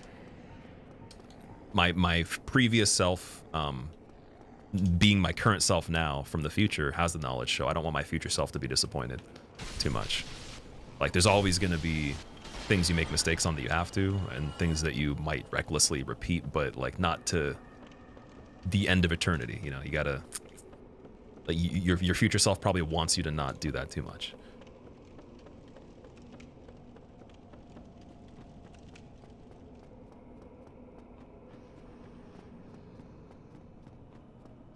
Stretch before bed. I like that. That's funny.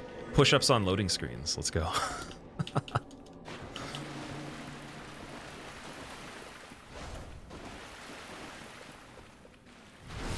Oh, we still have to do Sif, dude. Keep forgetting because we moved all the segments around.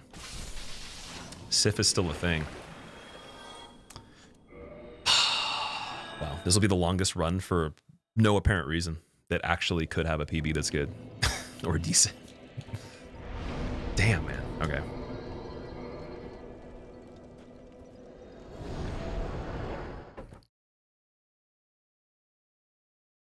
Would I have a sign up for the hitless coaching dynamic? That's a good question, actually. Sorry, I didn't check. That chat disconnected a few times on the YouTube side of things, so it's giving me the information like in bits, but I don't know if it's actually up to date the most. You're saying would I have a sign up, like you'd be able to like contact me and be able to do the coaching? Maybe. Again, I didn't think of it as a big idea, like where a lot of people would even want to do that. But if it's the case, it would be cool to make multiple videos on it.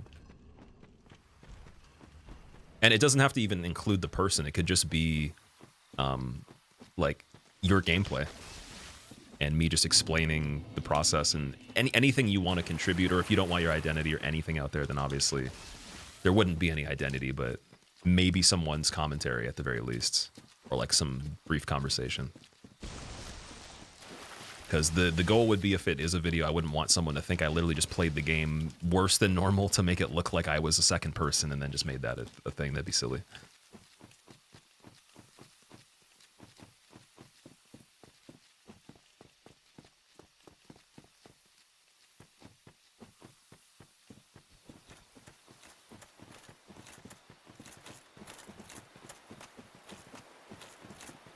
Farming dark wraiths for Titanite chunks, so annoying. Luckily, I don't have to do that anymore. We never really did, but to be able to get that extra chunk that I have here, I think that Black Knight was important, which I got lucky. I didn't kill him in this one. I actually got a drop from a dark wraith, but there's a Black Knight I wasn't killing that does drop one. There's that giant in Sens that has one that's 2. The one in the chest makes 3. And then after that, you get 2 from the slab being broken down for 5.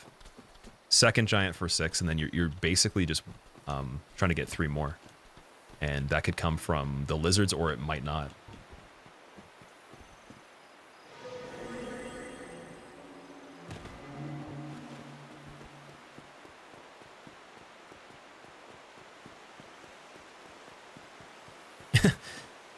You only ever do all hit runs. Signing up for how to learn to press B would go hard. It's funny, dude. That's actually hilarious that, like, in essence, it seems like pressing B is actually the thing you have to improve the most, like, at the right time. But really, it's like we were talking about before. There's a style that everyone has. There's a way of approaching the game in many different perspectives of, like, okay, how do you strategize? What's the information you're using? What kind of build are you using? What items? How do you use them? How do you attack with this weapon? Are you comfortable with this animation versus this one? Do you go for strafes? Do you not? Do you exploit hitboxes and opportunities, like, more aggressively, or do you only wait for certain opportunities? Are you allowing magic? Like, all those factors change how much you'd even have to use the base mechanics too, right? So the version of the hit list that I wanted to teach would be, like, super easy. It'd be like the easiest version possible, probably using magic for the whole thing and not having to even dodge most attacks if you don't need to. Probably not even ever requiring a parry or, you know, whatever. Maybe even if it was like an Elden Ring one, using spirit summons. I don't know. Something that would just be more comfortable for the person to get the idea for the first time. But definitely not the way that I would do it. Because I kind of like the opposite. I like the things to be, like, really spooky and feel like you're actually, like, risking way more than you need to. That is very fun. But I have gotten better at not doing that, as you can see. I've been a little bit more planned out. Unfortunately, this run, though, it does look spooky no matter what. I think there's a lot of stuff on it that just translates to that.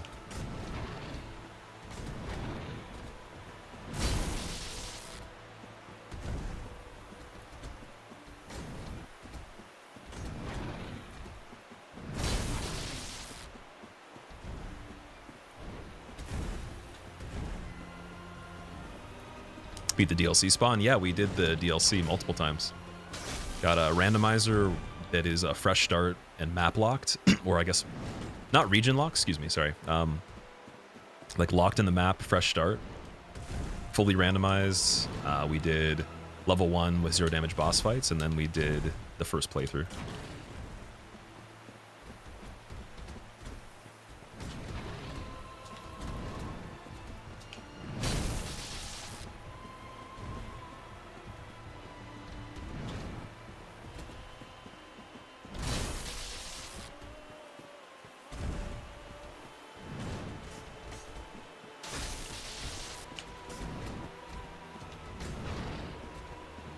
Give me really good RNG on that overhead attack. This dog looks friendly. I keep saying he. Sif is a she. I'm sorry, guys. Cancelled.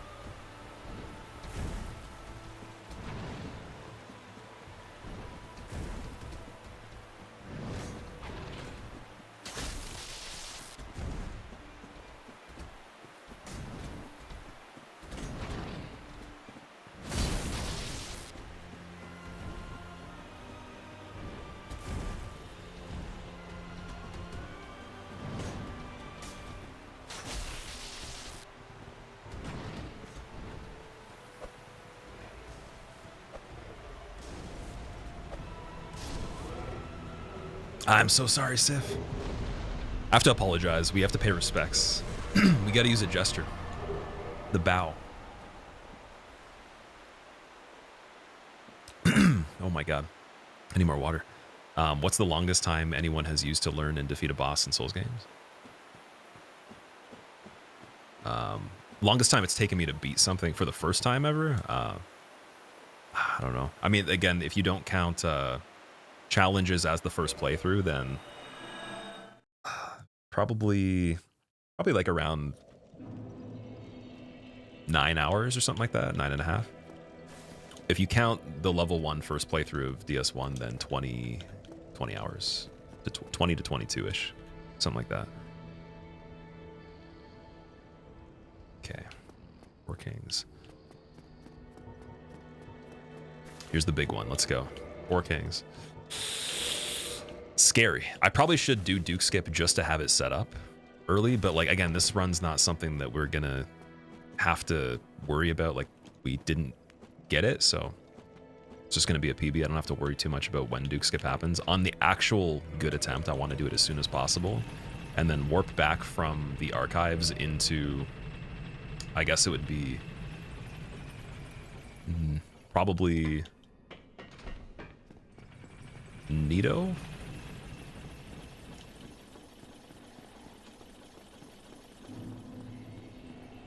Chris forgot you started boxing last week. Thank you for your advice. It was exactly like you said. People are nice with beginners. Did I say that to you? Really? I don't remember. I know we've been talking about like stuff like that here and there. That's really good though. It's amazing. I think it would be kind of ignorant for someone that's like, well, first of all, it's actually useless for someone that's good at fighting to fight someone that's a beginner anyways, right? Like it's kind of against the point. Like you could help, as a friend, you could help them, but you're not gaining experience from fighting someone that's new if you're already good. So an instructor should be patient with you and not knock you the fuck out. I remember mine did, he did get me pretty good one time, and it was really funny actually, because he was a completely different weight class. Like he would be like probably 2 or 3 weight classes apart from me, even at that time, and he hit really good. It was awesome. That experience was even more fun having that as the initial impression than if he was like super easy on me. But for someone that might piss them off, like it depends, right?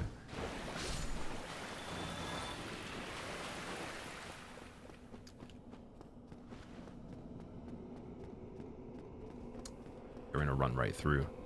Yeah, I hope that it's actually beneficial to you though. I hope you enjoy it. I kind of wish I continued myself, but I just had so many other things I wanted to do that didn't want to make the time for it anymore.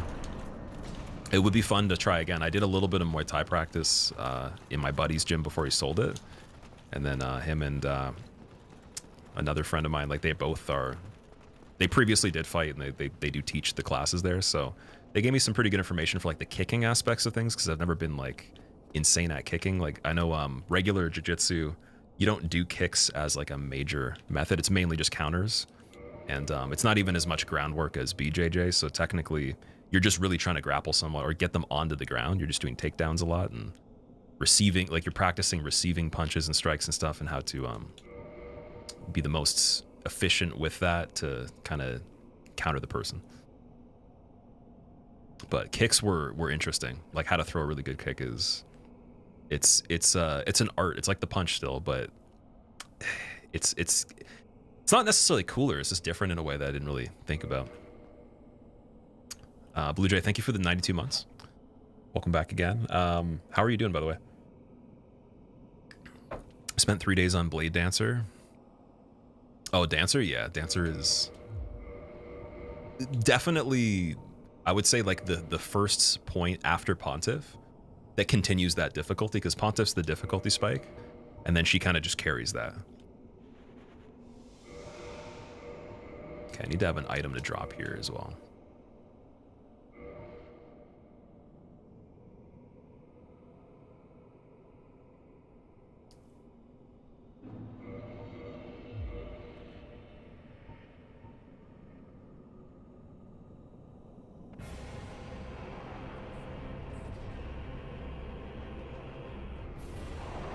Terrible RNG right away. It's all good.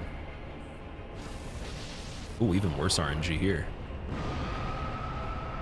Crazy, dude. What's going on? Still trying to keep it in here. Keep it together. I'm gonna just run away from this one for a second, because it's gonna disappear in a moment. just for the practice. I think the timer is bad on this one for sure. So let's say that I would need the homeward bone. And let's do it legit.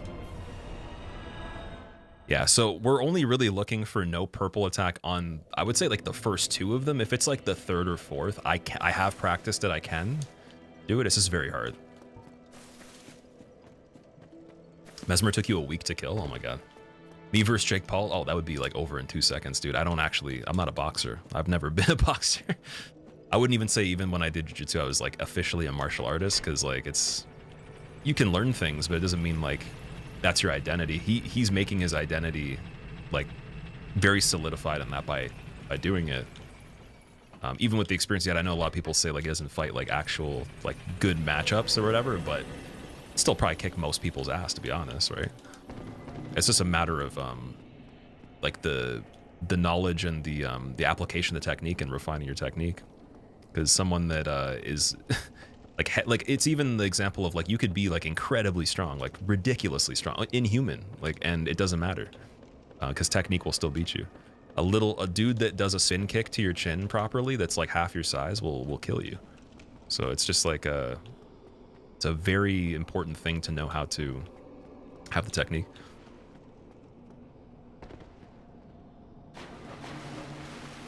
And definitely a really good mind-muscle connection, mind-body connection kinetically as well.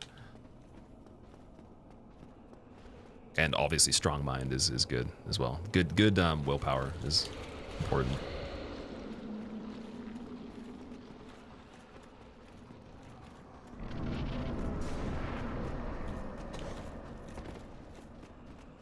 He's a decent fighter. He is objectively a decent fighter. It's just a statistic at this point. Even if you didn't like want to believe it, it's just the truth, right? It's like if I went and I, you know, flew a plane and like then became a pilot from flying planes or something, and then I stopped right after, I'd still technically be a pilot, right? Like let's say he quits right now. He was a boxer. He still has that history. He's done enough to get to that point. Now, if I just flew a plane and didn't have a license, I couldn't fly a plane as like a official pilot. That might not make me a pilot even if I can control a plane. But he actually did the fights. He scheduled them. They were official fights, right? No matter what the context of it is. And that still has value against like the mass majority of average people that would train. Like he'd probably beat most of them. There's always going to be somebody probably though that, like I said, it's like the sleeper build of humans for every topic where they don't know they could be like the best or like insanely like a rare case for some sort of activity, but they never push it that far. Maybe they don't even have interest in that thing, but they're predisposed to be insane at it. And you would never know until, you know, you have someone like that try to do something. So there's probably regular people out there that could build a legacy and like become better than him or better than a lot of fighters, but are they actually interested in that, right? Or is that in the cards?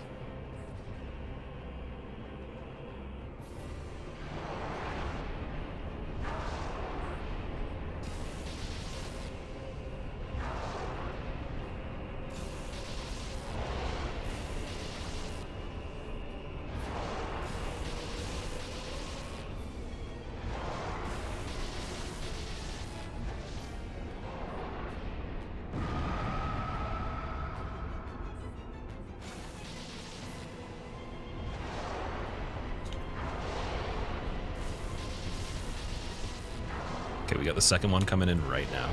He's right over there. It's not bad. Good RNG. 1 and a 2. I'm just gonna get 1 extra. This is already swinging. What do we got?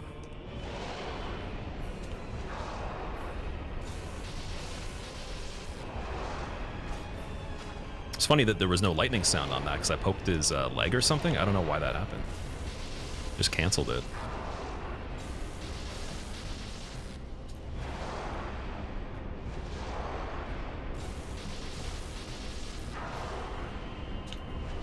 Okay, next spawn in. I don't know if I see him. Oh, he's right there. Perfect. Good time.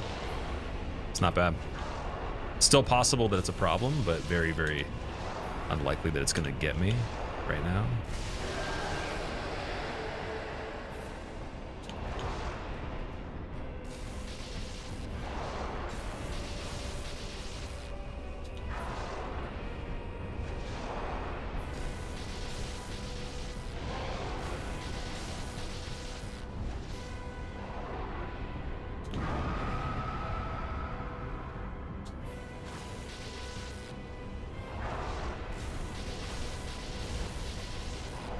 That was pretty good RNG that he gave me the grab. That helped a little bit with what I was doing.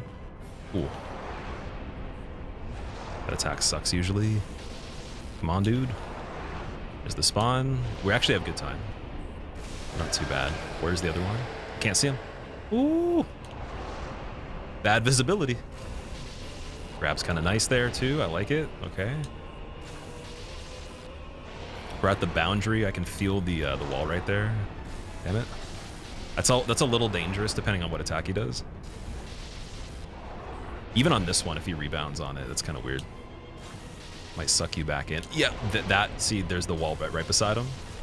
Oh! Crazy.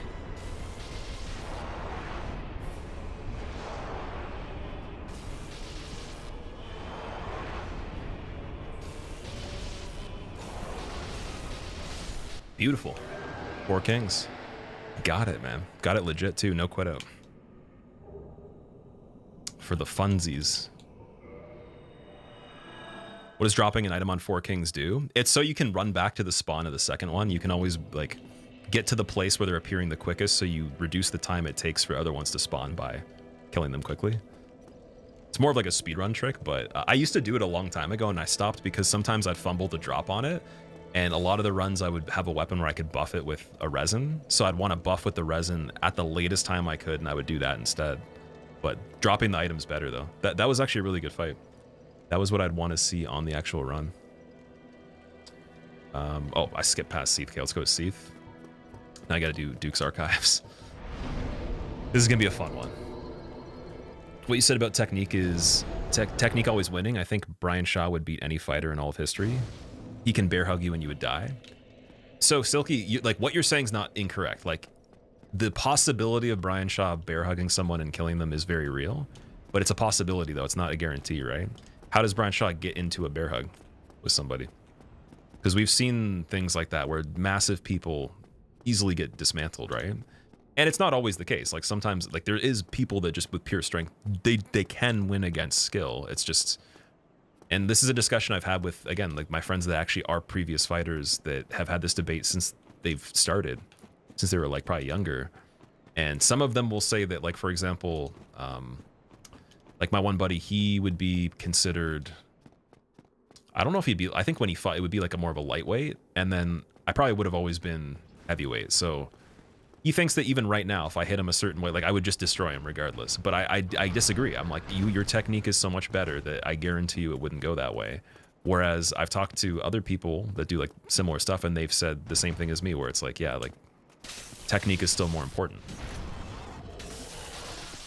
So they're both not incorrect or correct. It's kind of like it depends on if you're looking at it being a possibility in general, or it's just like the likelihood. And the greater likelihood, in my opinion, is that if someone came prepared, they studied the opponent, it wasn't just a surprise.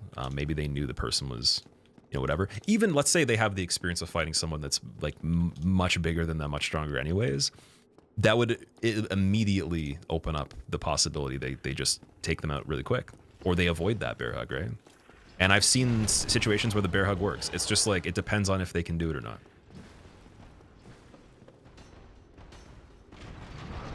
Brian Shaw's explosive for 400-pound man. He's very impressive for sure. Okay, so I should actually put on Ring of Fog here and break favor and protection, which kind of sucks, but it's about that time to do that one. So now this guy's on the stairs moving. We're gonna go put this back on. And he's gonna de-aggro, I believe. Oh, he de-aggroed a little early. That's fine though.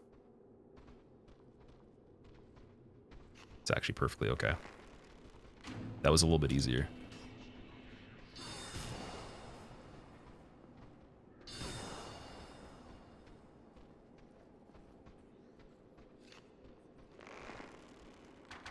So I want to keep the ring off a little longer, because there is a chance that if we run by him and he's like just going up the stairs, he might jump from behind. I think he had an okay place there. It wasn't too bad.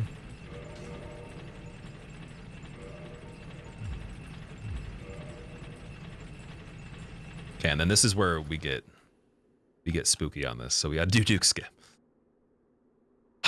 Would be really cool to get it. Let's see if I can actually set it up without having the lift at the bottom here. So typically when you arrive at this lever the first time you pull it, you use the camera lock to center yourself, and then that gives you, like when you zoom in with the bow, a slight offset to the right. So if you wanted to recreate it like freestyle, you'd have to get a little bit of like a positioning to the right of the lever, which it still gives me that perspective. So that's roughly where I aim, and then you have to have the prompts be available. So I'm a little too far away. That's the only issue here. That should be good. And then I think it's going to last as well. So yeah, just because, so you can see like when that first part of it, the first forward roll doesn't work, that's literally just because how centered I was off the lever. So here, now it's perfect. I'm just going to wait for this to run out, the fault control. Why is it called a bear hug? Do bears kill animals by hugging them? It's probably just because like the guy's like a bear. He's giving you a hug.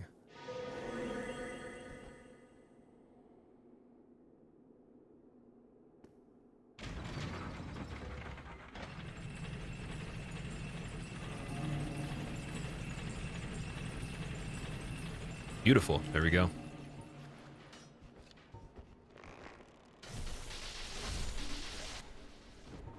I don't know if I need to recast this. I think it's fine.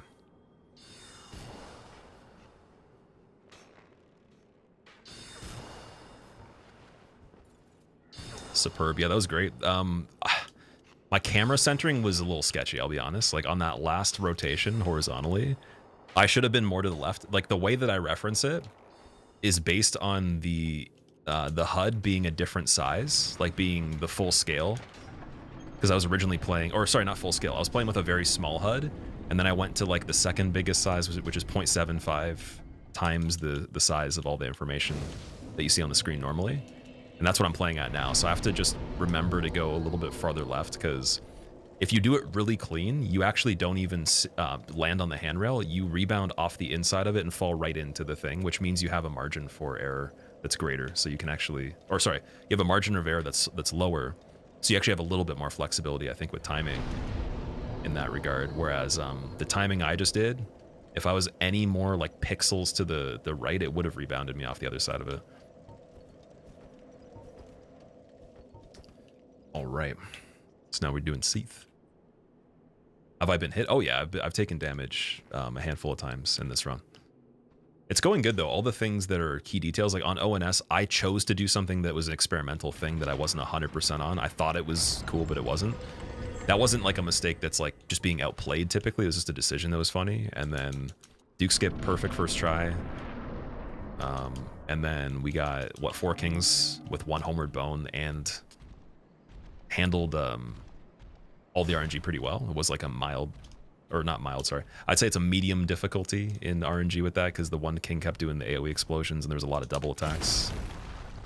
And there's a way to even make it quicker, but it's really risky because you have to play the left side of them instead of the right. And then when they do the stab attack, I think you have to sprint. You have to sprint under the, like your head has to clear underneath the handle of the sword. And if that goes wrong, I mean, I don't even want to even put myself in that situation, because the only benefit of doing it that way is you're able to strafe under every other combo they do, and it'll end the combo with 1 attack instead of 2. But it's so sketchy though. It's just worse in my opinion.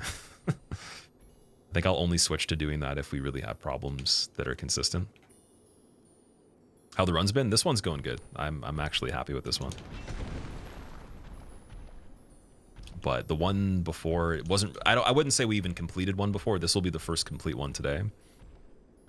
And I was mainly just changing things around, trying to figure out for the beginning, like, do I want to get gold pine resin for gargoyles and quail egg? Do I want to do the skip to get the resin? Do I want to do the undead parish, like the gate forwards and reverse, versus like doing a whole loop around the forest or whatever?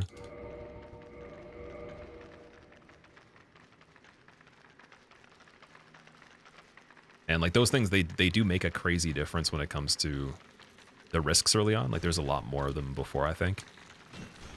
I feel like we were able to achieve the quickest time frame with the least risk doing it this way.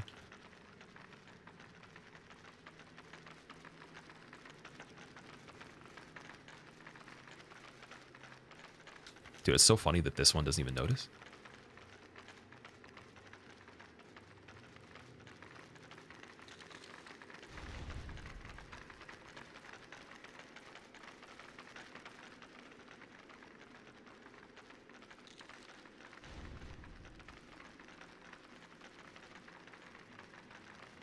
Yeah, there's a method that I came up with a long time ago. It's better for this part. I'm just gonna see if it's worth doing. I might have to homeward bone here. I think one clam's gonna make it in at least. But he might run back to the fog gate if I keep this ring on, though. That's actually one thing that happens. So we're gonna listen.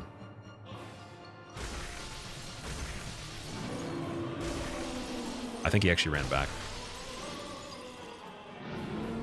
Yep, that's awesome.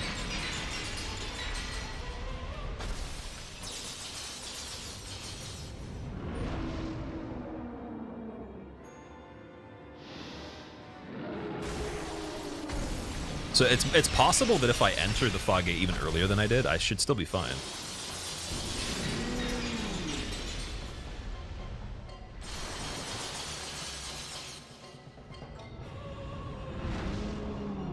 Not the punches, dude. Get out of here.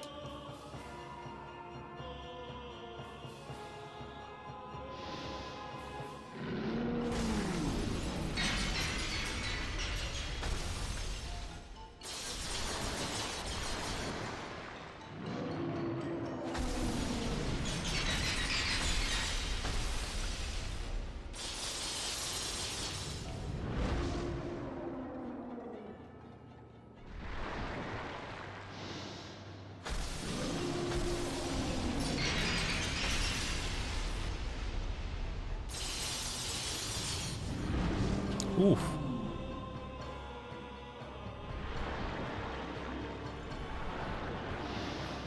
Okay, I don't know how this is tracking. It's gonna be very close though. Yeah, that's unfortunate. So I got like a little tick leaving that one. We should have rotated him sooner. I was trying to see if I could do like one rotation the whole fight. Or like no rotations, I guess. But we don't also want that clam to be in the way, so. That's left a little too soon on that.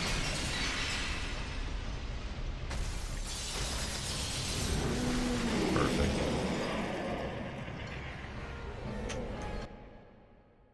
So I don't want the clam killing me after. Let me add the mistake after though. Definitive Nintendo console to get is if you can't afford a Switch, Zane. I don't know a lot about Nintendo, I'll be honest. I was more of a Nintendo fan like when I was a kid. So even Switch, I don't even know a lot about. Like I've had a couple, I couldn't tell you, like there's so many things people do with them that I didn't know you could do. Yeah, I don't know. I've heard people like 3DSs, people like the one that came out before, it was the second Wii, I think, the Wii U. That's all you really have, right? I don't know if the original Wii is better than the Wii U, but again, I've never even played the Wii U. I think I played the regular Wii, like the tennis game or something like that. And then Switch is like the one that I've played the most on that's not the original stuff, like the old stuff. Invisible bridges were implemented way back in Zelda's Majora's Mask, and yes, takes inspiration from Zelda. I could see them taking inspiration from stuff like that. That makes sense. So we could just go right to Nito.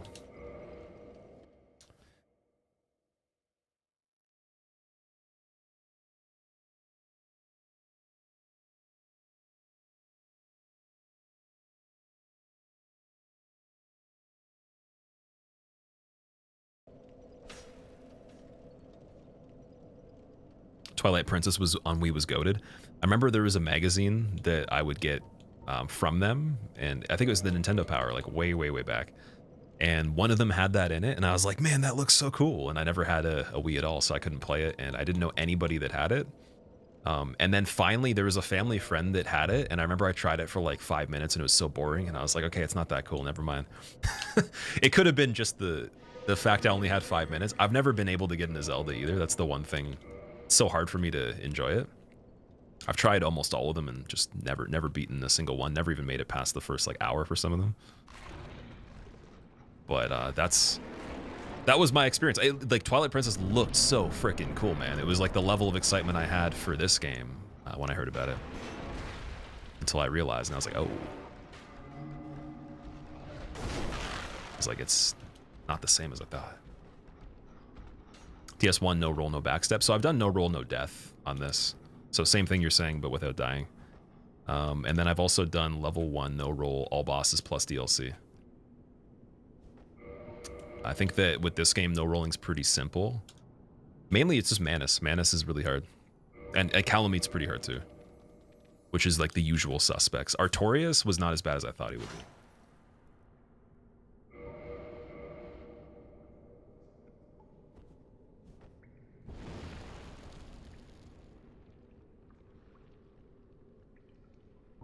Nito, the RNG king.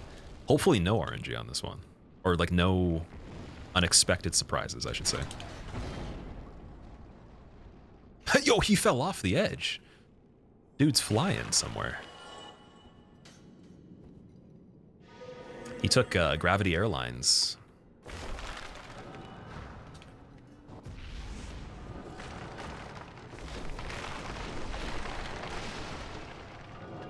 There's a Rayman game where some rabbits... Oh, the rabbit game with Rayman on the Wii. I remember seeing that advertised a lot, too.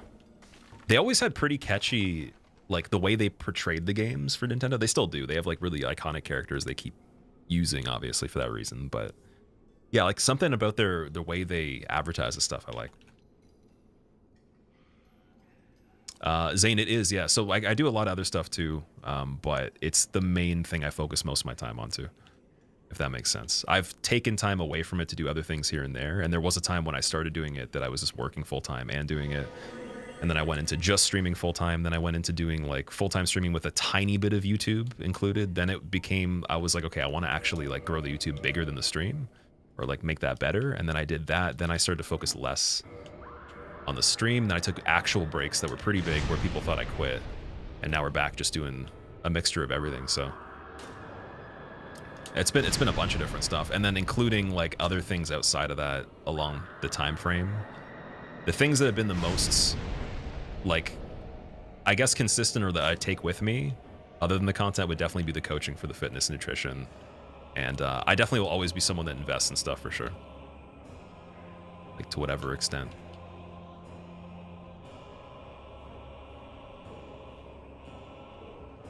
Okay, Nito, you can get unstuck, I believe.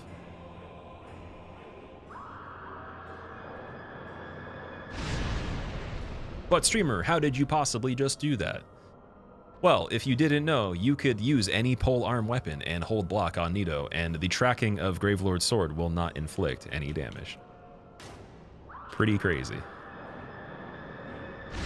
I actually really don't like this method that much, but I'm just going to use it for the practice runs, and then I might change it back to the old school one if I'm feeling zesty. Because that's actually a really fun attack to dodge. That's probably my favorite attack of Nito. Probably actually my favorite attack of any of the Lord fights in general. Dude, I believe he can make it. I think he can.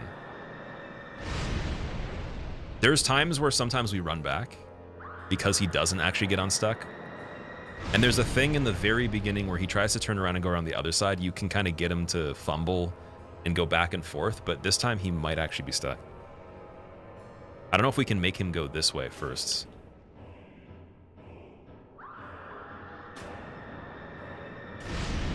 It might be possible to just wait over here. There's probably... Oh, no, he gets stuck on Big Skelly too, right? Yeah, so we need to just get him to go that way and then come back over here.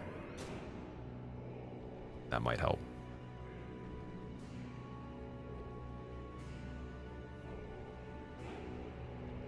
He must have really got stuck on the little guy there.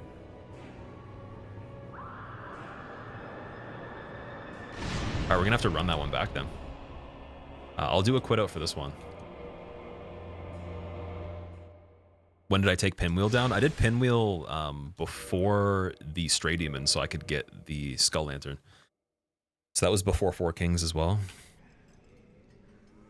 Is it consistent, or is there a small chance you'll get hit? Oh, like the actual attack doesn't do anything if you're using that particular stance with that weapon. It's just a thing that they didn't, I guess, account for or whatever. But yeah, there's like no way it actually will. I don't think anybody's ever seen it hit you if you do that. I think it's still really silly, but it's, I might as well do it. I might as well try it.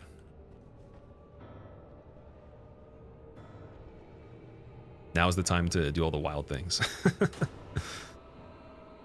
Aren't using giant blacksmith hammer? You're not able to on this run because you have to use the sorcerer class to meet requirements for fall control. And sorcerer doesn't have the stats for a lot of weapons that level 1 does. Or I guess we can say the blacksmith hammer is like the major one. There might be a couple other things too, but I should probably say the blacksmith hammer is the main one that you'd want to use. So I would definitely be doing it. And it's funny because the first time I ran this, I didn't route it. I literally just tried to like on the fly figure it out. And we used the blacksmith hammer. I got it, and then I couldn't use it.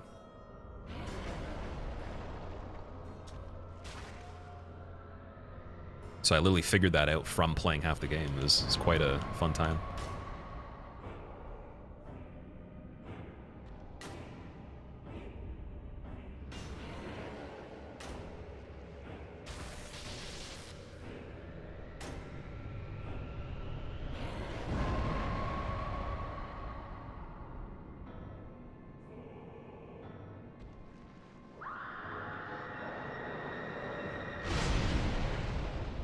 It gives you so much more time to punish that attack. That's the one major benefit here.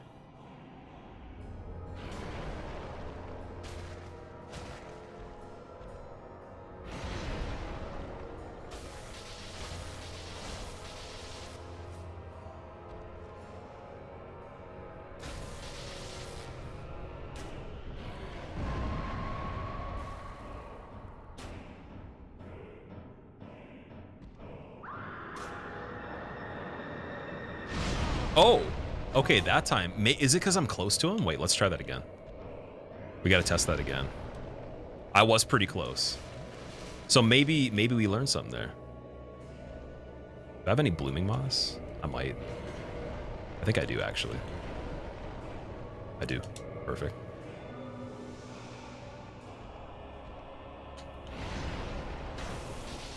I was you know what's really funny? I thought for a second, I'm like, I am pretty close doing it right here. I wonder. So that's pretty handy. We were just talking about that.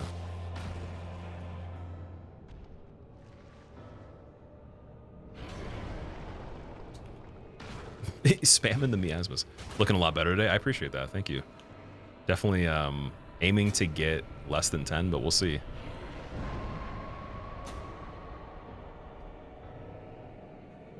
Dr. Soda, what's up?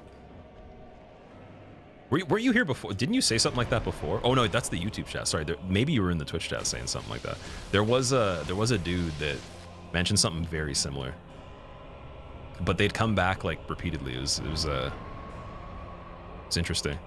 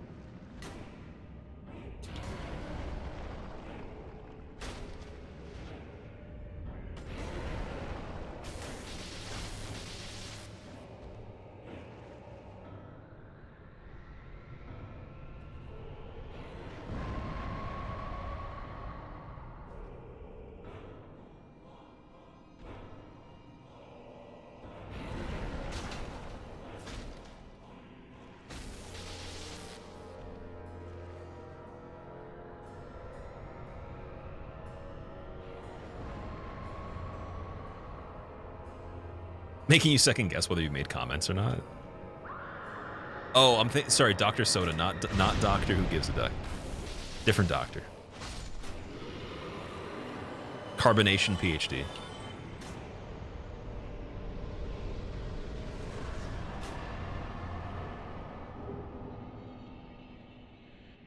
Nito used miasma. He missed. He ran out of PP. Oh man. That would be an interesting mod if they did like turn-based Pokemon mod for this. Holy shit. It'd be funny. Okay, so Nito, unfortunately that was one. But you know what? There's not a lot left. We just got Beta Chaos. And then Gwyn. And Gwyn, I practiced a lot. Beta Chaos, we're still going to go with the method that's not as tedious just to save some time, because this is a way longer run than it should be right now. But otherwise, yeah, that's a pretty good late game. Pazu, thank you for asking that question. I'm glad that it could be answered, but I don't know if it's the same answer if I'm standing far away, so we could have just made that mistake because it was close. Favorite Dark Souls game, Zane? Out of the trilogy, the third one's my favorite. And then out of any game the company has made, it would be Elden Ring. Hardest Dark Souls 2 run? Just probably 0 damage, to be fair. Or...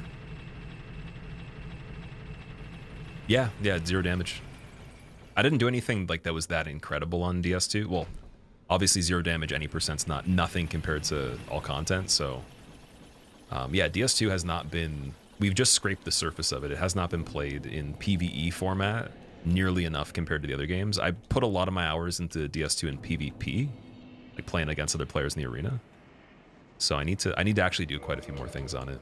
And there's still even just like the enemy randomizer I haven't been able to try. I did want to, and then it wasn't functional at the time.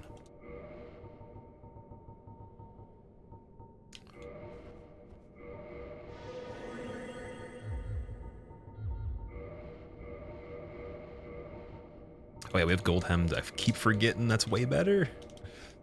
Goldhemmed is amazing. Level 1 is awful on DS2 because of ADP. Yeah, that is one thing. I will still say regular 0 damage probably ranks a little higher than, like not by much, but a little higher than hitless level 1 on DS2. Just by like the tiniest bit.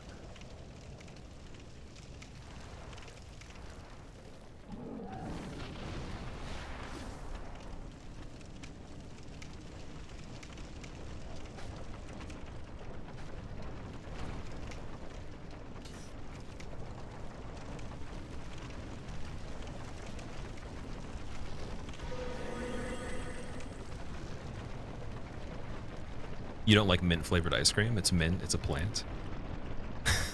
Wait, were we talking about, where'd the ice cream talk come from?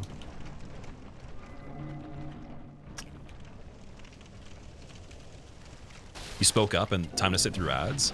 How many ads did you see? Was it 30 seconds, Miss Under, or was it more than that? Because I changed the program where it should only limit it to 30 before I tried to turn it off, but turning it off makes them put more ads. So hopefully it's the least amount possible. It is 30? Perfect, okay. Yeah, I wish they could remove more, but I guess we'll see if they ever are able to do that. Snack Pack, what's up, dude? How are you doing? Ooh.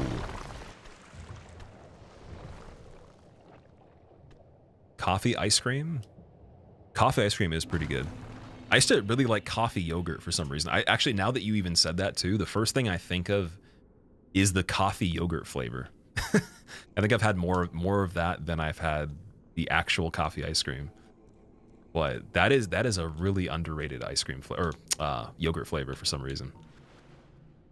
And it has a weird taste. It doesn't even taste like I want it. It's not even like as good as the ice cream per se, but it's like it has this unique combination with the tanginess.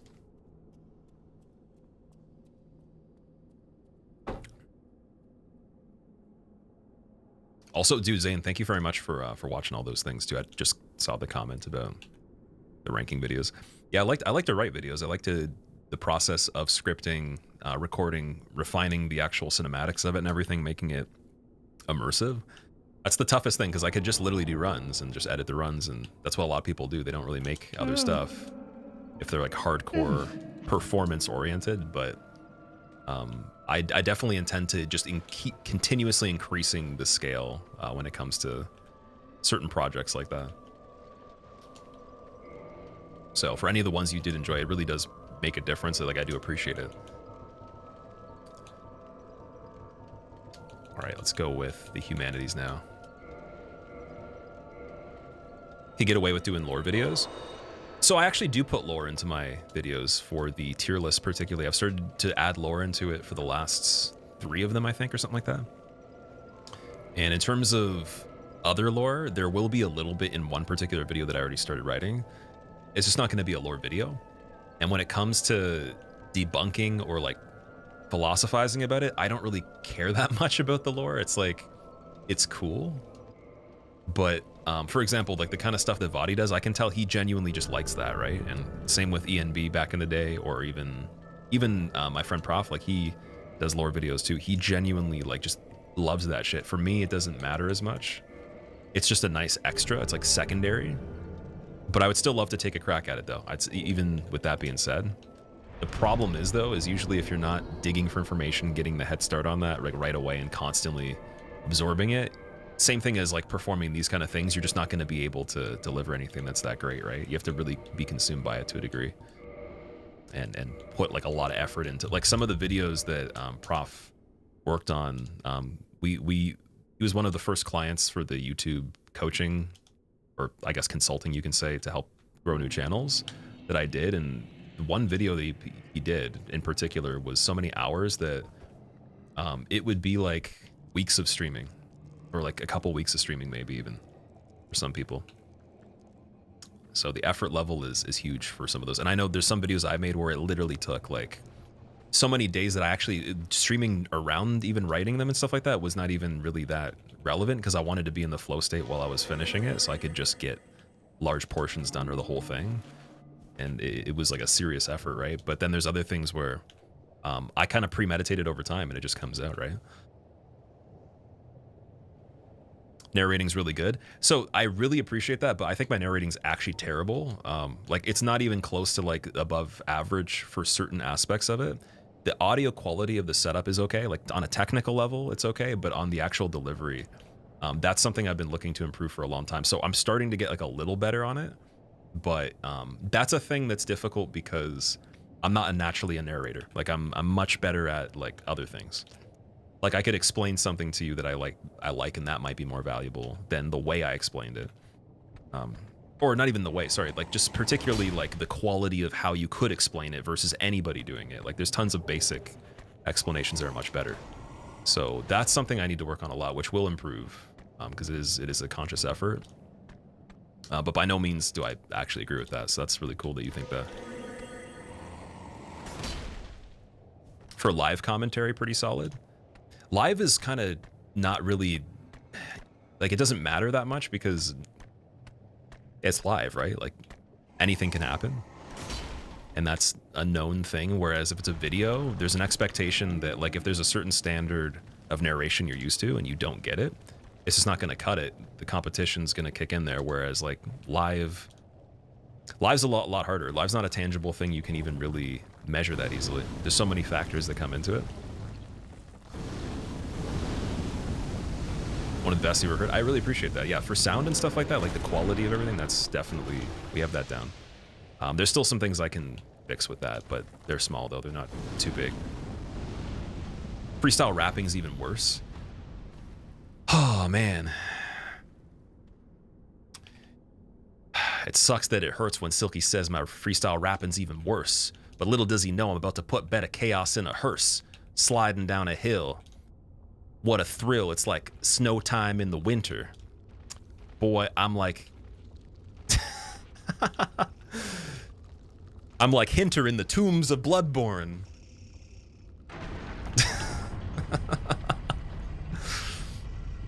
Rushed Isleth, here we go. Oh yeah. How you handle what could happen and what you say in the meantime, how you foster community matters. Oh, of course, yeah. Like I by no means when I say that like there's work to be done, am I not saying that there's some successes or victories, whatever. Like I'm not trying to be down on myself at all.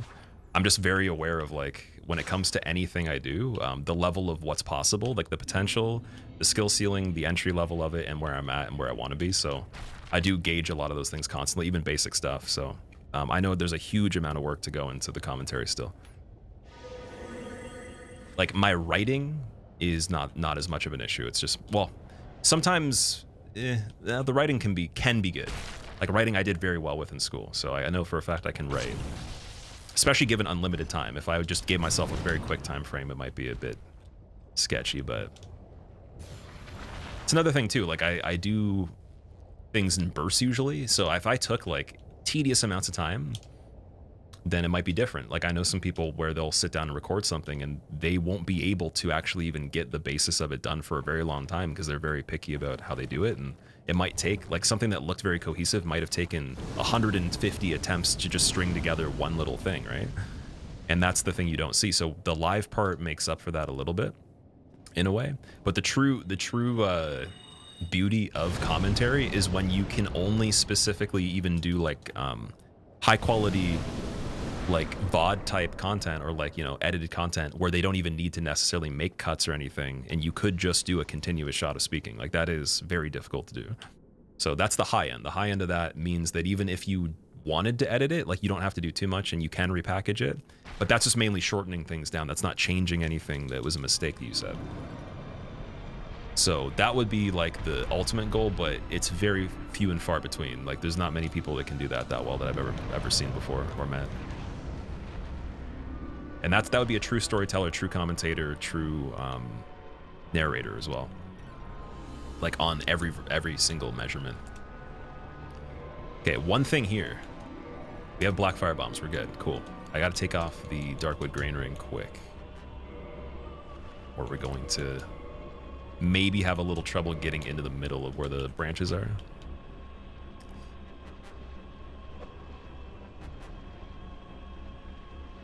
Yo, that one didn't even work. That was funny. Oh wait, are we 6 back? 1, 2, 3, 4, 5, 6. That's kind of nice, because if any of this doesn't work, it's better that it was that, if anything.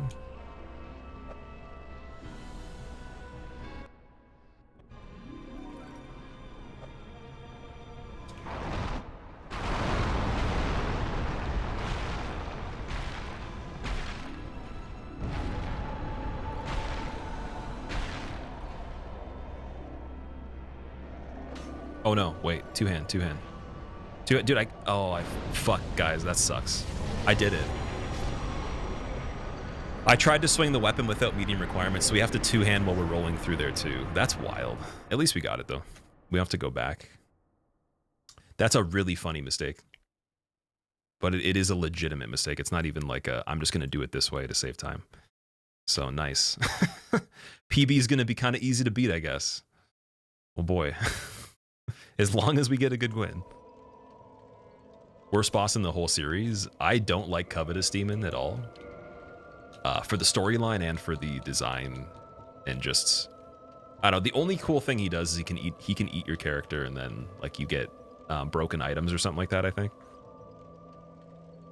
But yeah, Covetous Demon is the least enjoyable.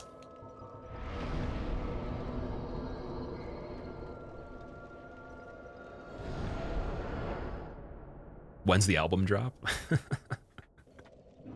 I haven't done off the tops or freestyles for a little bit. I need to get back into it again. I used to do them like all the time.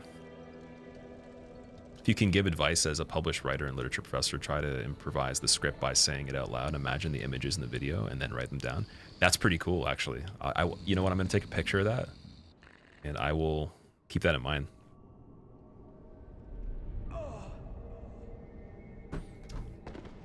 Yeah, thank you for the advice with that. Anybody that does that professionally or has aspects that go into script writing in general that is somewhat creative, or, you know, without certain constraints and all that, like that would be helpful. Even just like in terms of the narration styles that are particularly the most enjoyable, which ones are for you and why they are. Like knowing what those nuances are, because I could make guesses, but everybody's just, they're gonna have their own interpretation, right?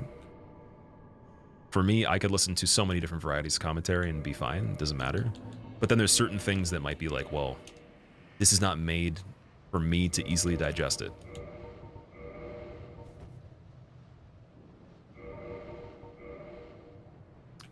Playing the best game of all time right now. Is it true that, like, for some reason, Christmas season makes DS1 more nostalgic? Like, it's a better time to play it than any other time?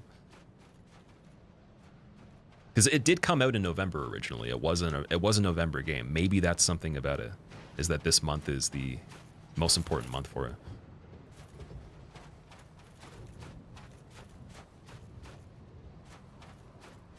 Been watching you map this challenge out. Can't wait to see you finish it. Ken, thank you so much, dude. Yeah, I'm excited. I didn't think it was actually gonna go as well as some of the stuff went on this one. So the actual mistakes I did make were surprising. And they're actually kind of nice. Like sometimes I will make a mistake and it really bothers me. I'm like, oh, that's a bad quality mistake, because I don't care about the number when we're practicing, because we're always gonna have, you know, some number of mistakes, but the number's not as important. It's the quality of what the mistake was leading to. And if it's something that I know, oh, I did that on purpose just to save time, like we did on Four Kings, I don't count that as an actual skill issue right there. But when it is a skill issue that's like annoying, it's like a really buggy thing, that can be a bummer. And when it's something too obvious that I should be better at, it sucks.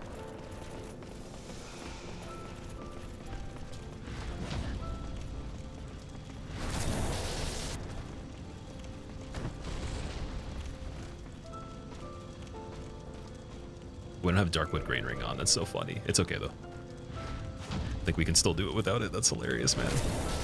I can't switch it in here. I have Slumbering on, too. I don't know if that affects anything.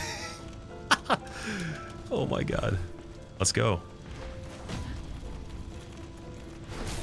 I have done this with both Darkwood Grain and not, so I know you can do it without it. It's just a little different. Like, your spacing's not as good. So if he turns around and doesn't do another attack, that's where it gets a little funny. But I think, again, I have a lot of ability to control that. Just got to be very careful with the timing.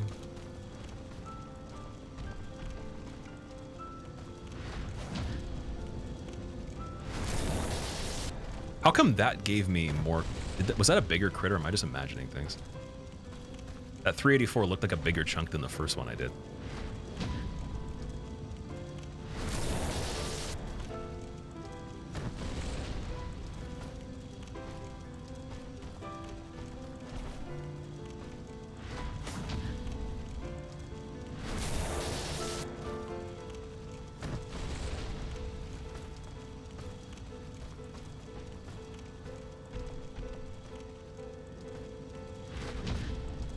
Nice. So that one you have to stop right before he lands. You can get the wraparound parry.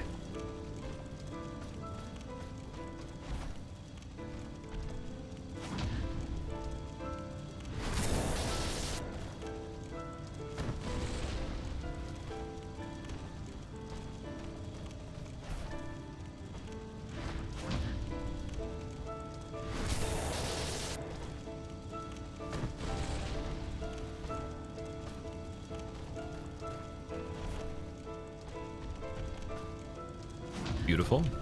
He's kind of searching for me for a second. That was weird. I haven't seen that before. Or at least like in the process of practicing this. There's Gwen. Good Gwen. We got a PB, sub 10. Let's go. Very long run. Like super, super long run. But it's a PB. Me fighting Gwen is now Jake Paul fighting Tyson. I still haven't seen it. But I heard that he had a medical incident that almost ended his life before he did the fight. Like, I don't know if it was last year or something like that, but apparently in more recent times his health wasn't the greatest. So, you know, like, I guess I'm not trying to say that's a factor or anything, but that's pretty crazy that he did the fight. I guess it was a good opportunity for him, for both of them. I know obviously there's a lot of money in it too. Challenges Lord Gwen 2025. Oh, that'd be a really funny like edit for a video. Dude, we should do that. That'd be so funny. Should we do the Jake Paul Castus run? And then to actually win, I have to parry Gwen like that. Or maybe I have to parry everything. Paul vs. King Vendrick 2025. That's so funny. Don't think you've seen this method before. It's usually the Estus chug. Yeah, that's a method that I came up with a while ago. And I've seen other people use it, but it's basically making it so that when you leave his vicinity, when he stands up, you're close enough for him to do a close range attack. And if he doesn't do the close range attack, he'll probably do something mid-range because you've already passed that threshold. So we're just trying to parry anything that's like the stab, the overhead swoop while he's still running, and then both the aerial attacks. There's 4 different attacks we're looking for. 2 of the 4 don't happen as often. Actually, 1 of the 4 barely happens. You only saw it once. And then it's mainly the short jump in attack from the intro. with the occasional overhead swoop and then like rarely the stab. But as long as you can parry all those, you save yourself from the mix-up of the quick attack. But yeah, that's good. So we're gonna do this again soon. Tomorrow I might do the randomizer with Crawdaddio and Galaxy. We started at Elden Ring randomizer where basically the map is random items, random enemies, and bosses. But we're in seamless co-op mode, so basically the game scales completely differently. We get to play together, Indeed. but it's very difficult scaling. So we have, for Phase 1 Malekith, we've made it to Malekith on it, the three of us, and we have Moog, Phase 1 and 2 as Phase 1 Malekith, and then we have Phase 2 Radahn from DLC, so Promised Consort Radahn, Phase 2. Best PB was like maybe just a bit more than a quarter health take in Phase 2, and you know, one of us alive still, so we're going to see if we can get that before Wednesday because we wanted to start a 4-player seamless co-op with other stuff going on, eventually getting challenges out of it as well with multiple people. So we might continue that tomorrow. If not, then we will just be starting the 4-player one on Wednesday, most likely, as long as the other person's ready. So yeah, I really want to finish that one. So I'll see if we can adjust the schedule to meet their time frames. They want to stream particularly pretty late, like around this time to start, until like midnight my time. So it's harder for me to do that because I mean it's just easier for me to get this out of the way sooner. But I can do it, so I'll do that tomorrow if we need to, and then we'll be back to streaming around this time again. But thank you so much for watching, guys. We're gonna go and host somebody. And also thank you for all the kind words too. You guys have been saying some stuff that's a little too nice. I'm thinking you might be Canadian, you might be honorary. We could trade places. All right, we got ooh, okay, what he's doing, NG plus Poison Hand only All Remembrances plus DLC. Sounds pretty crazy. I'm gonna raid K Witty actually. I haven't been able to host him in a little bit. So he used to speedrun Bloodborne quite a bit. He's done tons of runs on all the games. Mainly he likes to go like high new game cycles with different builds and speedrun. That's his thing. He has done Hitless before, definitely. I think he did it on Bloodborne. He might have done it on like the trilogy or Elden Ring as well. But I'll see you guys in his stream. He's also a good friend. He's really cool. I think you guys will like him and his community if you haven't seen him already. And until tomorrow, I'll see you guys in his stream. Thank you so much.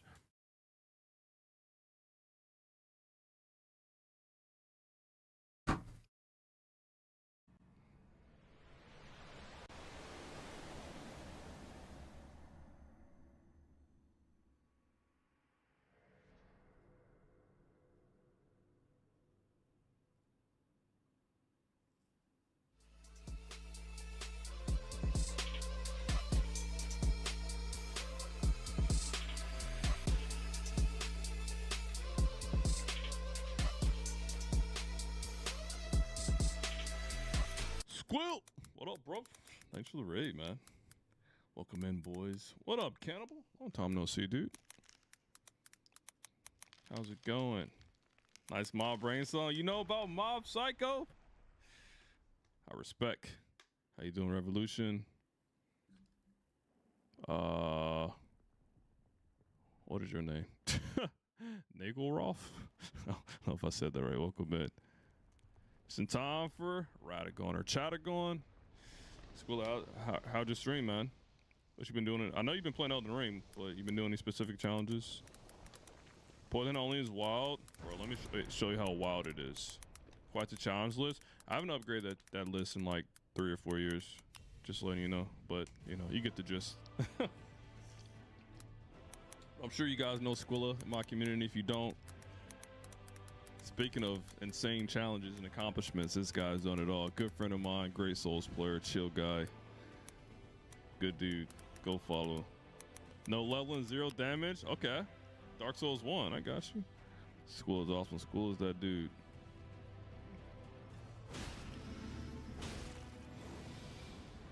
Yeah, Poison is pretty broken if you haven't noticed.